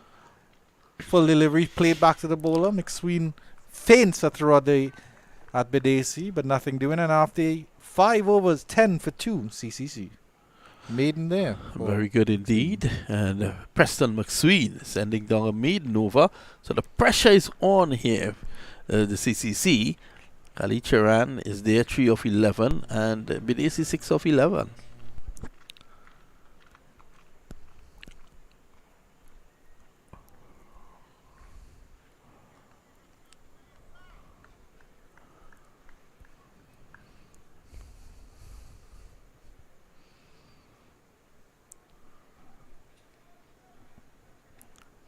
Some bright spots for the CCC in this tournament, particularly Matthew Ford, the vice captain of the squad, who's led with the ball quite nicely.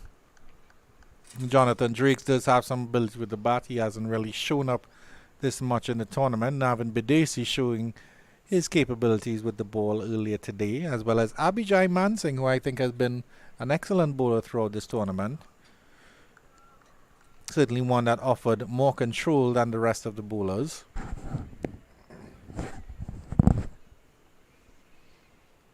Already that run rate going up to 6 runs and over, while they're just plodding along at 2 runs and over here.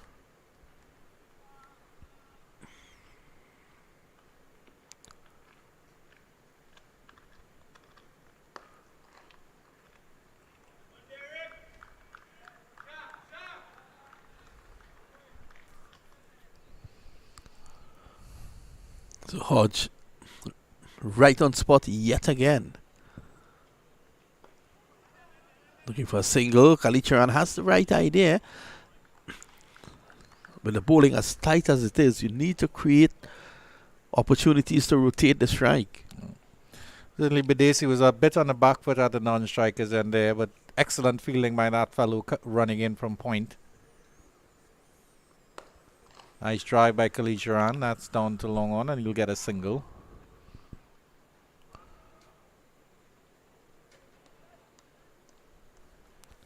Admittedly, the Volcanoes haven't given the CCC anything to go at in that regard.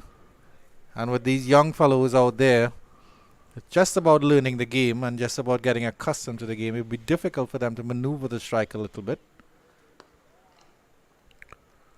We certainly expect that they will be capable of doing that.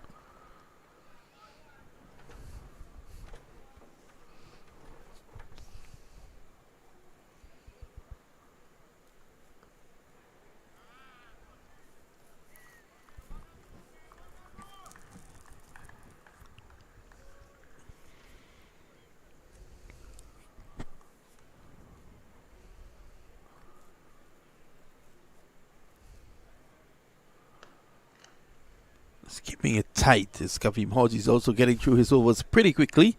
And at the end of his third over, 2 for 3. It's 11 for 2 after 6. That's 1 run off that Kavim Hodge over. And good bowling here by the Windward Island Volcanoes. And this pair are working well together, because the thing is, with a pace bowl on one end and then the spin on the other end, the batters don't have any time at all to breathe. There's pace coming at them from one end, and before you know it, Hodge is halfway through his over, and you're under even more pressure, and that run rate is dropping below 2 runs and over now.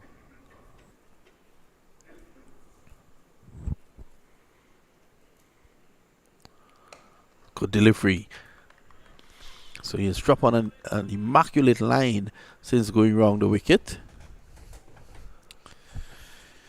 Correct me if I'm wrong here, Vinod, but as Preston is coming, McSween I should say, is coming over the wicket. I don't know if he's shortened his run. No, it looks like he's off his full run, but he's certainly trying to get it a little bit straighter and get closer to that stump. Well, he goes wide of the crease now and just angling that one into the right-hander. Kalicharan showing good patience. Doing the hard work, getting through this difficult period. So at this point in time, I think the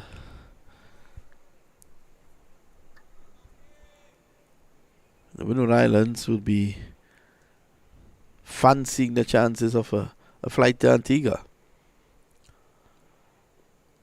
Short, pulled away. That's 4. Good shot. Excellent shot by Kalicharan. Didn't bounce as much as Preston McSween would have liked. Good swivel here from the young batter. Came into him. Was able to get it behind square. It was just about helping it along the corner. There's a fielder at deep square leg. So he did well to get it behind that fielder. Although I think that fielder has come a little bit squarer now. It was more of a mid-wicket position. Oh, that's a beautiful shot through the offside for 4. Over pitched, and that was worth the price of admission. Certainly, Kalicharan showing his worth here and showing his ability on both sides of the wicket. But in all fairness, it was a bit of a freebie here from Preston McSween. Full, wide, and just happily lent into it, Kalicharan, and held the pose for Mr. Aldwin Borneo to get it. Yes, and Borneo did get it. 2 4s. McSween still staying round the wicket. That's good cricket here by Kalicharan, just turning out behind square on the leg side for a single.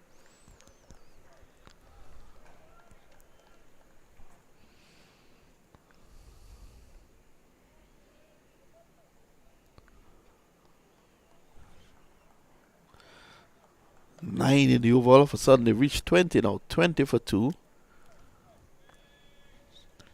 But it is good to see that Kalicharan is thinking about his game, because obviously he started off very slow. Was 3 off 11 at one stage. He got his sighters in. He got his eye in. He's understanding what McSween is offering. And then as he got deliveries that he could pounce on and good deliveries that he could put away, he has put them away consummately. It really shows that he has a cricketing brain inside that head.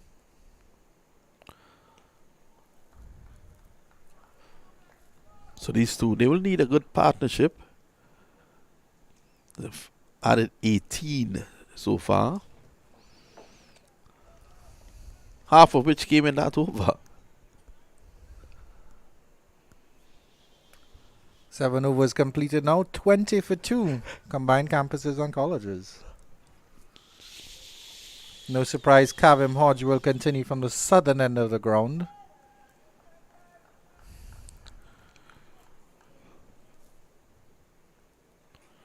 Might be a bit of dew in the air, because you see Kavim Hodge getting some dust on his hands almost after every delivery.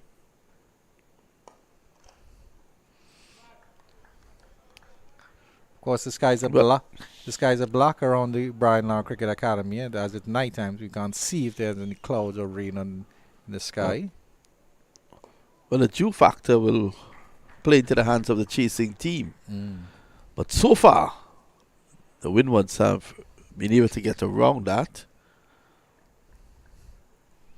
Target of 278.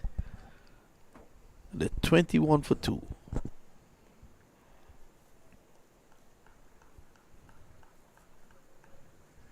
Certainly Hodge doing the job for Andrew Fletcher and the Volcanoes. Nice push by Bidesi down to long off for a single. So they're starting to get a little bit acclimatized here now, the CCC boys. Maneuvering the strike a little bit. And there's a Nelson on the scorecard at the moment, Mr. Mamchan. 22 for 2. That's double Nelson.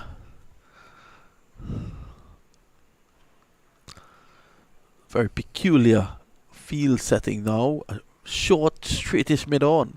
And this one goes in between him and the short mid-wicket, down to long on, all along the ground.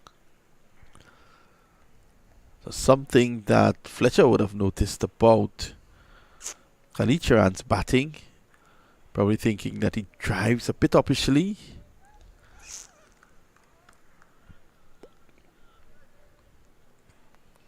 Certainly has a start here, Kalicharan, and will want to go on in the same vein. Edged and dropping just short. Good take though. Excellent work by Athenaeus there. Hodge getting that edge of Bidesi. You'd expect that from the left armour.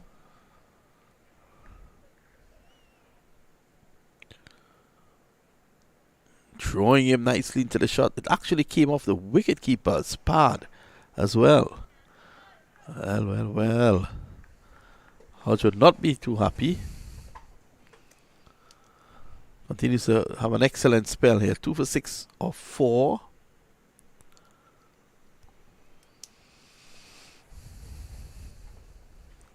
The end of 8. 23 for 2. CCC.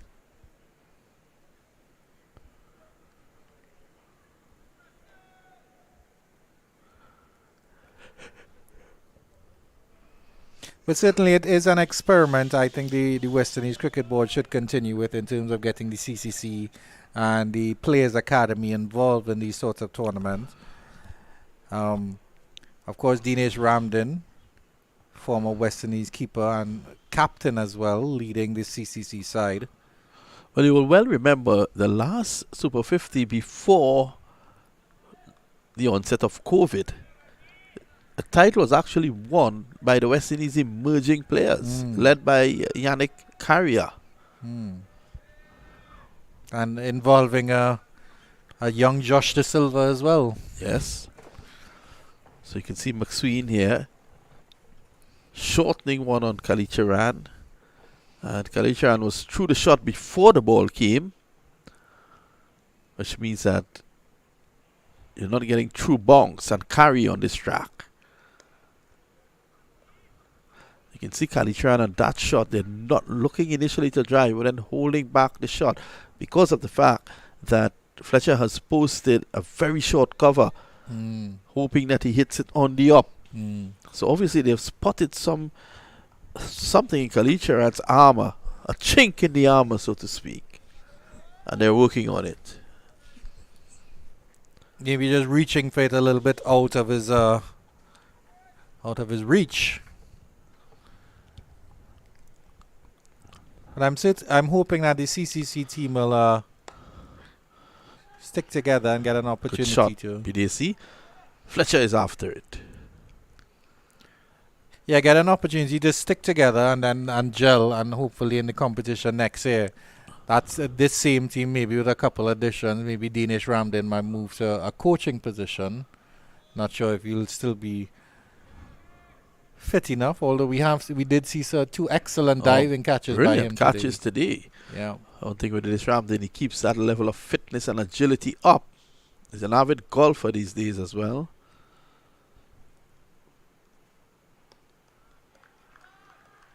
Good leave by Bidesi.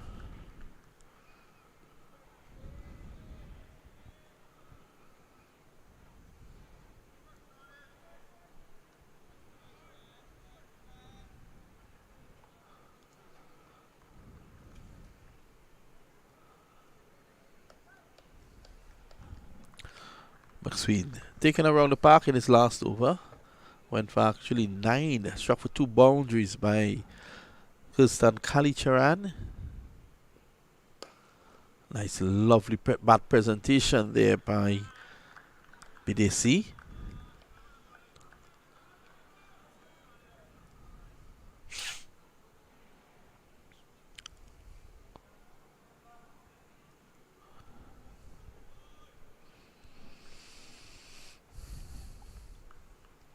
The opening bowlers doing a good job here for Volcanoes. Kavim Hodge, the spinner, doing the bulk of the heavy lifting. McSween would be happy with his return so far. Maybe a little bit more expensive than he would have liked.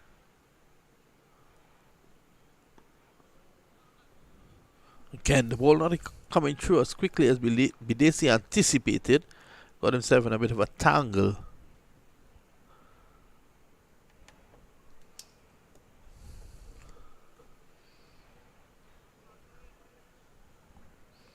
Nine overs are completed. The CCC 26 for 2. 1 over left in the power play. It's going to be Hodge to continue. It's 4 overs, 2 for 6, would you believe? And already that required run rate is creeping above 6.2. 6 runs on over. It's up to 6.2. Scoreboard pressure building all the time here.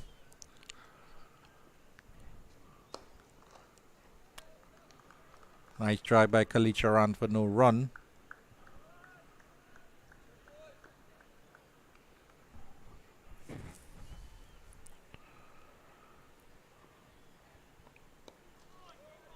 Searching for that single, Kalicharan.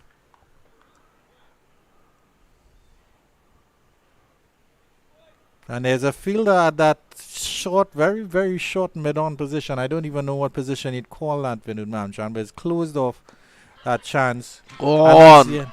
And this is why the wicket fell. Excellent there by Andrew Fletcher. The main factor, that position in which you were trying to figure out, which is a short, straightish mid-on, number 18, Atenese. Look at it. Because of the fact that Atenese was there, normally Kalicharan is playing in that direction along the ground down to long on. Because Atenese was there, he had to go wider. And in an effort to go wider, he ended up playing it uppishly. And hence the catch taken by Fletcher. Excellent, excellent captaincy there by Andrew Fletcher. He deserves that wicket just as much as Hodge. The elder statesman goes out there now, and that's Dinesh Ramdin. Unfortunate again for Kirsten Kalicharan. A lovely little fluid start here by him. 16 off 27, but gifting his wicket there to Andrew Fletcher, who took that catch so easily, so comfortably at mid-wicket. And Dinesh Ramdin walks out there and he looks despondent already, as the CCC are 26 for 3. Kavim Hodge, the star with the ball, 3 for 6 of just 4.3 overs.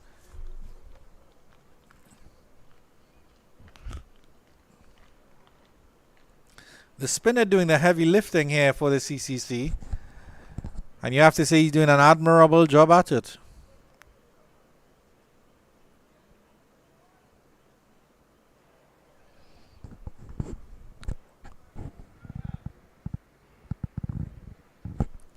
And it is a Trinidadian replacing a Trinidadian. Dinesh Ramdin replacing Kalicharan.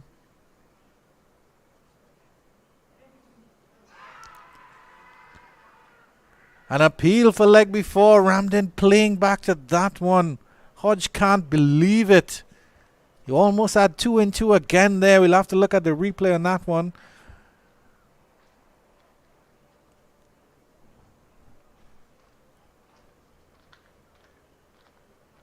Certainly very, very adjacent, but maybe drifting down the leg just ever so slightly. Ramdin back again to this one. Living dangerously here. The CCC captain in just 2 deliveries.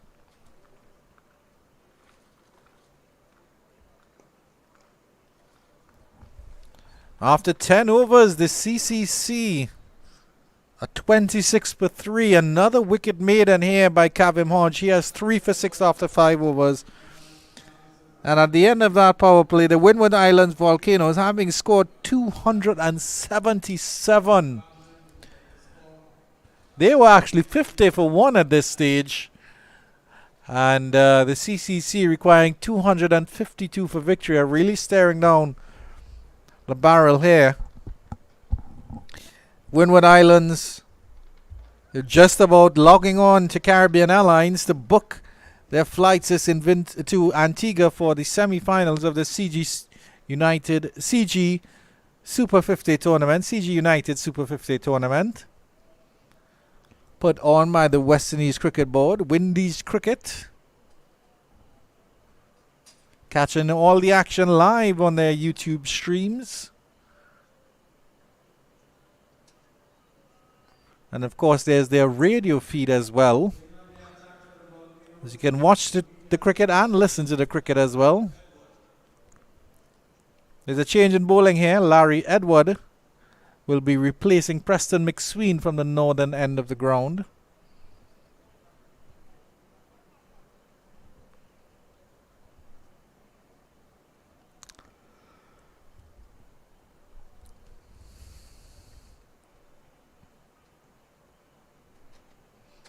Andrew Flush is marshalling his troops, bringing that fellow a little bit wide into a deep square leg position. There's also a deep mid-wicket as well and a long off.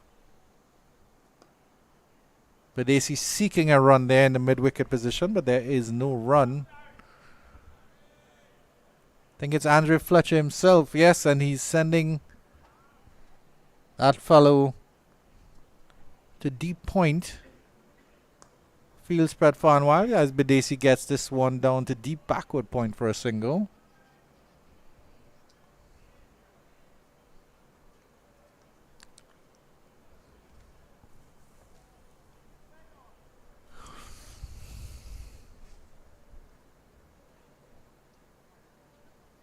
Ramden will take guard on the southern end of the ground, under the watchful eye of Kevin Maharaj, our cameraman on that end.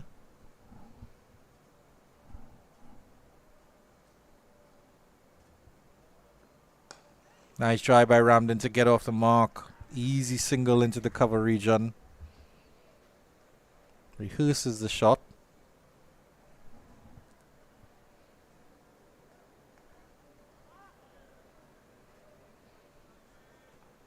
Ramden, of course, from the Praisal area,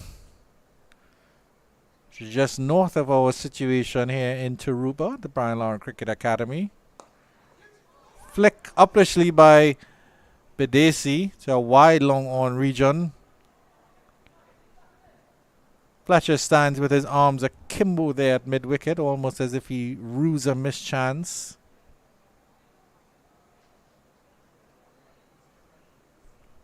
Could argue he's a bit lackadaisical in going after that one.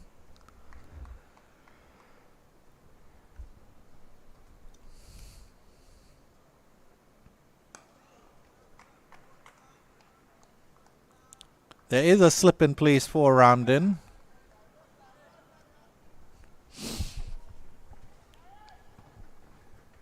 Fielders outside the circle, a long on and a long off, as well as that fielder deep cover.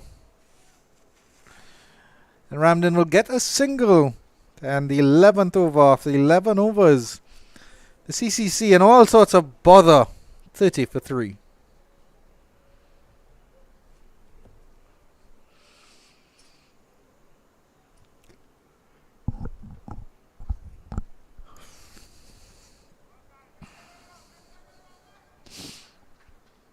Very stiff run chase here. 248 required in 234 deliveries for the CCC to pull off a mighty upset, you'd have to say.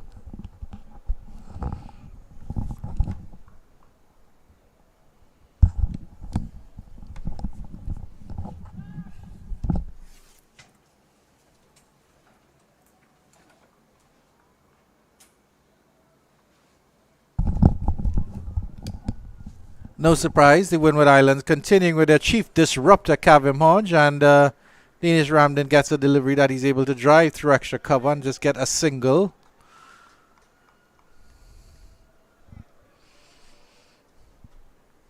Three wickets have fallen, 3 CCC wickets have fallen, and all 3 have fallen to the man bowling at the moment with the number 22 on his back. That's Mr. Kavim Hodge. Certainly showing his all-round skills in this tournament. Really starring with the ball, you'll have to say, in this game.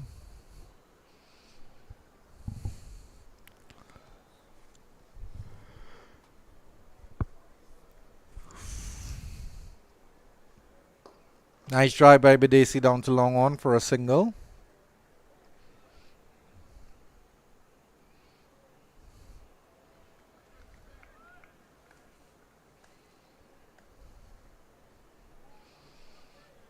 Again, the long on and long off is maintained for Dinesh Ramden, as well as a fielder deep mid wicket and deep cover.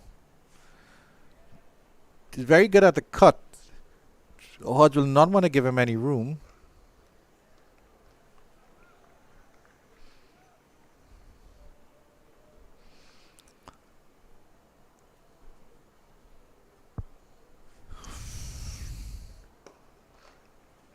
Again, a drive down to long on for a single.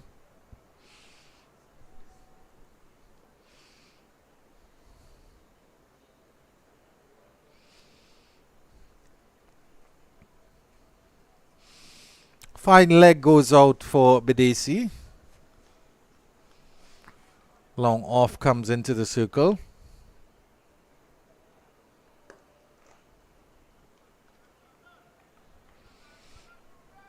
One delivery left and Kavim Hodges' 6th over.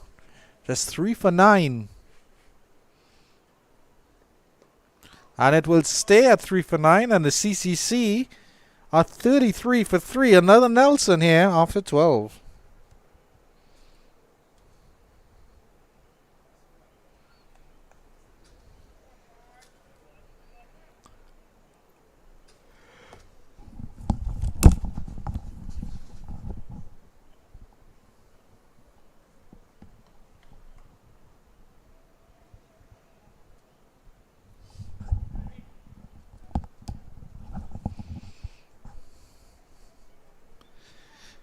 Larry Edward to continue from the northern end, so spin employed by the Volcanoes full time now.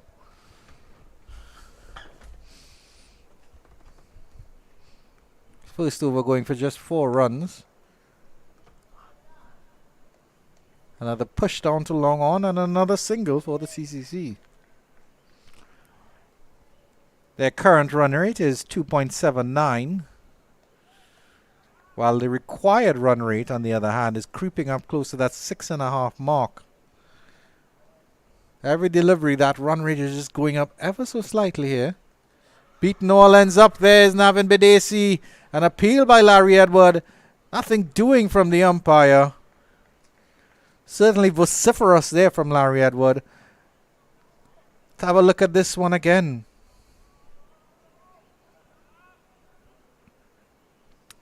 Coming in ever so slightly with our left arm. Oh, it came in quite a long way. Just an arm ball coming in. Beaten between bat and pad there. I thought that was the outside edge, but it wasn't the outside edge. Can understand why Larry Edward was so happy about that delivery.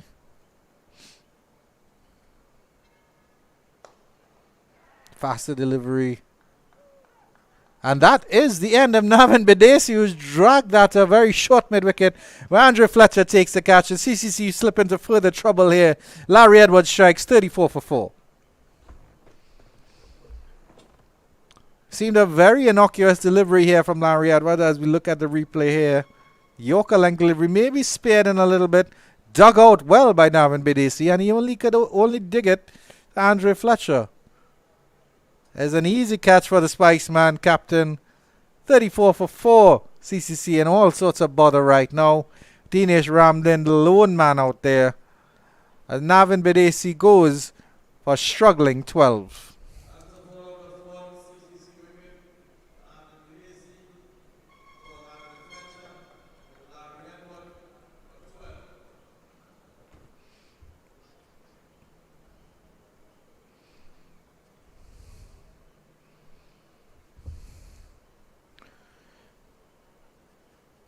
The number 6 coming out for ACCC, Mr. Odane McCarthy, to join his skipper Dinesh Ramden.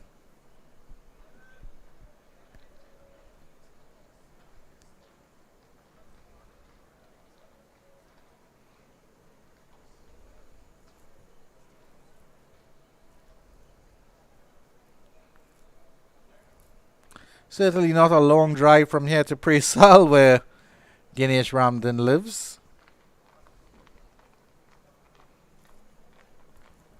He could very well be heading home in a couple hours' time.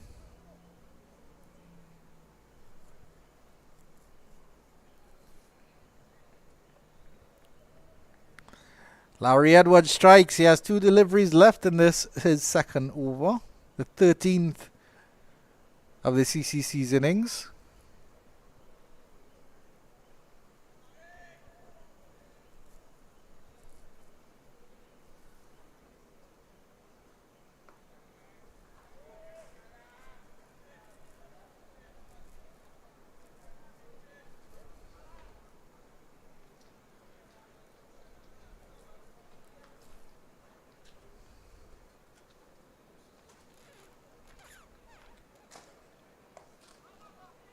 Nice try by McCarthy to get off the mark. Good feeling by that fielder in the cover regions. So number 10, Darrell Cyrus, the new man in for the team. And at the end of 13, CCC in all sorts of bother.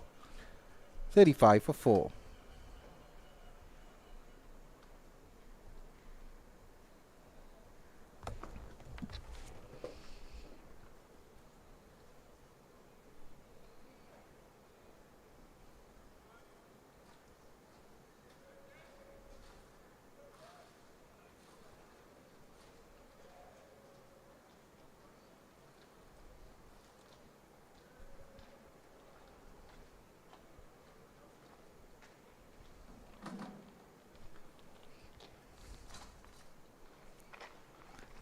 Kevin Hodge to continue. Totally different ball game when the Windwards Volcanoes were batting. They were 62 for 1 at this stage.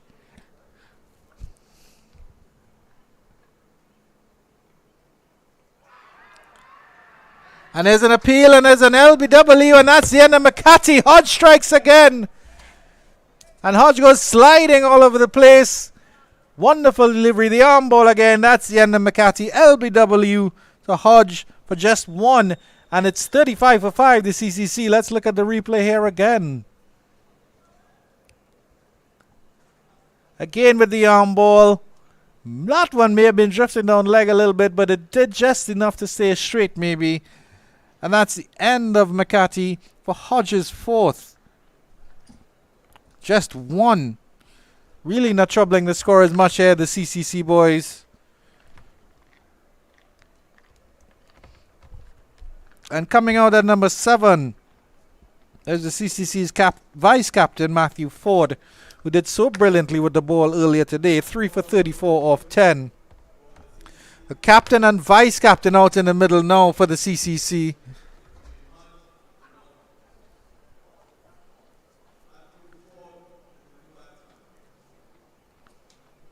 And based on what we're seeing here, it's quite possible that the CCC could have the biggest loss in CG United in the CG United Super 50 Cup. See what Matthew Ford is capable of.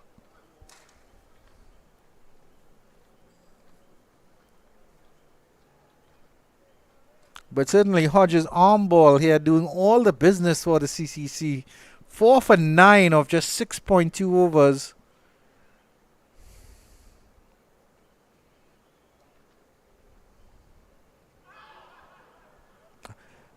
Driving, he got going for the drive there, the expansive drive, Matthew Ford. Not getting the outside edge there. Tevin Walcott is ready behind the stumps, as is Alec Athanaze at slip. Brilliant bowling by Hodge.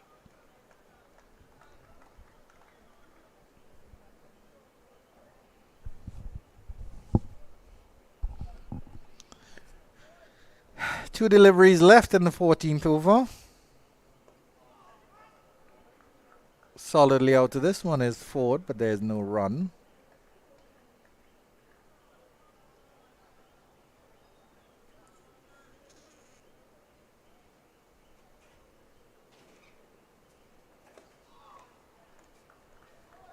Ends that over strongly. Kavim Hodge 4 for 9 of 7. CCC 35 for 5 after 14.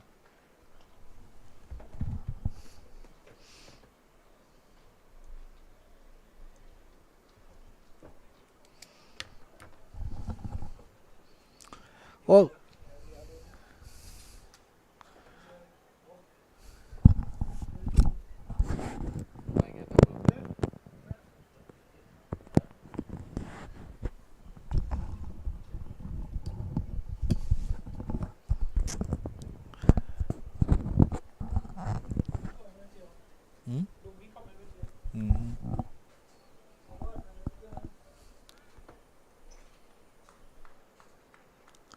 all sorts of bother here, the CCC. Dinesh Ramdin is on strike. Captain and vice captain for the CCC out there. Matthew Ford at the non-strikers, and Larry Edward will continue. Left arm spinners doing the damage here for the Windwards Volcanoes. Hodge with 4 for 9. Larry Edward just taking the 1 wicket. 6 runs, just going for 6 runs in his 2 overs.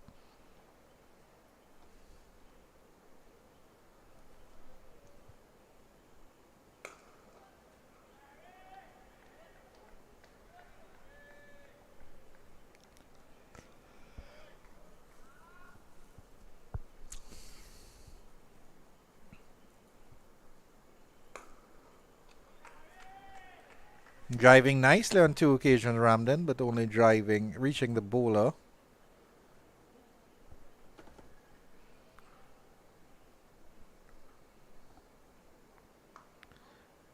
Getting a chance to cut here, but no run either.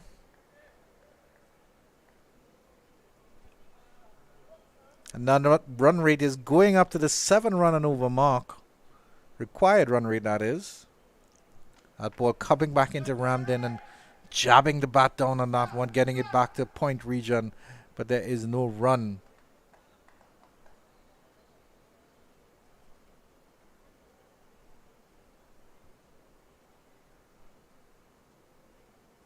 Beaten all ends up by that one is Ramden.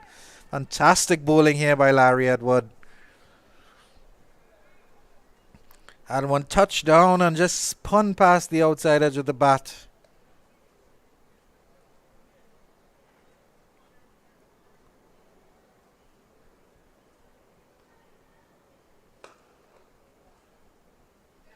Getting a nice drive, half stop by the bowler. And Ramden trots through for the single. The last delivery of the over after 15, 36 for 5.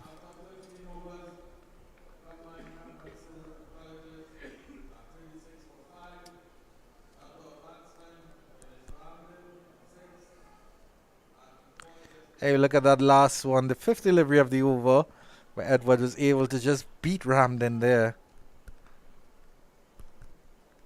Did well not to get an edge on that one.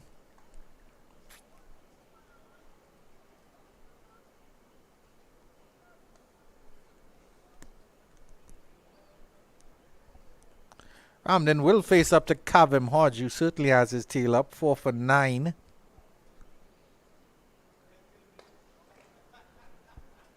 And Ramden is easily able to stroke him down to long off for a single.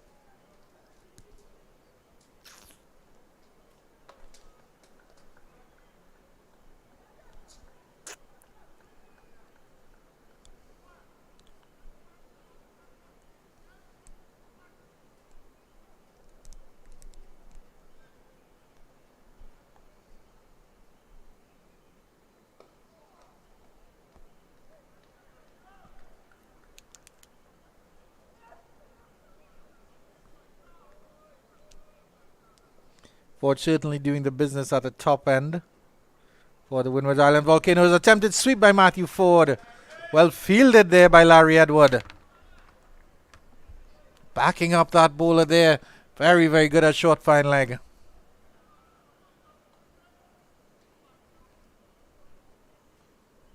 Stepping across a long distance was Ford. This one he drives conventionally down to long off for a single.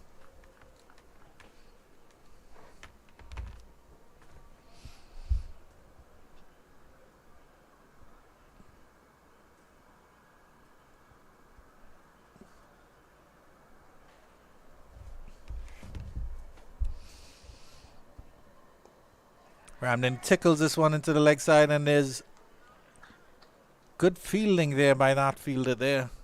And no chance for a single. I think that's Larry Edward again, supporting his fellow spin bowler.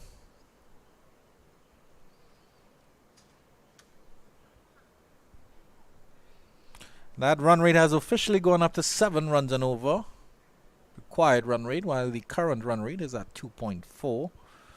Ronnie Bikram Das pulling up the exact figures. 7.02 is that required rate.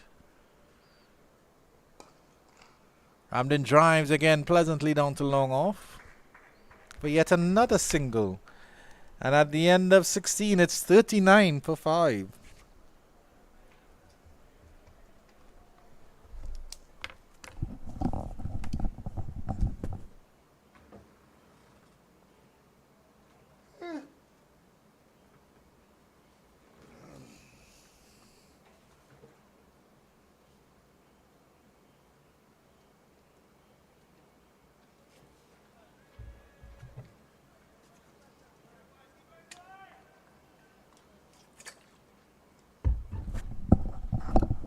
Larry Edward continuing from the northern end of the ground.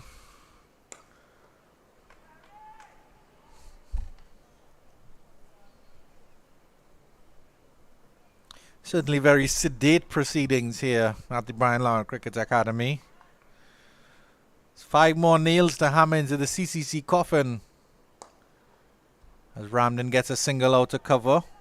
They're contemplating two maybe was on. Ford was interested. Ramden was not.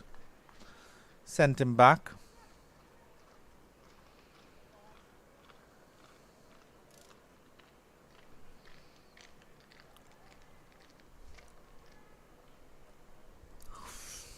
Ramden content to turn over the strike. Clearly has faith in Ford's batting abilities. Trying for that sweep again outside the off stump, Matthew Ford. There is space on the leg side now. It's just a deep backward square leg. Once he does get it down there, he will get runs. He tries it again, and this time he's bowled behind his back. Trying it again, going across too far across the stump, bowled behind his back, and that's the end of the vice captain of the CCC, Matthew Ford. He's gone for 1. And the CCC are in serious trouble now here. 40 for 6. Let's have a look at the replay on that one again.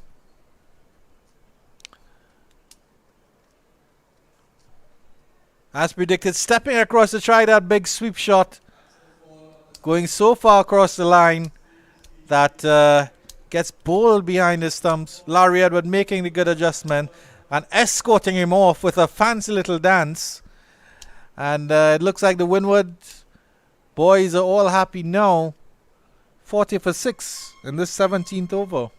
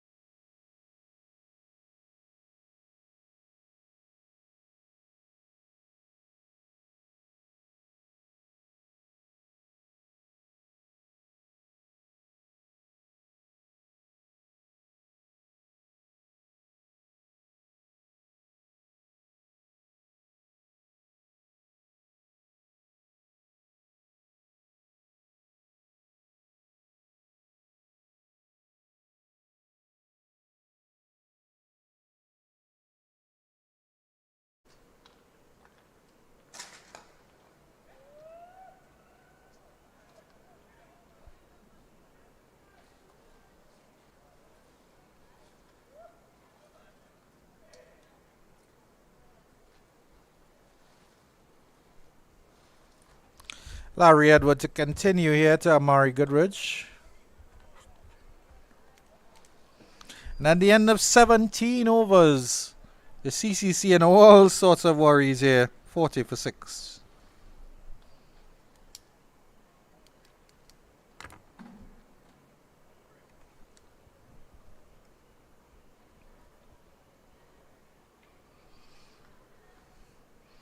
Gavin Hodge has bowled 8 overs on the trot. He has 4 for 12. And is it really any surprise to see him continuing here?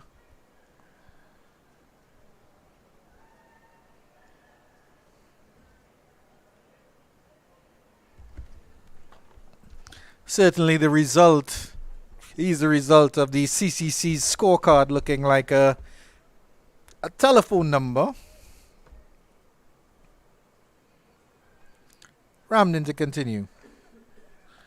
Driving pleasantly up to the cover region, but there is no run. Duncan Charles does the fielding.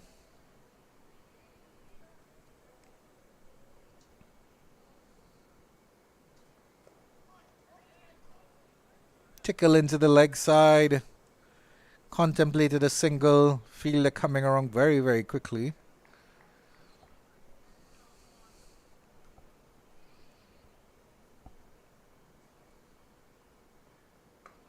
Nice cut by Ramden. Again into the cover region, and Charles is quickly across. And there's no run.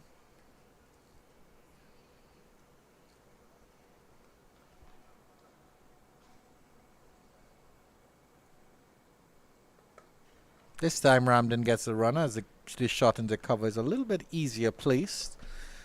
So Goodrich will just have 2 deliveries to face from Kavim Hodge.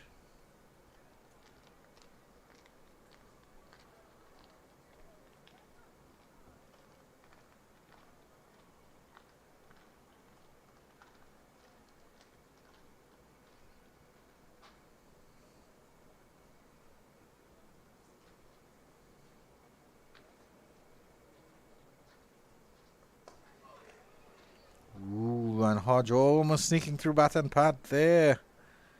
Goodrich jamming his bat down just in time.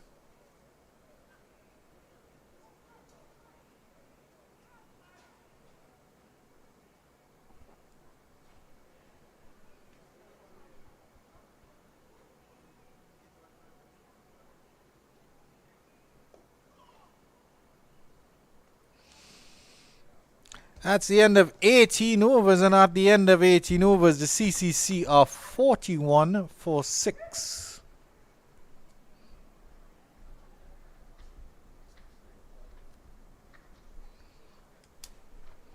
And we will have a short jinx break now, as the groundsmen come to tend to the pitch and the creases.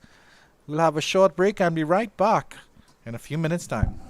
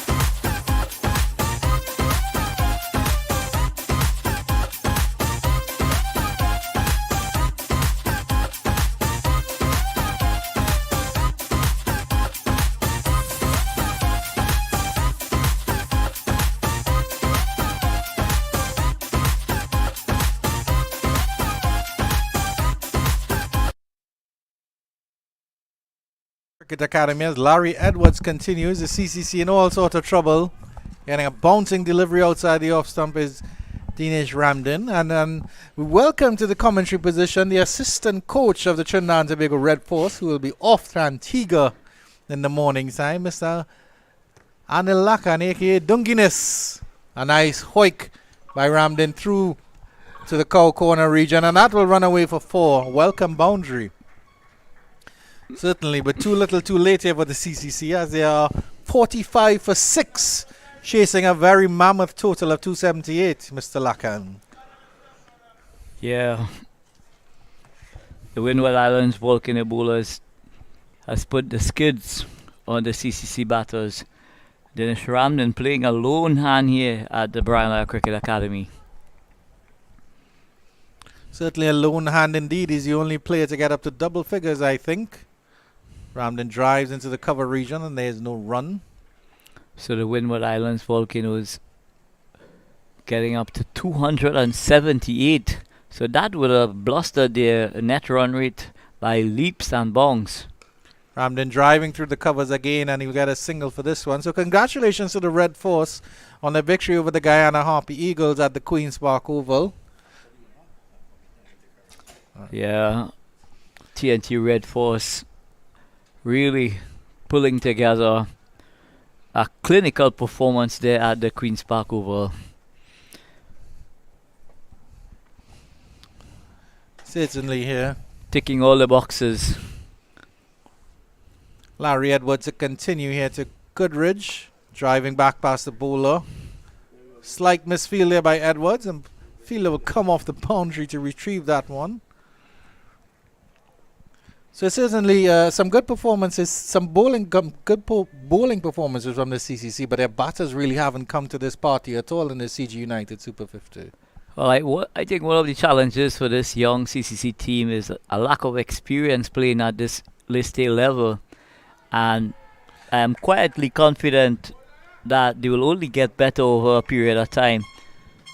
Beaten outside the edge there is Amari Goodridge for that last delivery of the 19th over. And at the end of 19, CCC slip into further trouble, 47 for 6. So a very uphill task indeed for the combined campuses and colleges.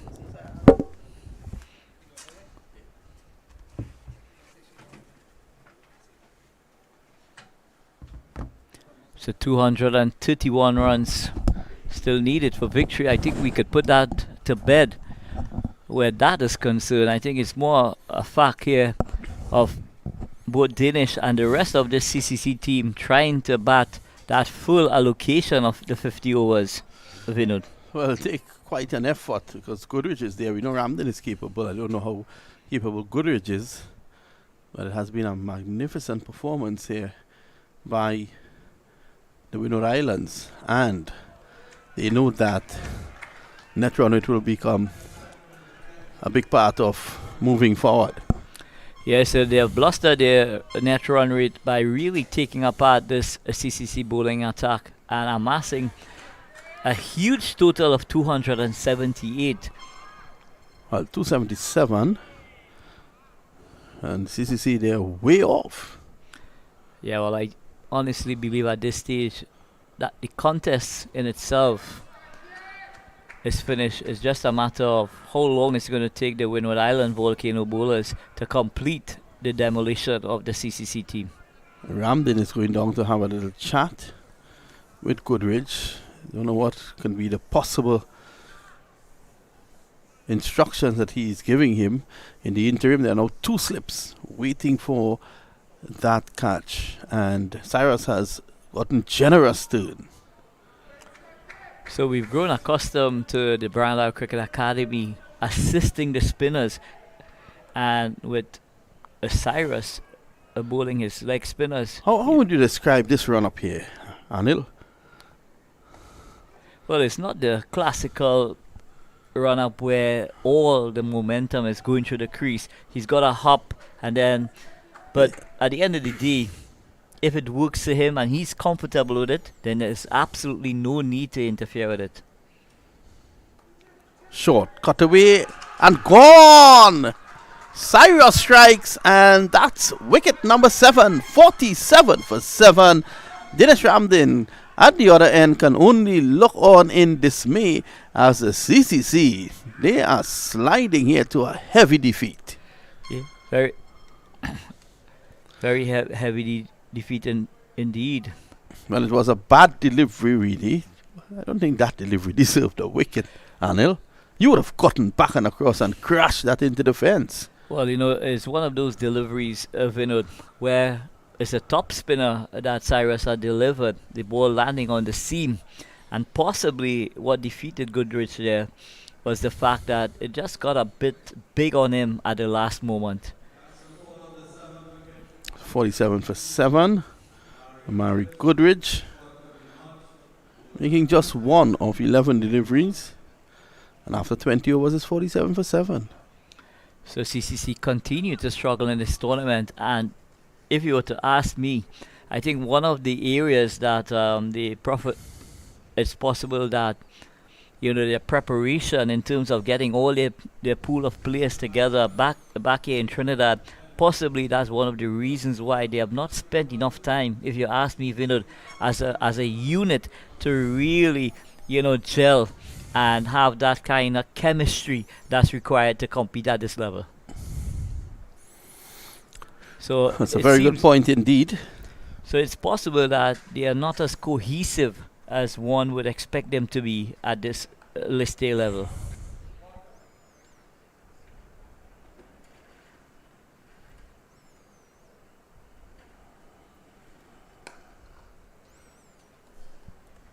So I'm very surprised indeed that Dinesh Ramdin has taken the opportunity to take that single in the very first ball of the over. One would have thought that he possibly, would have tried to farm the strike as much as possible and allow these youngsters the opportunity, to bat with him out in the middle. And with that taking place, they would learn some lessons as well as to how to go about, building an innings. Well, you hear the analysis of domestic coach here, Anil Lakan, who will be involved in the upcoming Dream 11, Anil. I'm sure you're looking forward to that. Always looking forward to T10, Vinod. Well, any day and every day. And twice on a Sunday. 48 for 7. So the Dream 11 will be played in Trinidad and Tobago from the 21st of November. Of course, the draft takes place on Monday, 10:30 a.m. at the National Cricket Centre in Couva. Yeah, I'll make myself present there, Vinod. Yes. So 6 teams competing for a first prize of 100,000 K. Mm-hmm. So something to really look forward to, and of course another opportunity for youngsters to establish themselves in white ball cricket. Fletcher allows the single. I say allows the single. Yeah, he practically just allowed that ball to elude him because he wants to get this done and dusted as quickly as possible. So it's Edwards to Edwards.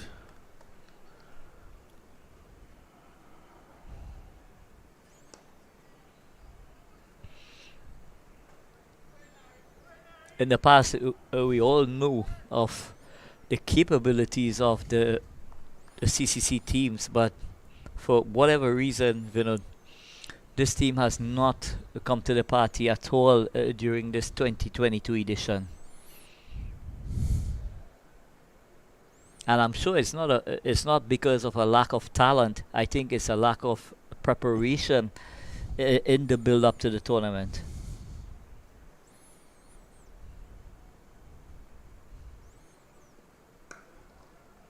Especially when you have players on the various campuses not being together for an extended period of time, to put that, to put the puzzle together, as we would say, the pieces. Arm ball from Edwards. Dinesh Ramdin just tap that out to cover. There's no run at the end of 21. CCC chasing a total of 278 for victory. We might as well forget that. Vinod, more importantly for us is to just have a look as to how these youngsters, under the stewardship of the likes of Dinesh Ramdin, continue to develop their cricketing skills.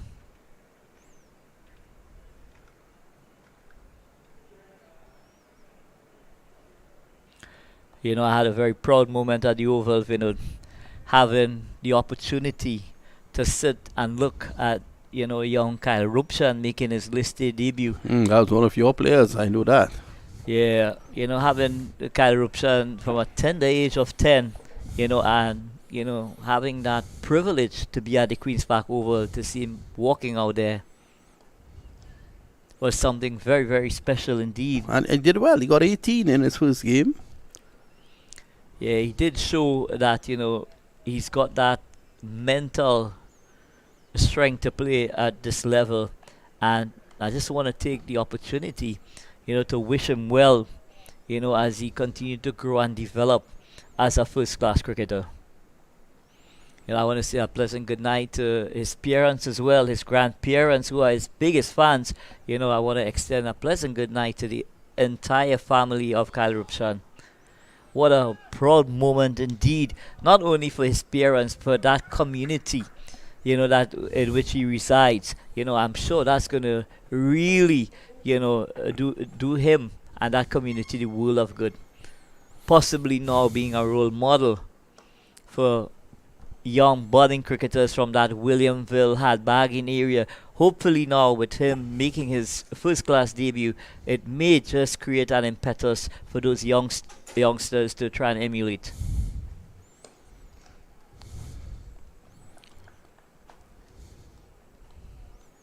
So Dinesh Ramdin just on drive the ball to long on. 7 wickets down, and Ramdin just knocking the ball around. There's nothing he can do from this situation. There's knocking it around. But even at this stage in the contest, Vinod, what you want to see from these youngsters is a lot of fight from them. Not just, you know, allow themselves to capitulate, you know, for a meager total, but try and take this innings as deep as possible. And as you know, there is no substitute for batting balls out in the middle. As Edwards is doing at the moment, it's the end of another over. 53 for 7. So the Windward Islands almost on the verge of qualification here to the final round of competition, which is going to be taking place in Antigua. So Trinidad and Tobago Red Force really pulling out all the stops today, Vinod, and, you know, scoring an impressive victory against the Guyana Happy Eagles team.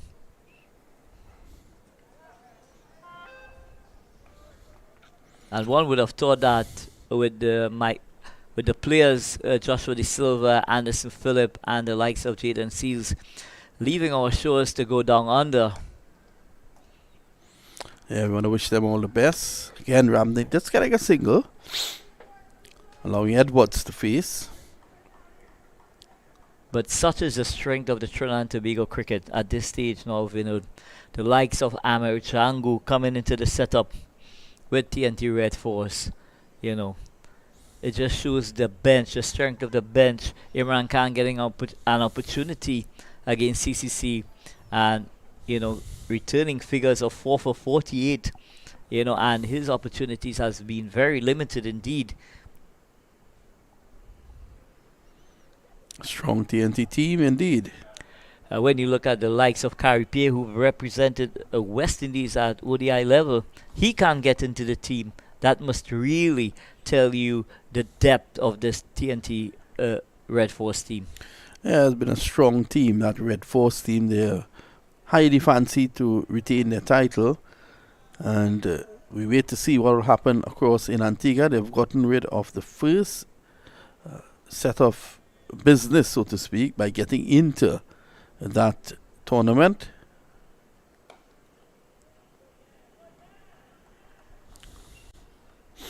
So I'm sure they will want to put on a clinic when the TNT Red Force returns to Brian Lara on Saturday to complete the job in this qualifying aspect of the tournament.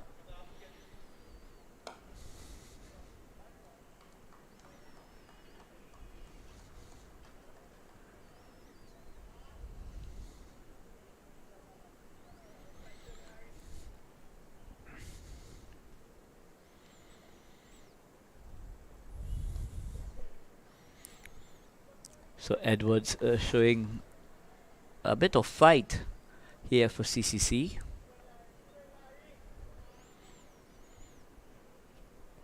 So if they win today, the Windwards will now go to 12. TNT is on 14 at the moment, 14 points at top of the standings. Loud appeal from Edwards.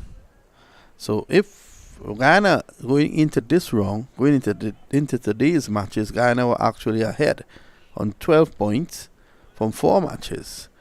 They lost today to TNT, who was second, and TNT had 10 points. TNT has now moved on to 14 points, so they are at the top of the standings. Now the Windward Islands, should they win today, they will then go on, and they will win, given what you're seeing here. It then puts them into second place. Well, it takes them up to 12 points, but their net run rate is still 0.122, minus 0.122. Guyana has a net run rate of 0.359, positive 0.359. This victory, Guyana's net run rate obviously would have taken a lash today with that defeat against Trinidad and Tobago. The Windwards now, this is going to be a massive boost to their net run rate. Having scored 277 and CCC has 55 for 7. So at the end of this game, it'll be all to play for on Saturday, because Trinidad and Tobago Red Force would not be an easy team to defeat. The Windwards will be playing them. Guyana will fancy their chances against the CCC. So Guyana will well end on 16 points. The Windwards will then have to beat Trinidad and Tobago's Red Force in order to end on 16 points. And then net run rate would not come into play, because then Guyana and Windwards will go through. So this is still open, Anil. Yeah, still all to play for. If Guyana wins on Saturday, they go to 16 points.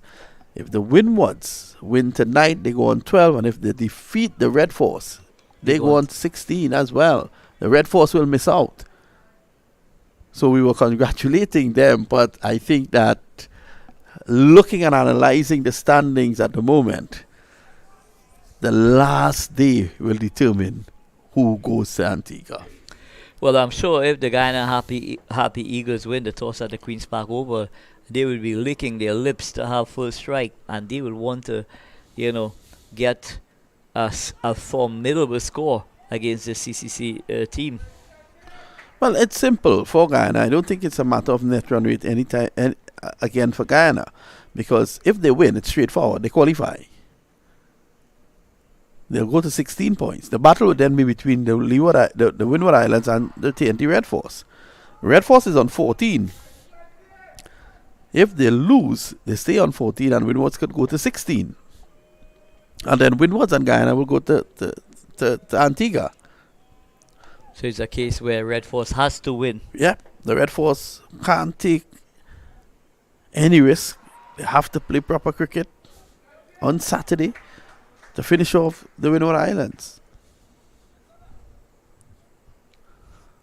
So that no result has really affected us, Trinidad and Tobago Red Force. Had they won that, it would have been easy sailing for them. But when you consider 3.4 overs being bowled in 35 minutes, it really... I think the umpires must be called to book for that. Well, I'm sure the umpires would have been taken into consideration what was transpiring, but in my humble view, I thought they were powerless to do anything, because they weren't really violating the rules of the game. If you want to put into question the spirit in which the game was played, I would say yes. But the players are obliged to bowl wides, abort their run-ups. It's all part and parcel of it, Vinod. It was poor. When you look at the spirit of the game, it was poor. And Ramdin has to take responsibility as a leader. He's not attending any of the universities in the Caribbean. He's on the CCC team as an experienced former West Indies captain. I don't think you would have seen something like that had it been Clive Lloyd there. Or Viv Richards. It made absolutely no sense. And because you're languishing at the bottom of the table, you cannot qualify anyhow. Why bring the spirit of the game into question? So there's a short leg in position now.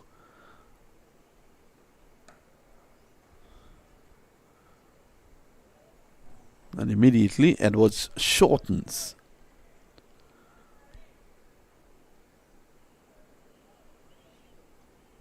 So the Red Force has all to do on Saturday to ensure that they get that victory against this Windward Islands Volcanoes. And I tell you what, Vinod, this team is a very dangerous team indeed. And they would be brimming with confidence. Just out of the reach of Fletcher. Ramdin driving uppishly. And he's going to go back for 2.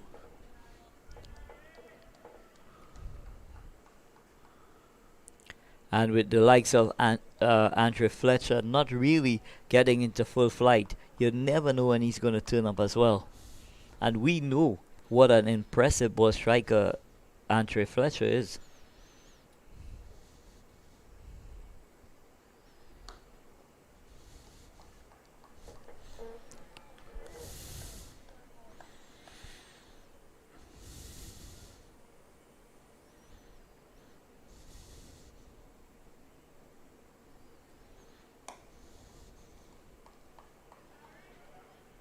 So Dinesh Ramlin continues to fight for CCC here at the Brian Cricket Academy. Edwards proving to give some good support.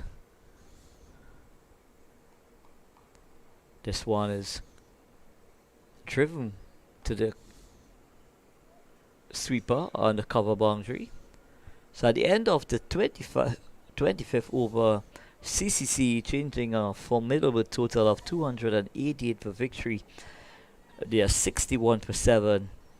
And just at the halfway stage, I think the Windward Islands, they would be fancying their chances to close this game off very quickly indeed.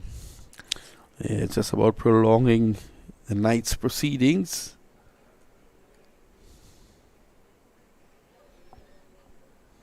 But what would be some of the lessons that the CCC team could take away from a contest of this nature, Vinod? Again, poor shot selection. You look at the wickets that have fallen so far, and in the main, really poor shot selection. Take nothing away from the Windwards. They were very good up front. Kavim Hodge, excellent with the ball. And that really pushed them back. Preston McSween was also good up front. But they just couldn't respond after being thrown into a hole. They started to panic, started to play injudicious shots. And I think they failed to realize that 50 overs is a lot of balls. Yeah, 50 over contest. It is a lot of balls. You're starting at 300 balls minimum. We're not talking about extras, wides and no balls, etc. So that requires a great deal of skill and application from these batters.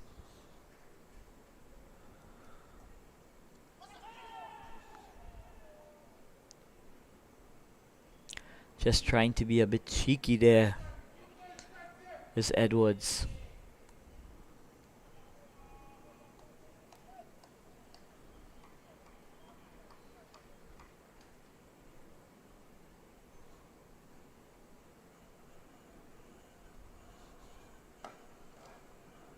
This one is driven out to extra cover.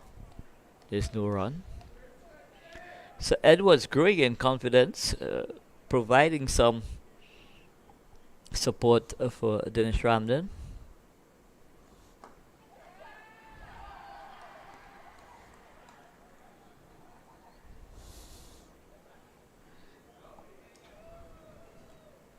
And I would love to see a replay.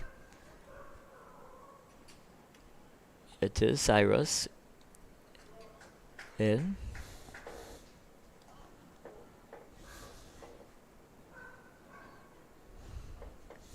Excellent ball and caught there by Cyrus, diving away and picking up that lofted drive from Edwards.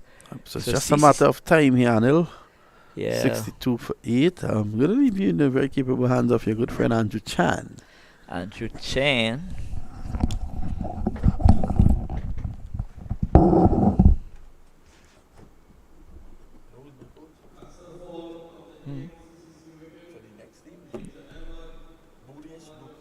Oh God, oh God, oh God, oh God.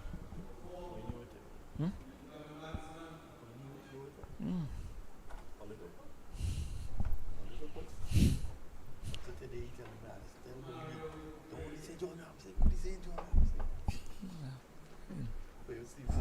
Hmm? Mm.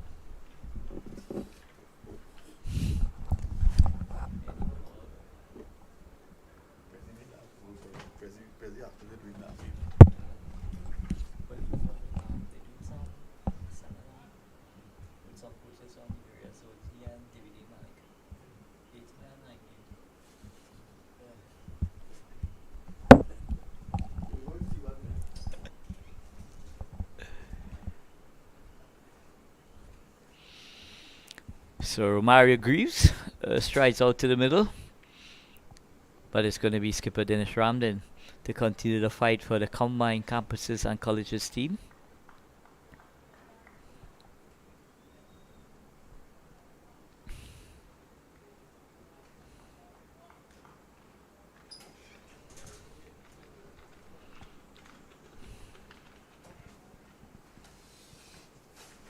So I welcome back my good friend Andrew Chan.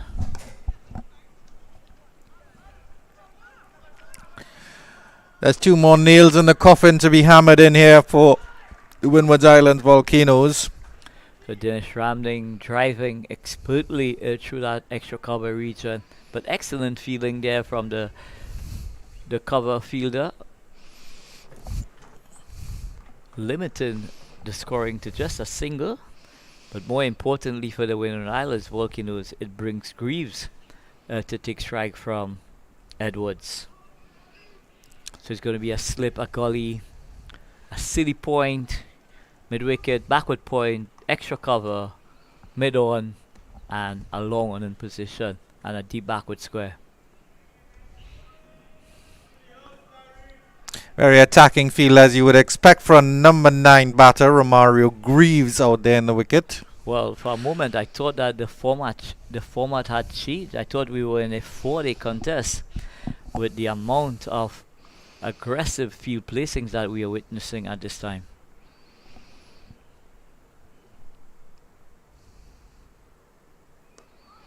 Not surprising at all from the Windward Islands Volcanoes boys. They have a flight to catch to Antigua based on what's happening today, and they'll be joining the Red Force in Antigua for the semi-finals of the CG United Super 50. Well, I think it's too early to make that call, Andrew Chan, because on the final round, at the final round, which takes place on Saturday, there's still a lot to play for. Trinidad and Tobago Red Force, they would need to win against the likes of Windward Island Volcanoes to ensure that they go through. So nothing is yet finalized. Good fielding there in terms of qualification for that final phase of this tournament, which is going to be played in Antigua. Certainly, you're quite right, Mr. Dungi. Thank you very much for reminding me of that.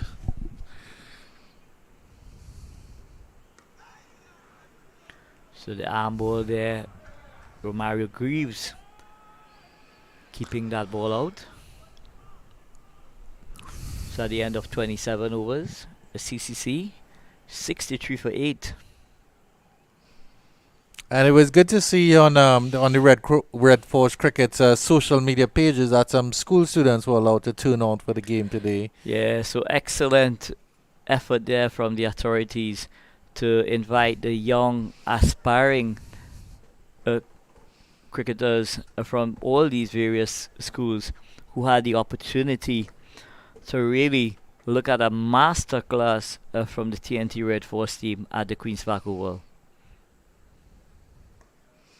Darrell Cyrus playing his first game for the tournament and has done quite well with 2 wickets for 2 runs in 3 overs.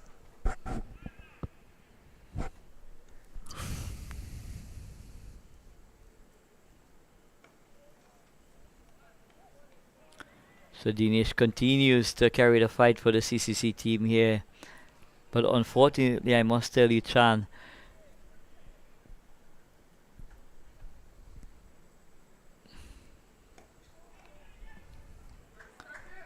he will need a lot more support than he's been given at this time to at least battle their allocation of 50 overs.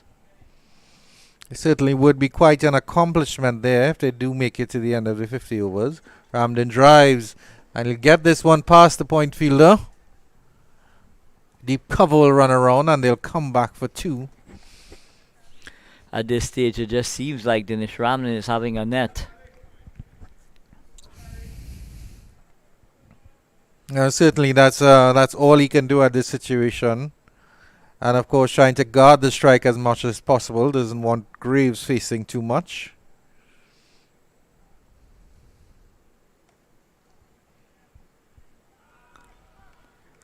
This one is played out to backward point. Certainly can't say the tail has wagged, but Ramden has shepherded them as best as he can.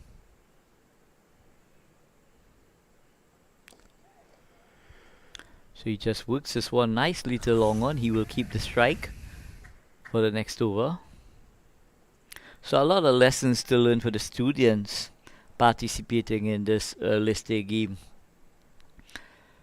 You know, you could do as much as you like in terms of coaching, but most of the lessons are learned while out in the middle, Andrew Chan. Do you think Ramden may have been better placed sending himself up at number 3 instead of coming in so low in the order at number 5, and then he would have been able to shepherd the strike a little bit more? Well, I think this team is of a developmental nature, so Dinesh Ramden, it's not in his best interest to try and hog, the opportunities of the order. He's allowing the youngsters the opportunity to play and, of course, develop their skill sets. But certainly, I feel like if he had come in a little bit earlier, based on the need to be competitive in this series, particularly, it's not to say that the other batters wouldn't have gotten a chance, of course. Ramden drives, and that's a bit of a misfield there by Andre Fletcher in his short cover position. And they'll get away quite nicely for 2. Preston McSween doing the fielding out there. So a bit of untidy out cricket from Windward Islands, not something that we've grown accustomed to with this Windward Islands Volcanoes team. They do set themselves very, very high standards in the field. So that's definitely going to go down as a blemish on their part.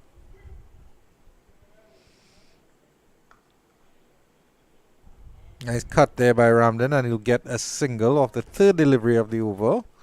So Larry Edward coming up to the end of his spell, 2 for 29. We'll have 3 deliveries at the number 10 batter, Romario Greaves, and as expected, the fielders crowd around the bat as if it's a 2-for-1 special in a rum shop. Well, Edwards will want to try and pry out another wicket before the end of his allocation of 10 overs. So just a hint of spin there for Edwards. Certainly a bit of drift coming in with the left arm. Well left by Greaves. Probably have to get it a bit closer to the stumps, Larry Edward, to make him play. This one is closer to the stumps, but Greaves covers that up nicely.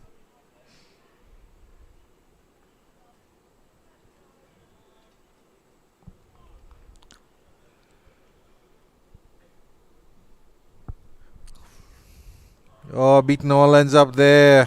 Is Romario Greaves with the last delivery of that over. And that's the end of Larry Edwards' spell. He bowled magnificently. 10 overs on the trot, 2 for 29. The CCC 69 for 8 after 29. That required run rate going up to 9.9, almost 10 runs and over. And they need 209 runs off 126 balls.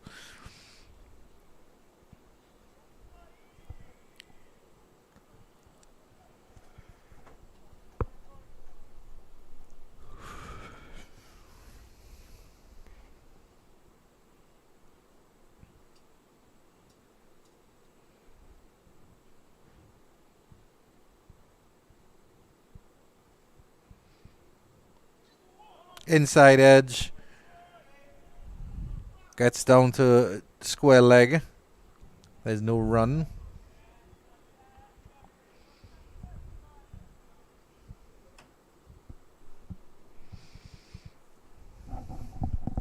Darrell Cyrus continuing, and Ramden almost pitches that one back up to him. Has to be very careful, Ramden.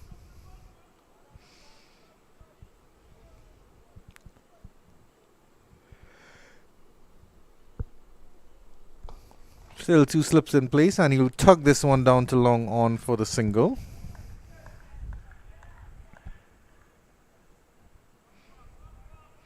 Good little knock here by Dinesh Ramden. Unfortunate given the circumstances. Yeah, Dinesh Ramden showing all his skill and experience playing at this level.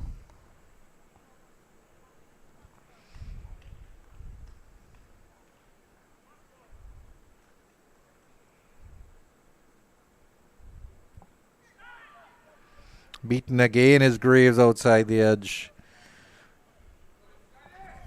So Cyrus wheeling away his leg spinners here at the Brownlow Cricket Academy, getting some purchase out of the surface.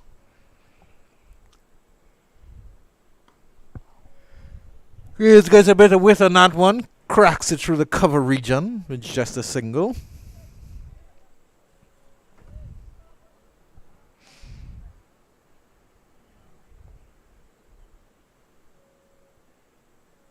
So Dinesh Ramden, the skipper of the CCC team, continues to play a lone hand here.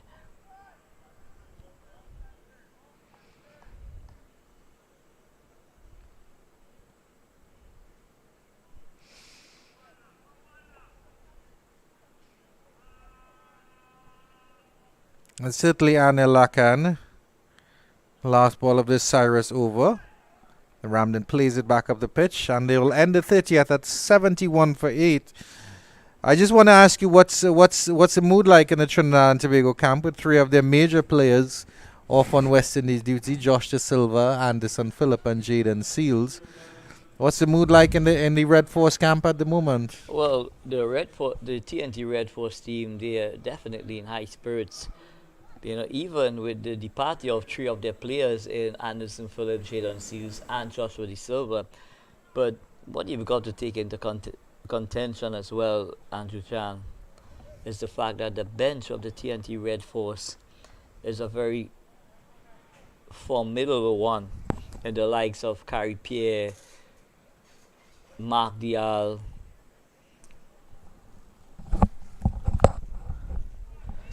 Amir Django.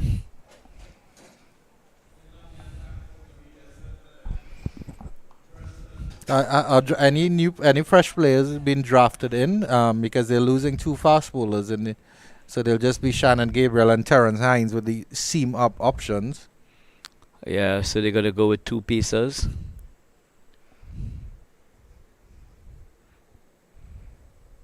Preston McSween comes back into the attack. First 5 overs going for 20 runs. The spinner's doing the damage here for the Windward Islands Volcanoes. But certainly Andre Fletcher bringing back on his champion pace bowler, hopefully to knock over these last 2 wickets easily and quickly. Yeah, so Andrew Fletcher wants to get the job done now. He's bring back one of his premier strike bowlers in Preston McSween. Good delivery outside the line of the off stump. But excellent judgment from Romario Greaves, knowing exactly where his off stump is and allowing that ball to go by to the wicketkeeper. So it's all a learning process for these youngsters playing with the CCC team, and this exposure playing at the list A level is going to do the confidence the world of good.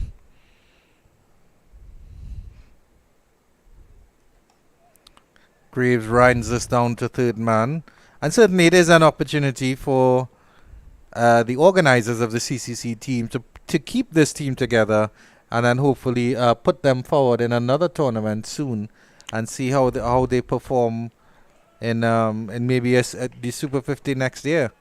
Well, I'm not sure, but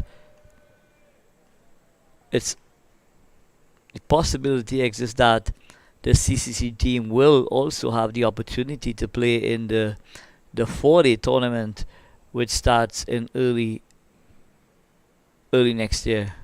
That's a good, as well as Ramden gets this one, flicks this one nicely off the hips down to deep square leg, and he'll trot a single.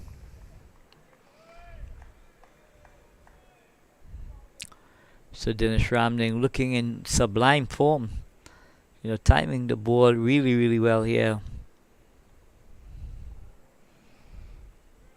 Karuba, of course, very close to his home in Presal.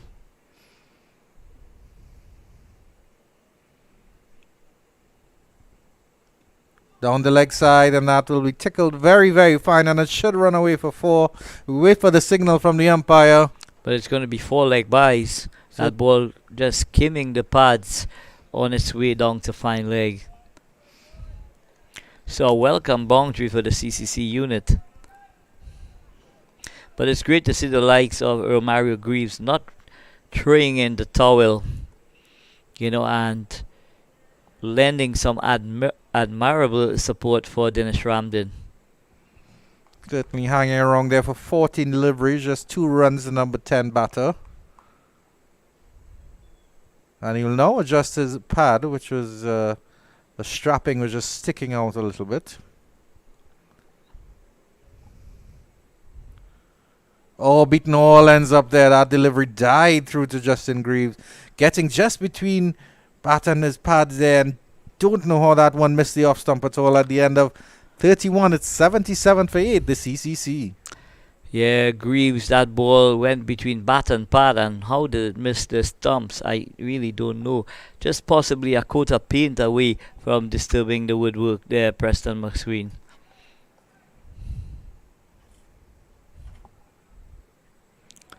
But Cyrus is going to continue.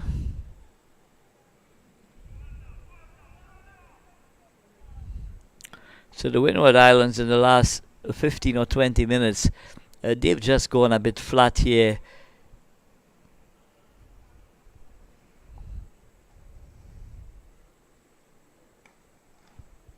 Ramdin looking quite comfortable on the wicket, pushing that one through the cover region for another single.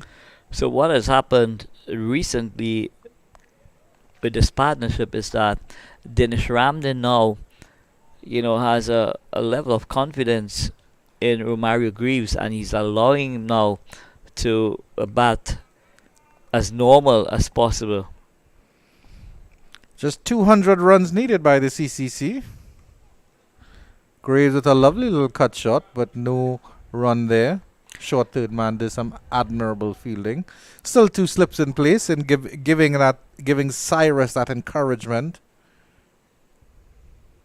And why not give the leg spinner that attacking option in terms of field placement?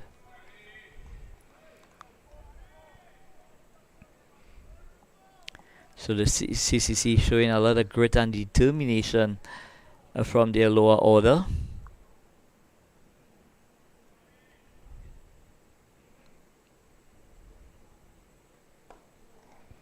Nice drive by Greaves.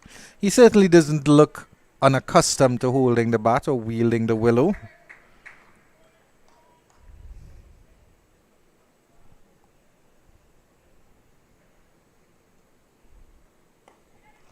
course, we're not sure how good his patience is there.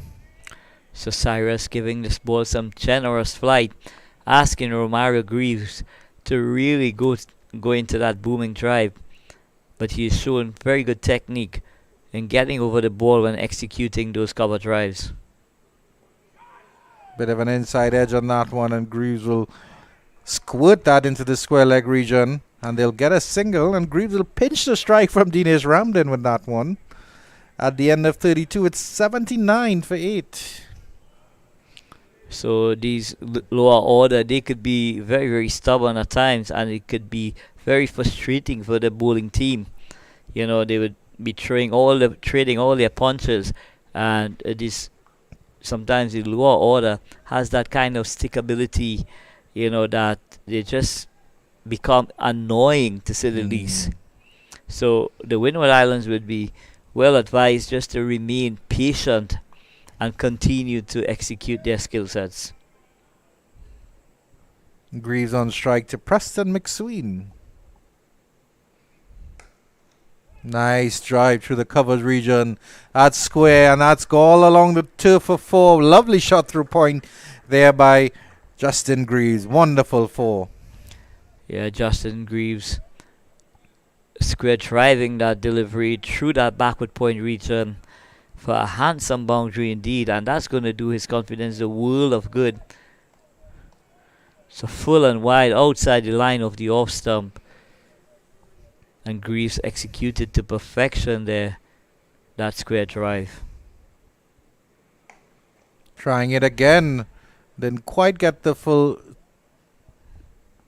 brunt of the bat on that one.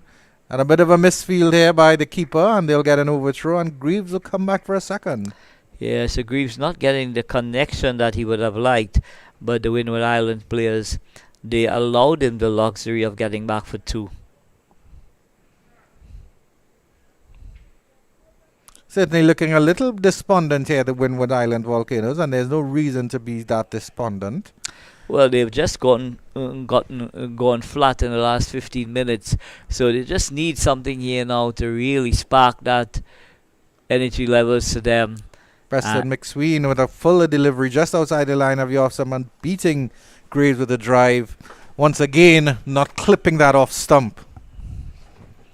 Yeah, the Yorker from Preston McSween just a bit wide outside the line of the off stump. Had that been in line with the stumps, it would have been curtains for Romario Greaves there. But he continues to battle away for his team, the CCC, Combined Campuses and Colleges team.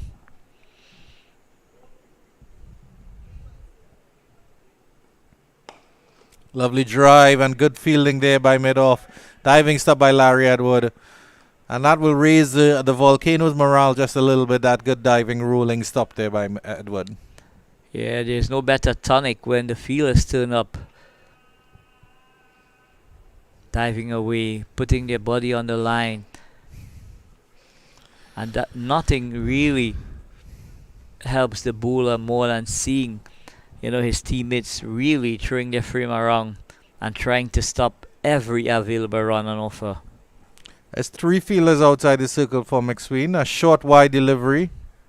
And attempted cut there by Romario Greaves on jumping off the ground, but through to Walcott.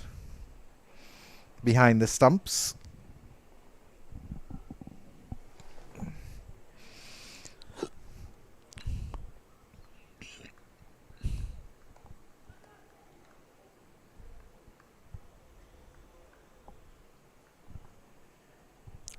So it's just about 8:05 in Trinidad and Tobago.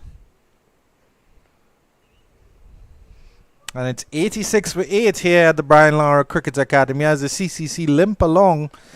33 overs gone. Their target is 278. It's very, very far mathematically. It's not impossible, but certainly unlikely here as Dinesh Ramdin bats with the tail.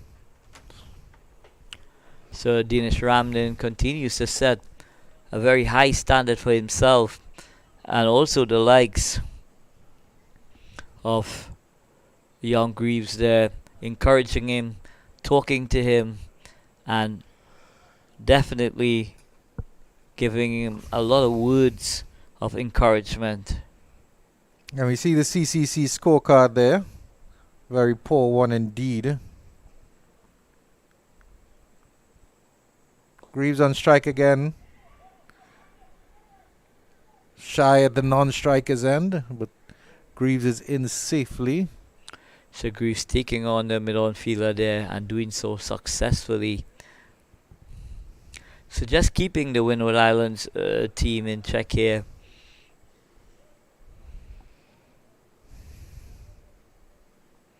So Cyrus bowling with a slip, a gully, backward point, cover sweeping, extra cover.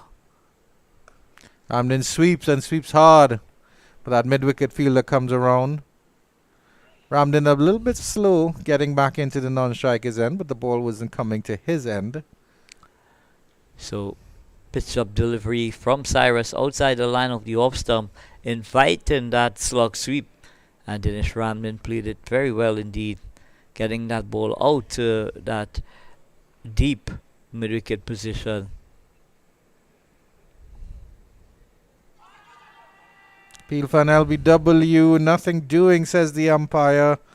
Greaves had stretched the foot out a long way, his front foot out a long way. So Greaves not picking that delivery at all. It was the googly that was spinning back.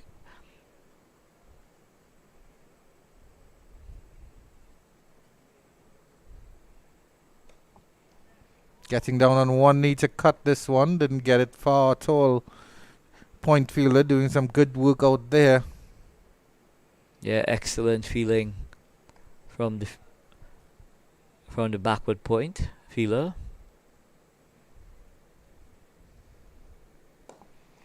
That's a lovely drive by Greaves. Long off will do the fielding. 89 for 8. So Romario Greaves growing in confidence here. Moving on to 12 with that single. And the CCC continues to frustrate the Windward Islands Volcano team here at the Brownlow Cricket Academy.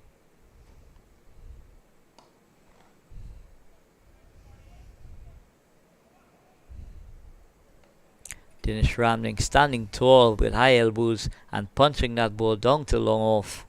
At the end of over number 34, CCC chasing a target of 278 for victory. They are 90 for 8. Certainly the tail sticking here with Dinesh Ramden as we get the scorecards again. Kirsten Kalicharan caught Fletcher bowled Hodge for 16. Xavier Burton bowled by Hodge for 0. Jonathan Drake's LBW bowled Hodge for first ball duck. Navin Badesi caught Fletcher bowled Edwards for 12. O'Dane McCarthy LBW to Hodge for 1. Matthew Ford bowled by Edwards for 1. Goodridge caught by Hodge, bowled by Cyrus for 1. And Nathan Edwards caught and bowled by Cyrus for 4. The two not out batters. Dinesh Ramden on 35 and Greaves on 10. McSween, that should be, continues.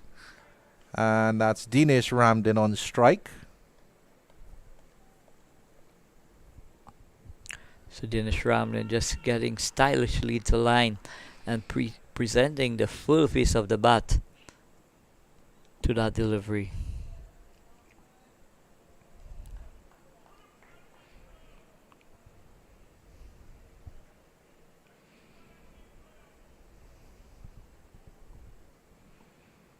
Lovely Yorker by McSween, but well dug out by Ramden. Long mid-on does the fielding. So Dinesh Ramden playing that ball to mid-on and immediately taking off the mid-on. Just hovering around that 30-yard circle, which allowed him the opportunity to rotate the strike. But it brings the youngster Romario Greaves to face the likes of Preston McSween. Lovely Yorker there by McSween. So well McSween played by Greaves.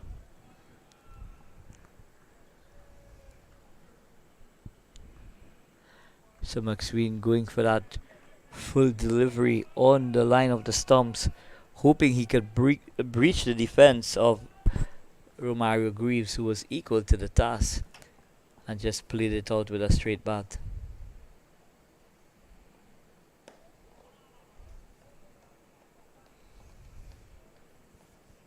Preston McSween just taking the piece of that ball, running his fingers on the seam, bowling that left arm orthodox spinning delivery as just changed up.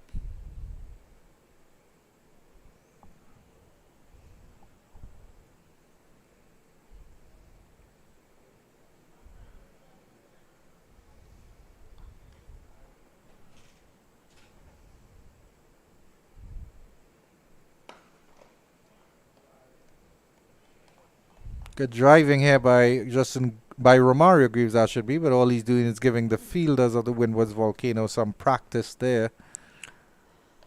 Yeah, just not timing that ball to perfection as Romario Greaves, possibly playing a tad too early. Certainly equipping himself well as a number 10 batter.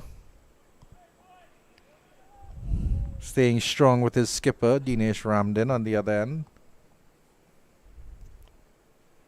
McSween's last delivery of his over, and this one is pleasantly driven down out straight along the ground, past mid-on for 4. Wonderful shot by Justin Greaves to end the over. And at the end of 35, the CCC 95 for 8, chasing 278 for victory. Well, I'm sure that would have been the shot of the day. Looking at the replay here, Greaves just extend his arms through that delivery there and going past the mid-on fielder into the long-on boundary for a wonderful boundary there by Romario Greaves. Expertly executing the on-drive. Taking a look at the bowling for the Volcanoes now. McSween has bowled 8 overs for 30 runs. No wickets. Kavim Hodge, to pick up the bowlers, you'd have to say 10 overs, 4 for 15. Larry Edwards, also 10 overs, bowling out his 10, 2 for 29. And Darrell Cyrus not doing too bad, equipping himself quite well. 7 overs, 2 for 13, and it's Cyrus to continue. Ramdin trying with the sweep. An appeal for an LBW. They're begging the Volcanoes, but there's nothing doing.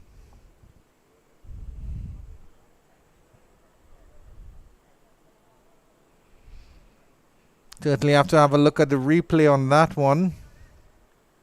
May have been just drifting down the leg side. Here's Cyrus again. Ramdin is back and cutting fine, and the fielder deep cover will come around and pick that one up, and they'll just get a single. So Dinesh Ramdin continues on his merry way. That single takes him on to 39. And it takes the CCC score on to 96 for 8. And how well, they're really doing it at this stage, both Greaves and Ramdin. Full delivery, and Greaves drives nicely out to that cover region. So very encouraging signs for the management of the CCC team. The likes of Romario Greaves is showing a lot of grit, a lot of determination, and this is what you want to see from the youngsters here making their debut at playing the List A cricket. This one is a shorter delivery, and Ramdin is able to tug that to wide long on. They'll contemplate for a second, and Greaves is running back very hard, and they get to very good running there. So Dinesh Ramdin recognizing that there is no mid-wicket fielder in place, just picking the gap there between long on and cow corner.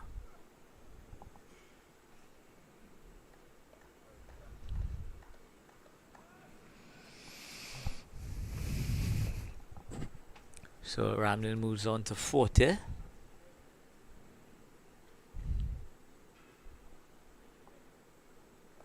Gets the sweep this time, and will he get it into the gap? He certainly does.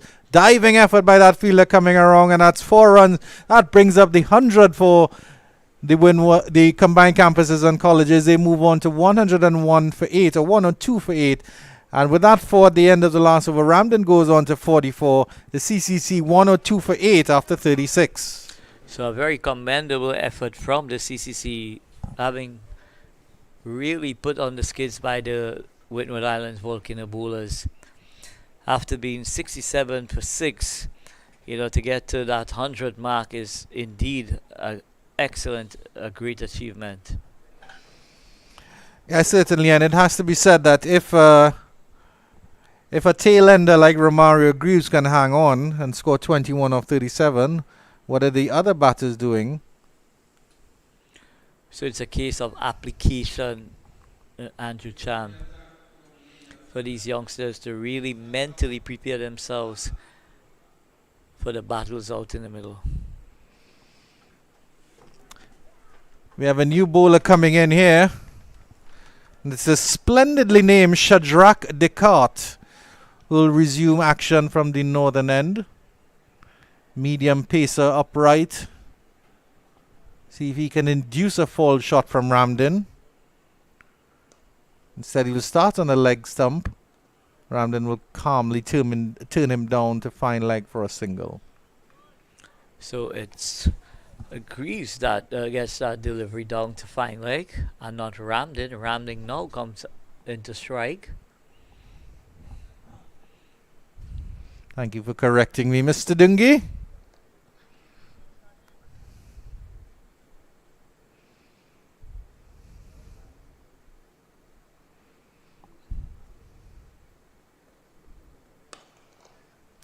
This time Ramden tugs this one out to wide mid-on and gets a single.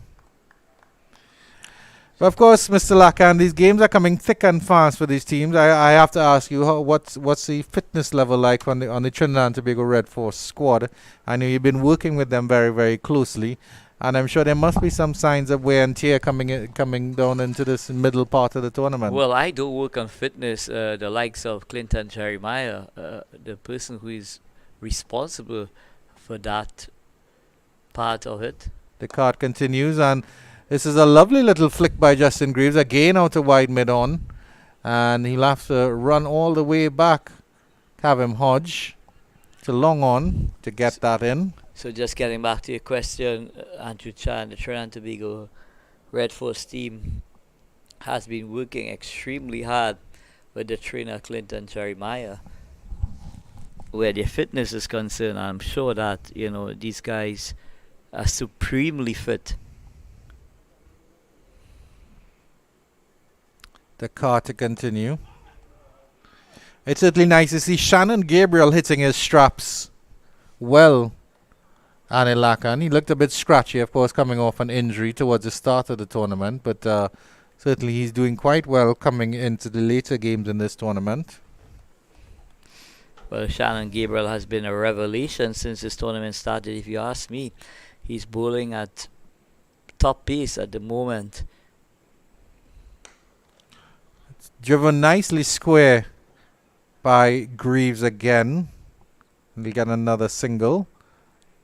So Shannon Gabriel bowling very hostile indeed today at the Queen's Park Oval. And skipper Nick Puran is using him as an enforcer, especially when he requires a wicket. Shannon Gabriel just comes on and does the trick. Certainly offers that X factor. The card comes in for the last ball of his first over. Played back up to the bowler. Jacquard does the fielding. And at the end of 37, the tail continues to wag here for the CCC. It's 108 for 8. And Dinesh Ramden, that's Justin Greaves, or Romario Greaves, I should say, gets a change of glove. So just when we thought that the CCC would be skittled out, both Romario Greaves and Dinesh Ramden, they've put on a partnership now that's worth 46 invaluable runs to the team. So excellent effort from both Dinesh Ramden and Romario Greaves. Certainly making the Volcanoes work very, very hard for this win as Daryl Cyrus comes in. And a bit of a misfield there in the extra cover region.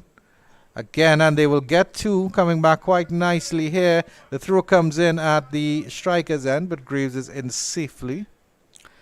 So, the Windward Islands just getting a bit scrappy here at the Brown Cricket Academy. Possibly not keeping his eyes on that ball until he had total control, and that just allowed that ball to elude him. Andrew Fletcher still remains in the slip position, giving Cyrus that encouragement. Well, with the formidable score that the Windward Island Volcanoes has posted, he could afford to keep himself at slip and continue to attack as well. All four fielders outside the circle in front of bat. We have a deep mid wicket, and then we have a deep cover, and then a conventional long on and long off. So 4 fielders are allowed from over number 11 to over number 40 if we were to go into the final phase. Ramden reaching for that one. There's a wide delivery from Cyrus, but could only cut it to Hodge at point. From over number 40 to over number 50, the fielding side has the luxury of having 5 fielders outside on the boundary if they choose to.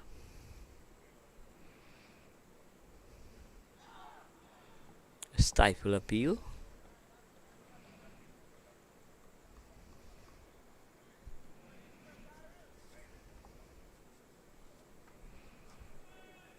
A little fight back here from Ramden, and Greaves continues. Ramden driving into the point region again. Oh, that's Greaves, my apologies. And there is no run. And at the end of the 38th over, 110 for 8, the CCC. So CCC continues to fight through the likes of skipper Dennis Ramden and Romario Greaves here at the Brown Cricket Academy. Just stalling the proceedings here is both Dennis Ramden and Romario Greaves. So Dennis Ramden approaching another landmark half century at the list A level.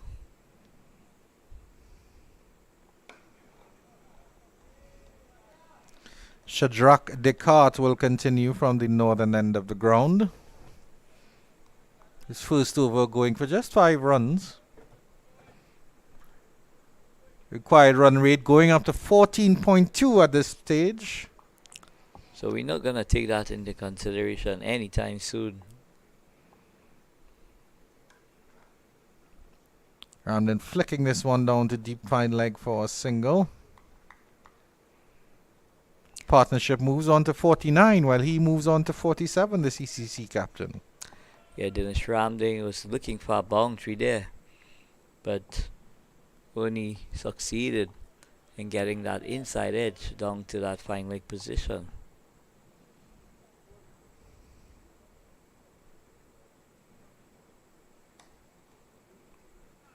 Misfield Bay at point. And another single there, another scrappy single for CCC. And that will be the 50-run partnership, I believe, between these two. Excellent batting here by Ramden and Greaves. So congratulations to both Ramden and Greaves, for stitching a invaluable partnership of 50 at this stage. Ramden goes big over long off, and it bounces a couple times before it dribbles into the rope, and that's 4 runs, and that is a half century for Dinesh Shutter Ramden. Yeah, what a wonderful innings from Dinesh Ramden, showing all the experience, all the guile, and also, helping the likes of Romario Greaves, to develop their cricketing talent as well. Have a look at this delivery here. Given a little bit of width, Ramden going over the long off region. And this time he just tugs that one into the cow corner region. A diving effort by the fielder there in the mid-wicket region. Cow corner comes around and Ramden trots back for 2.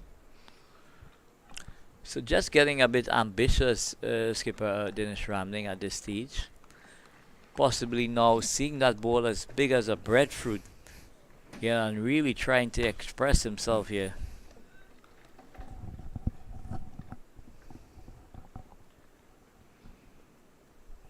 Attempted cut. It was too close to him, Ramden. Moral victory there for Shadrach Descartes. And at the end of 39, the CCC still continue to linger. 118 for 8. Dennis Ramlin would have thought to himself that he missed out there, Andrew Chan. The cut shot is his signature shot, but just a bit too close to him and unable to execute that cut shot. So the players are going to take a break. We are going to take a break as well. And as soon as the action continues here at the Brian Lara Cricket Academy, we will be back very shortly to bring you continued live action from the Brian Lara Cricket Academy.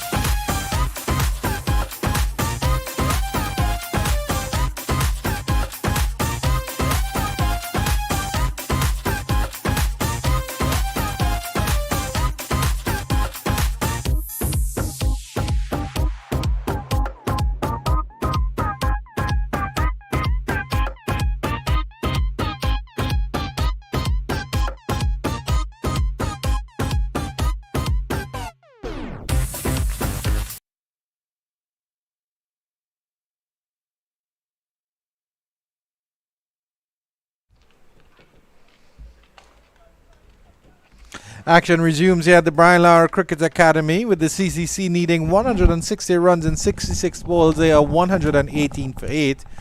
Darrell Cyrus will resume action from the southern end of the ground, 2 for 23 off 9 overs. Certainly will want to finish strongly here. So the lone bright spot has been Dinesh Ramdin from a batting perspective for the combined colleges and campuses. You may have to add Romario Greaves into that list as well, because he's provided able support in this partnership of 56.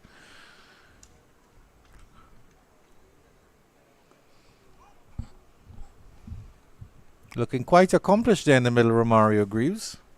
Hasn't been phased by too much. Certainly a couple deliveries from Preston McSween beating him outside the off stump.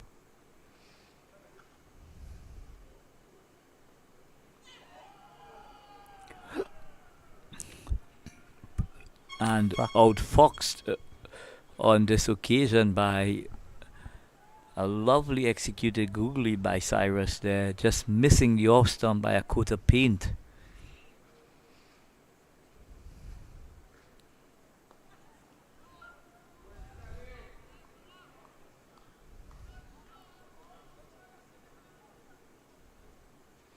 Andrew Fletcher there at slip trying to gear up his boys. There's 2 wickets to fall, 2 final nails in the CCC coffin.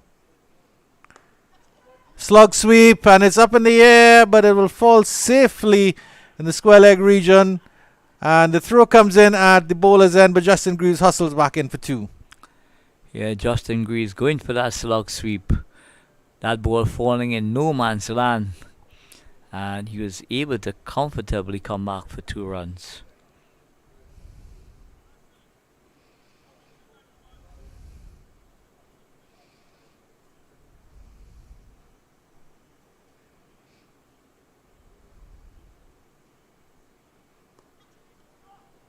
Back to playing this one a little bit more sedately after that rush of blood, Romario Greaves. So it's back to regular programming for Romario Greaves. Yeah. Maybe that that little refreshment he had just giving him a little bit extra spirit in that water break we just had. And it's 40 overs completed here, the CCC. Lingering 120 for 8. 158 needed off the last 10 overs of this encounter here. Just 2 good deliveries the Windwards Volcanoes need to close out the CCC innings. But certainly they'll feel very, very comfortable about their position, the Volcanoes. Yeah, but more importantly for CCC, they would want skipper Dinesh Ramdin and Romario Greaves to continue to bat the last 10 overs of this innings and hopefully not get bowled out during this back end of the innings. Lone batter in the hutch is in the form of Abhijay Mansingh, who bowled quite well earlier today. As Shadrach Descartes continues to Ramdin, and Ramdin flicks him off his legs down to the square leg region, deep square leg. Johnson Charles comes off the boundary. There's the fielding, but a strong return back into Tevin Walcott. It's just a single. So we are now into the final 10 overs of his innings. Both Romario Greaves and Dinesh Ramdin looking very assured at this time. Good cut there by Greaves again. Maybe a little bit too close to the stumps. Trying to tear it down to that third man region, or maybe just in front of point. So Descartes committing the cardinal sin, overstepping the front line. So it's going to be a free hit for Romario Greaves. So you just wait and see how he goes about executing against the free hit.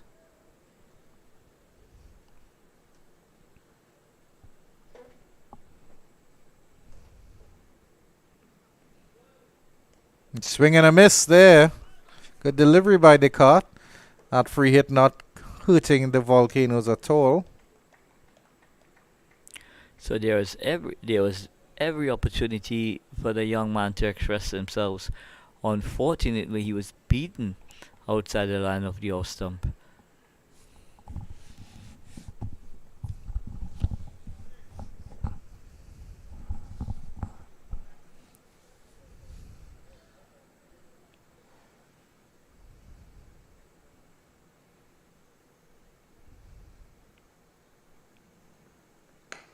Nice drive by Justin Greaves. A bit uppishly maybe. Fielded that short extra cover there by the Spice Man, Andrew Fletcher. Not getting the timing right. Justin Greaves. Romario Greaves. And that just trickles out to extra cover. There's a Justin Greaves playing for the Windward Island Volcanoes. I can understand your confusion, Anil Lakan. I think I've made the mistake myself on 1 or 2 occasions. So excellent fielding from Descartes to his own bowling.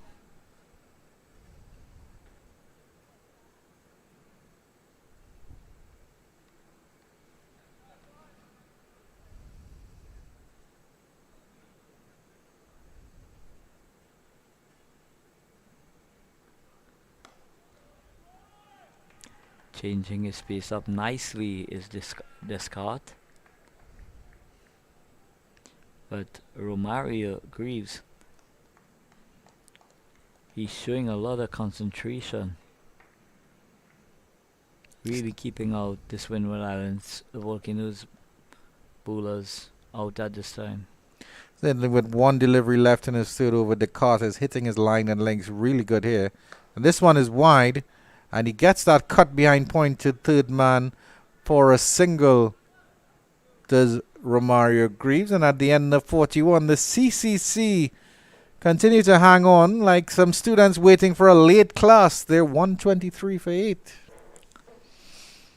Yes, so excellent recovery in the context of this game, where both these batters has really, shown a lot of grit, a lot of determination, and for the like of Romario Greaves, I'm sure it's going to be an excellent learning curve for him as well. Batting in difficult situations here, in a difficult situation here, and not allowing himself to be overawed by the occasion or the dominance of the Windward Island Volcano bowlers. But certainly he has a man with experience on the other end of the pitch in the form of Genius Ramden to guide him through this difficult period. Andre Fletcher, the Spiceman, comes on to turn his hand. Let's see what he is capable of, Mr. Spiceman. Certainly don't see much of him bowling at all. Fast arm action, beaten outside the off stump there. Romario Greaves with a little bit of an extra bounce there from the Spiceman. So the skipper wants another catcher in position. So the slip goes in. That ball spinning alarmingly outside the line of the off stump.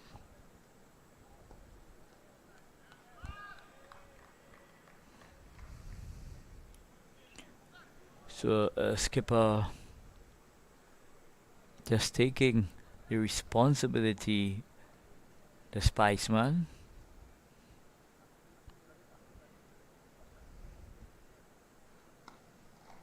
Cut, and cut well. Just a single there. Dinesh Ramden comes on strike, so it's captain versus captain now.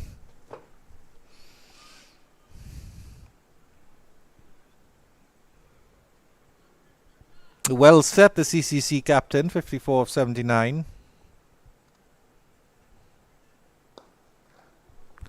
And he drives his opposing captain down to long on for a single.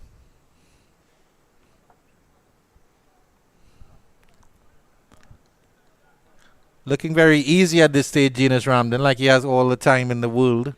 Well, having spent a considerable amount of time out in the middle, having batting 80 deliveries thus far, I'm sure he's seeing that ball as big as a breadfruit.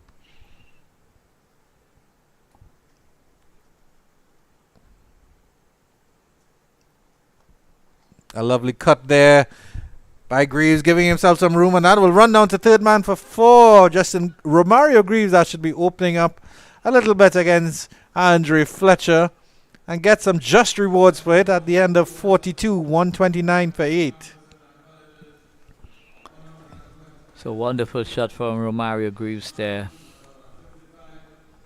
Playing that ball down to the third man region for a boundary. So CCC continues to fight here at the Brownlow Cricket Academy. That boundary takes the score up to 129 for 8. And Romario Greaves, what a revelation he's been for the CCC.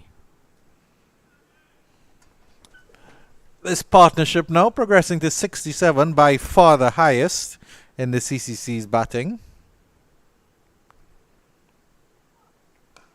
Ramden tugs this one into the leg side, and they don't go for the single, strangely enough. So Dinesh Ramden caught on the back foot there after playing the shot, and to me that resulted in him not being able to really take off and get that single. Certainly hope he hasn't done himself a serious injury. One directed towards the leg stump again, and there's no run. Ramden took 2 brilliant diving catches in the keeper position today, really belying his age here. One very early in the game and then one late in the game again.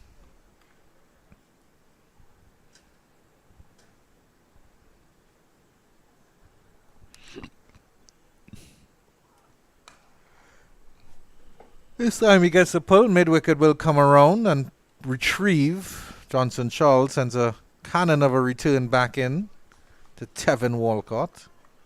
Batters cross for a single. And Romario Greaves comes back on strike.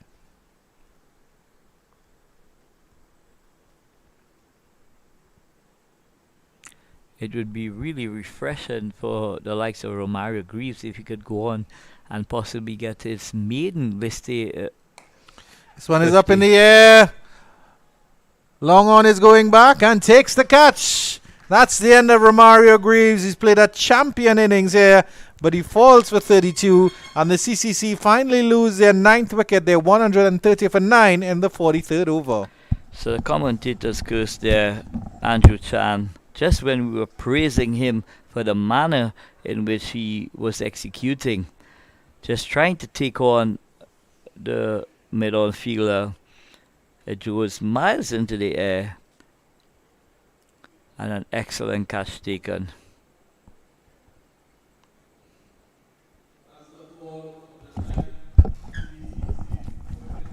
Well, certainly you should be very, very proud of the innings that he put out here, Romario Greaves, in the context. Got by Kavem Hodge. Shadrach Dekar taking his first wicket. And Abhijay Mansingh comes out to the crease as the number 11 batter here for the CCC squad.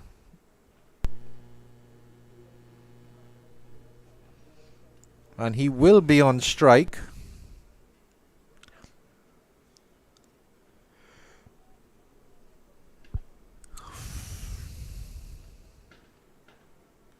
Taking a guard on middle stump here.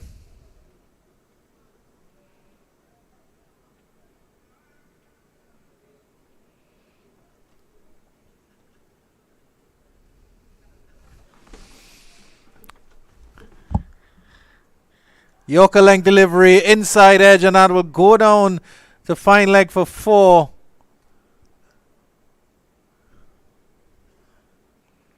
Shadrach Dekar almost cleaning up Mansingh with his first delivery, but just getting his feet out of the way in time there. And the finest of edges, taking it down to the fine leg boundary for 4.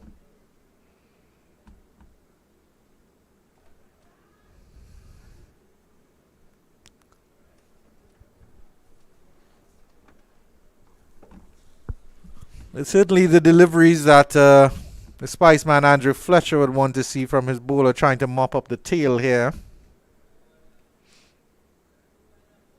Mansingh off to a flyer. Ramden looking despondent at the non-striker's end. So you have to see how Descartes responds. It's a good delivery on the line of the off stump. Well covered up by Mansingh. It's 43 overs gone. The CCC 134 for 9.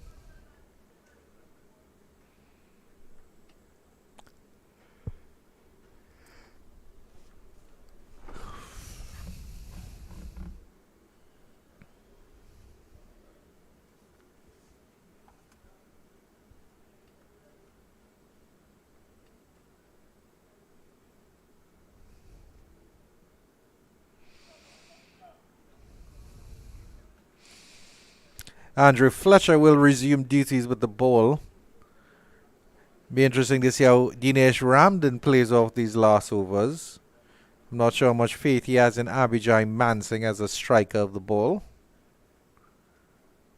It's up in the air.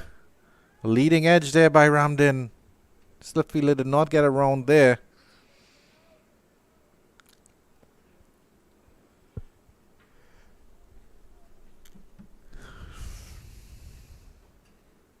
Attempted cut. Didn't get a hold of that one.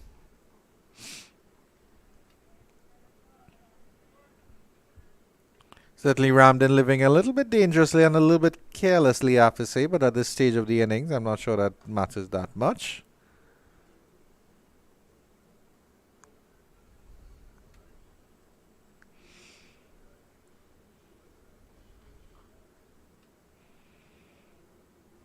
Dancing up the pitch.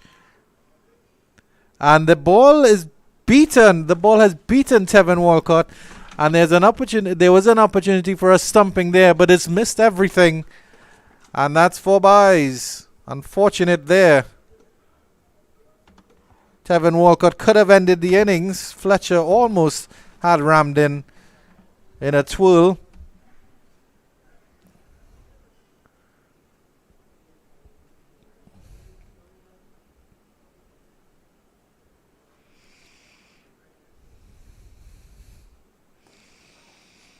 Ramden going for the big expansive drive, getting an inside edge onto his boot that spills out into the offside.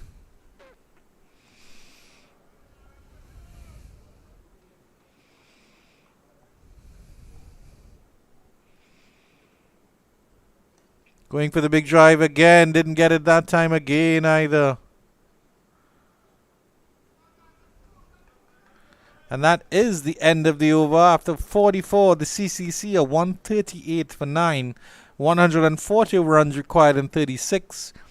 The required run rate going up to 23.3, which of course is not even a consideration at this point. And Shadrach Descartes will get a full over at the number 11 batter in the form of Abhijay Mansingh.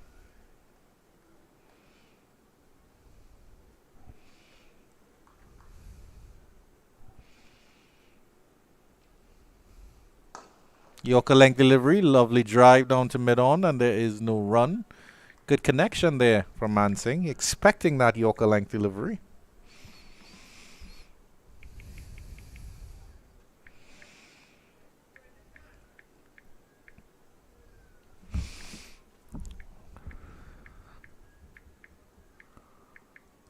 Another delivery down the leg side, half stopped by Tevin Walcott. That was a goalkeeper stop from the wicket keeper.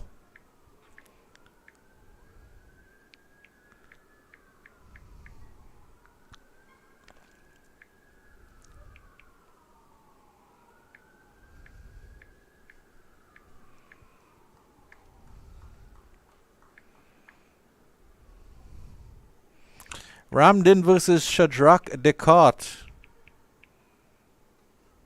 Yorker length. He digs that out to square leg. Charles sends a easy return into Tevin Walcott.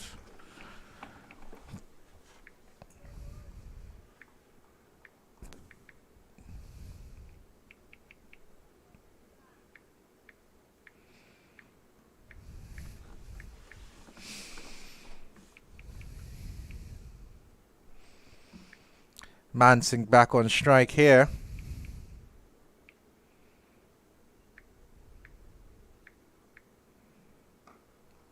Played very, very nicely under his eyes. Played very late. Opened the face and just guided it to point, but there's no run. Andre Fletcher feeling at short extra cover. Will certainly feel aggrieved. He should have had his opposing number stumped on the last delivery, on the last over. We'll be hoping he gets another bite of the cherry. A wide delivery down the leg side by Descartes.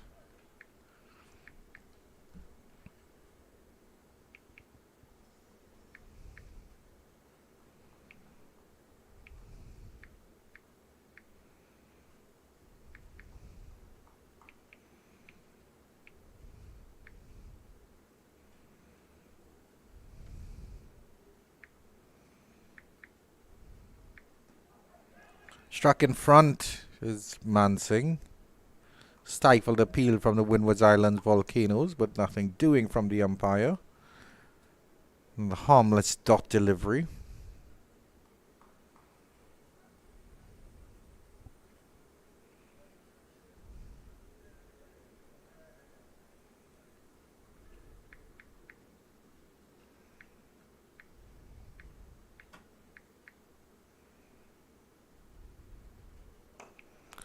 That's a lovely drive by Mansing. I'll get down to the cover region and he'll get a single and pinch the strike for the last delivery of the 45th after 45. CCC 142 for 9.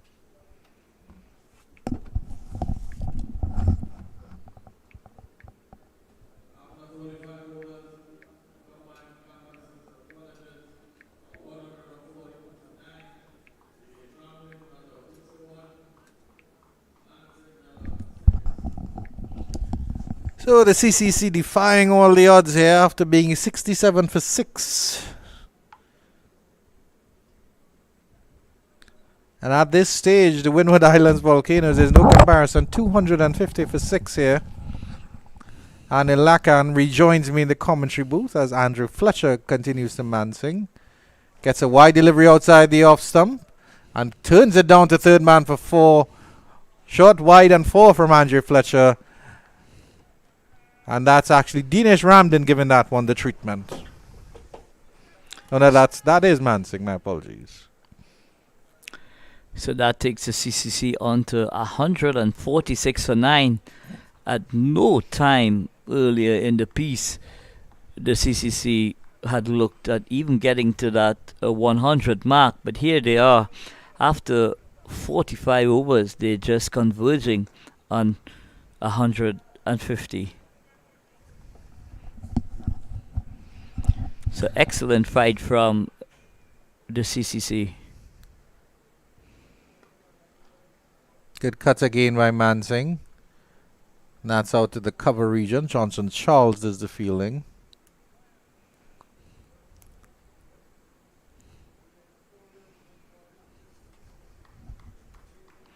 So if the CCC were to bat their full allocation of 50 overs, to me, that will be a victory on their part. This one is tugged down to long on by Ramden.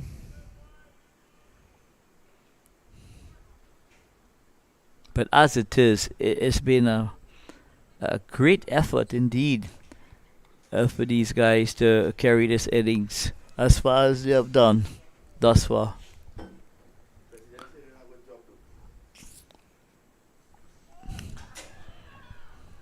Bouncing delivery by Fletcher outside the line of the off stump. Had Mansing flirting with that one.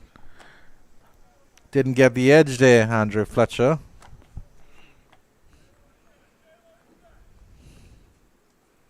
Comes in again to Mansing, and Mansing is driving that one down to wide long off. Will get a single. It was a bit uppishly. Certainly away from that fielder at short extra cover. So the score moves on by 1. It's 149 for 9. Just 1 away from ticking that other box of 150. What a remarkable recovery here from the CCC team. That does end the 46th over. Scorer Dave Passard is a little bit delayed here as to what's going on.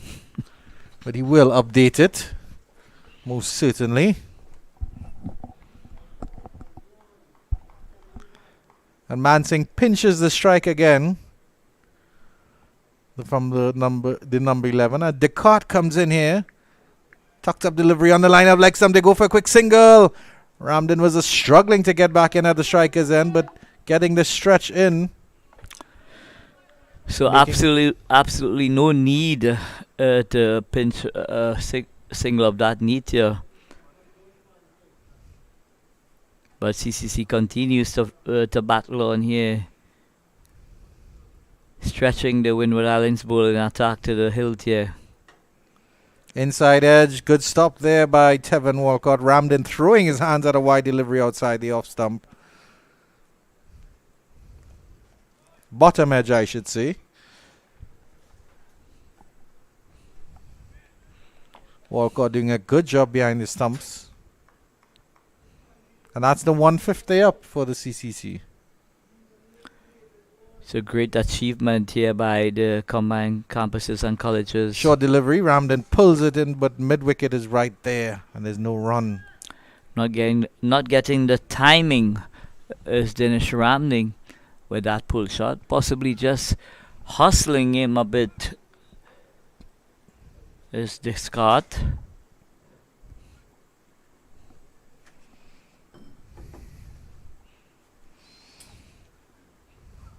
Wide delivery, and he's drilling that through the cover region.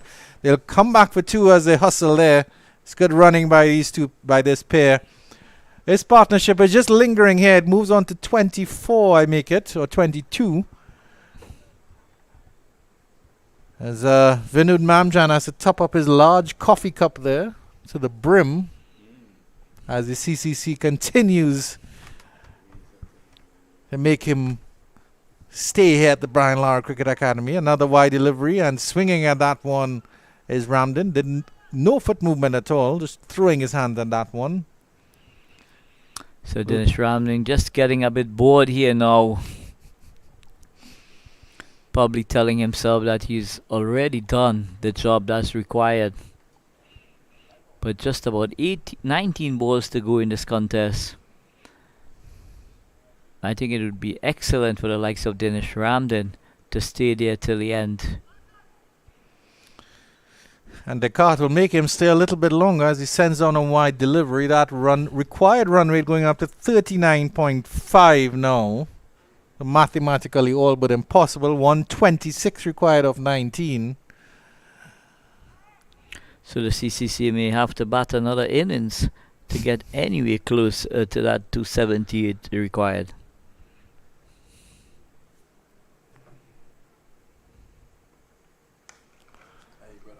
Well pulled there by Ramden down to the deep mid-wicket area. They'll come for a single. But certainly it at the end of 47, I believe. Yes, that's 154 for 9, the CCC. But certainly it will be a morale booster for them to last out 50 overs for sure. Yeah, and I'm sure at this stage the Windward Island Volcanoes, they must be a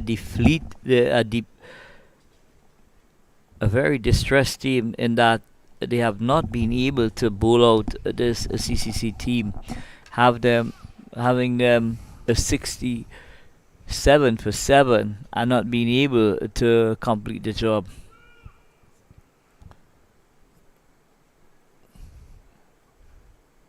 Certainly it will be a little bit extra tired when they go into that game on Saturday.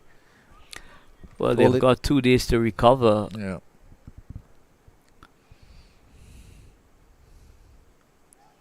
Big miss there by Ramden, going for that slog sweep again. Tevin Walcott not taking it cleanly behind the stumps. And Fletcher is very, very unhappy and disappointed with his keeper. So Andrew Fletcher, wicket keeper in his own right. It's quite true. Ramden going up, dancing up the pitch and tugging that into the corner. Will they contemplate a second? They won't.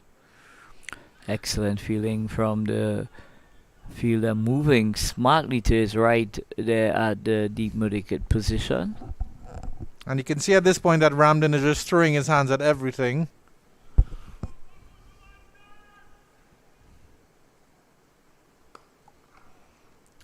Nice drive into the cover there by Mansingh, but there is no run. So I'm sure Dinesh Ramden would love to deposit some of these deliveries into the stands here at the Brian Lara Cricket Academy. Mansingh goes down to long off, bounces a couple times before it gets to the fielder.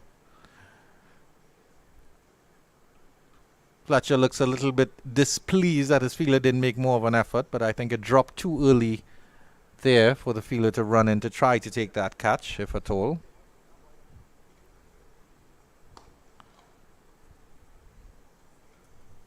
Again, Ramden does well to get that single down to the long on region.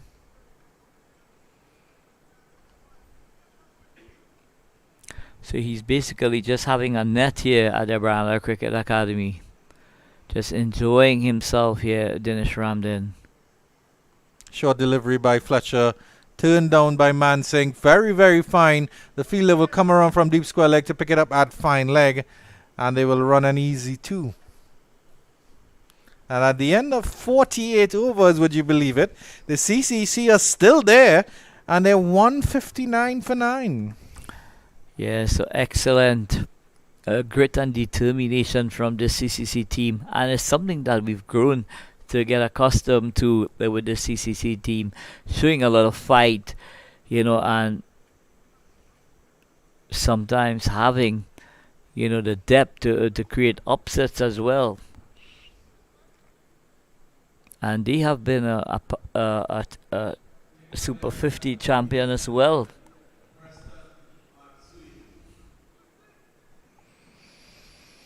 Preston McSween with 2 overs left. Well, 2 overs left in his to complete his 10, but he'll only get a chance to bowl one of them. He's bowled 8 overs, none for 34. Certainly hoping to close it off now. See if Ramden goes for the gusto here. Certainly doesn't, and he drives this one into cover for a single. McSween will get the chance to bowl at a number 11 in the form of Abhijay Mansingh, who has equipped himself quite well for a number 11.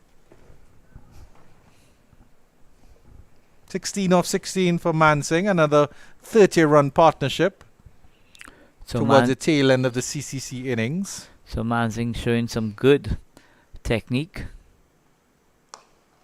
Again, a pleasant drive to wide mid-off, and there's a single there on offer. Mansingh takes it gleefully.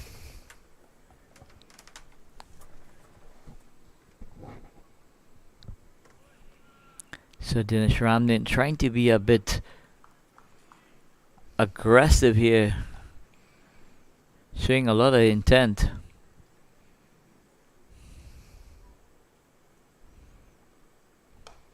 This one he tugs down to long on.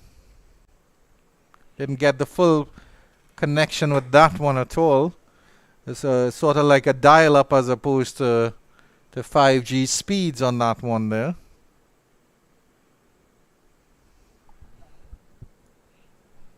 So McSween just taking the pace of that delivery, defeating Dinesh Ramden. 3 deliveries left for McSween. Good delivery. Mansingh opens the face nicely, and they're going to push for 2 here. The throw comes in, and it's a wild throw past the keeper. And they will get a 3rd here, thanks to the overthrow from the fielder. Preston McSween is not happy with that. Tevin Walcott is not happy with that. And neither is Andre Fletcher. They're all looking at that fielder very, very unhappily. So some scrappy cricket coming courtesy the Windward Islands here.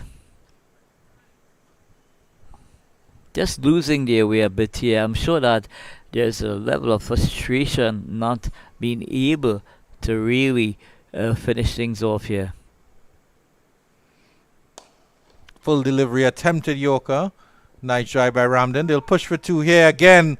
And the fielder gets a chance to get the throw in. The throw is a little bit better, but it's at the non-striker's end. The bowler doesn't take cleanly. And Ramden picks up an easy 2. Required run rate 95.1. Anil Lakan. It's the first time I've seen the run rate at 95.1 in any cricket contest. Certainly rise high in the next over should the CCC survive. And they do survive to the last over of this competition at 167 for 9. The required run rate has now gone up to 111, and Nelson required. So Dinesh Ramden would be saying to Mansingh, we have done extremely well up until this time. Please do not give it away. Let's finish the job here by batting the entire quotation allocation of 50 overs to us. So the run rate is 111 required in 6 deliveries. Spiceman will come on to bowl the last over. Mansingh drives into the cover region. Just square and just in front of square. Charles comes around. We know he has a good arm. They won't risk the second. Let's see how Dinesh Ramden approaches these last five deliveries. I certainly suspect 4 blocks and then 1 swing for the fences. See what happens here. He cuts and cuts well, and Johnson Charles gets some fielding practice again. So Dinesh Ramden has decided that he's not going to throw it away. he's just going to bat out the entire innings. Mansing goes straight, but long on will come around and pick that one off. And the fading light there. So Mansing showing a lot of batting ability here. Ramden back in strike. He's forward and he was dancing down the pitch a little bit. Fletcher saw it and adjusted his line. There's no run. With 2 deliveries left, what will Dinesh Ramden do? This one he goes high and hard. And he'll get it over wide long off for 6 runs. So Dinesh Ramden going high and handsome over cow corner for a maximum. And what a way to try and finish off things here at the Brownlow Cricket Academy. Replay on this one, dancing up the pitch, giving himself some room, freeing his arms. And here's Andrew Fletcher with the last delivery here. Ramden goes again. This one is high. Long on settles. Long on takes the catch. No, he doesn't. It's dropped. And they come back for 2, Ramden, and he survives. And the CCC finish on 180 for 9. And they lose by 97 runs. But certainly, Dinesh Ramden there with 82 not out. A lone hand here for the CCC. Ably supported, you have to say, by Abijay Mansing at the end there with 22. And Romario Greaves with a well-played 30. So, a big victory for the Windward Volcanoes, but the CCC certainly made them sweat. Yeah, the CCC never gave up. Skipper Dinesh Ramden leading the way in terms of the fight during the entire innings here at the Brownlow Cricket Academy. So the Windward Islands, they take on the Trinidad and Tobago Red Force team here on Saturday. And the first 2 teams with the most points will be moving on to Antigua for the final phase of this CG 50-over tournament. So Dinesh Ramden scoring a polished 82 from 107 deliveries, and Mansing scoring 22 from 20 deliveries. Windward Islands Volcanoes winning handsomely by 98 runs here. And in a short while, we will get a look at the scorecard.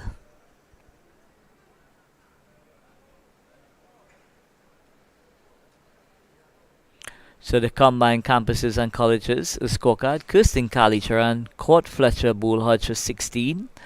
Burton and Drakes didn't trouble the scores.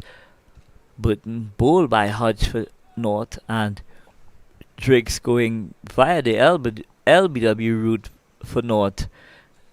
Navin Bideshi playing caught Fletcher Bull Edwards for 12 from 31 deliveries. Dinesh Ramden not out 82 from 107 deliveries. McCarthy did not last long as well. LBW to Hodge. Matthew Ford bowled Edwards for 1. Goodrich caught Hodge bowled Cyrus for 1. Edwards caught and bowled Cyrus for 4. Romario Greaves playing a lovely hand was caught Hodge bull discard for 32, and Mansing coming not out 22 from 20 deliveries. So the final score, combined campuses and colleges, finish on 180 for 9. And with the Windward Islands taking on the Trinidad and Tobago Red Force on Saturday, the first 2 teams will go on to the final segment of this tournament, which concludes in Antigua. So the Windward Islands bowling: Preston Masween, 9 overs, 42 runs, no wicket. Calvin Hodge, 10 overs, 15 runs, 4 wickets. Edwards, 10 overs, 29 runs, 2 wickets. D. Cyrus, 10 overs, 25 runs, 2 wickets. Descartes, 6 overs, 30 runs, 1 wicket.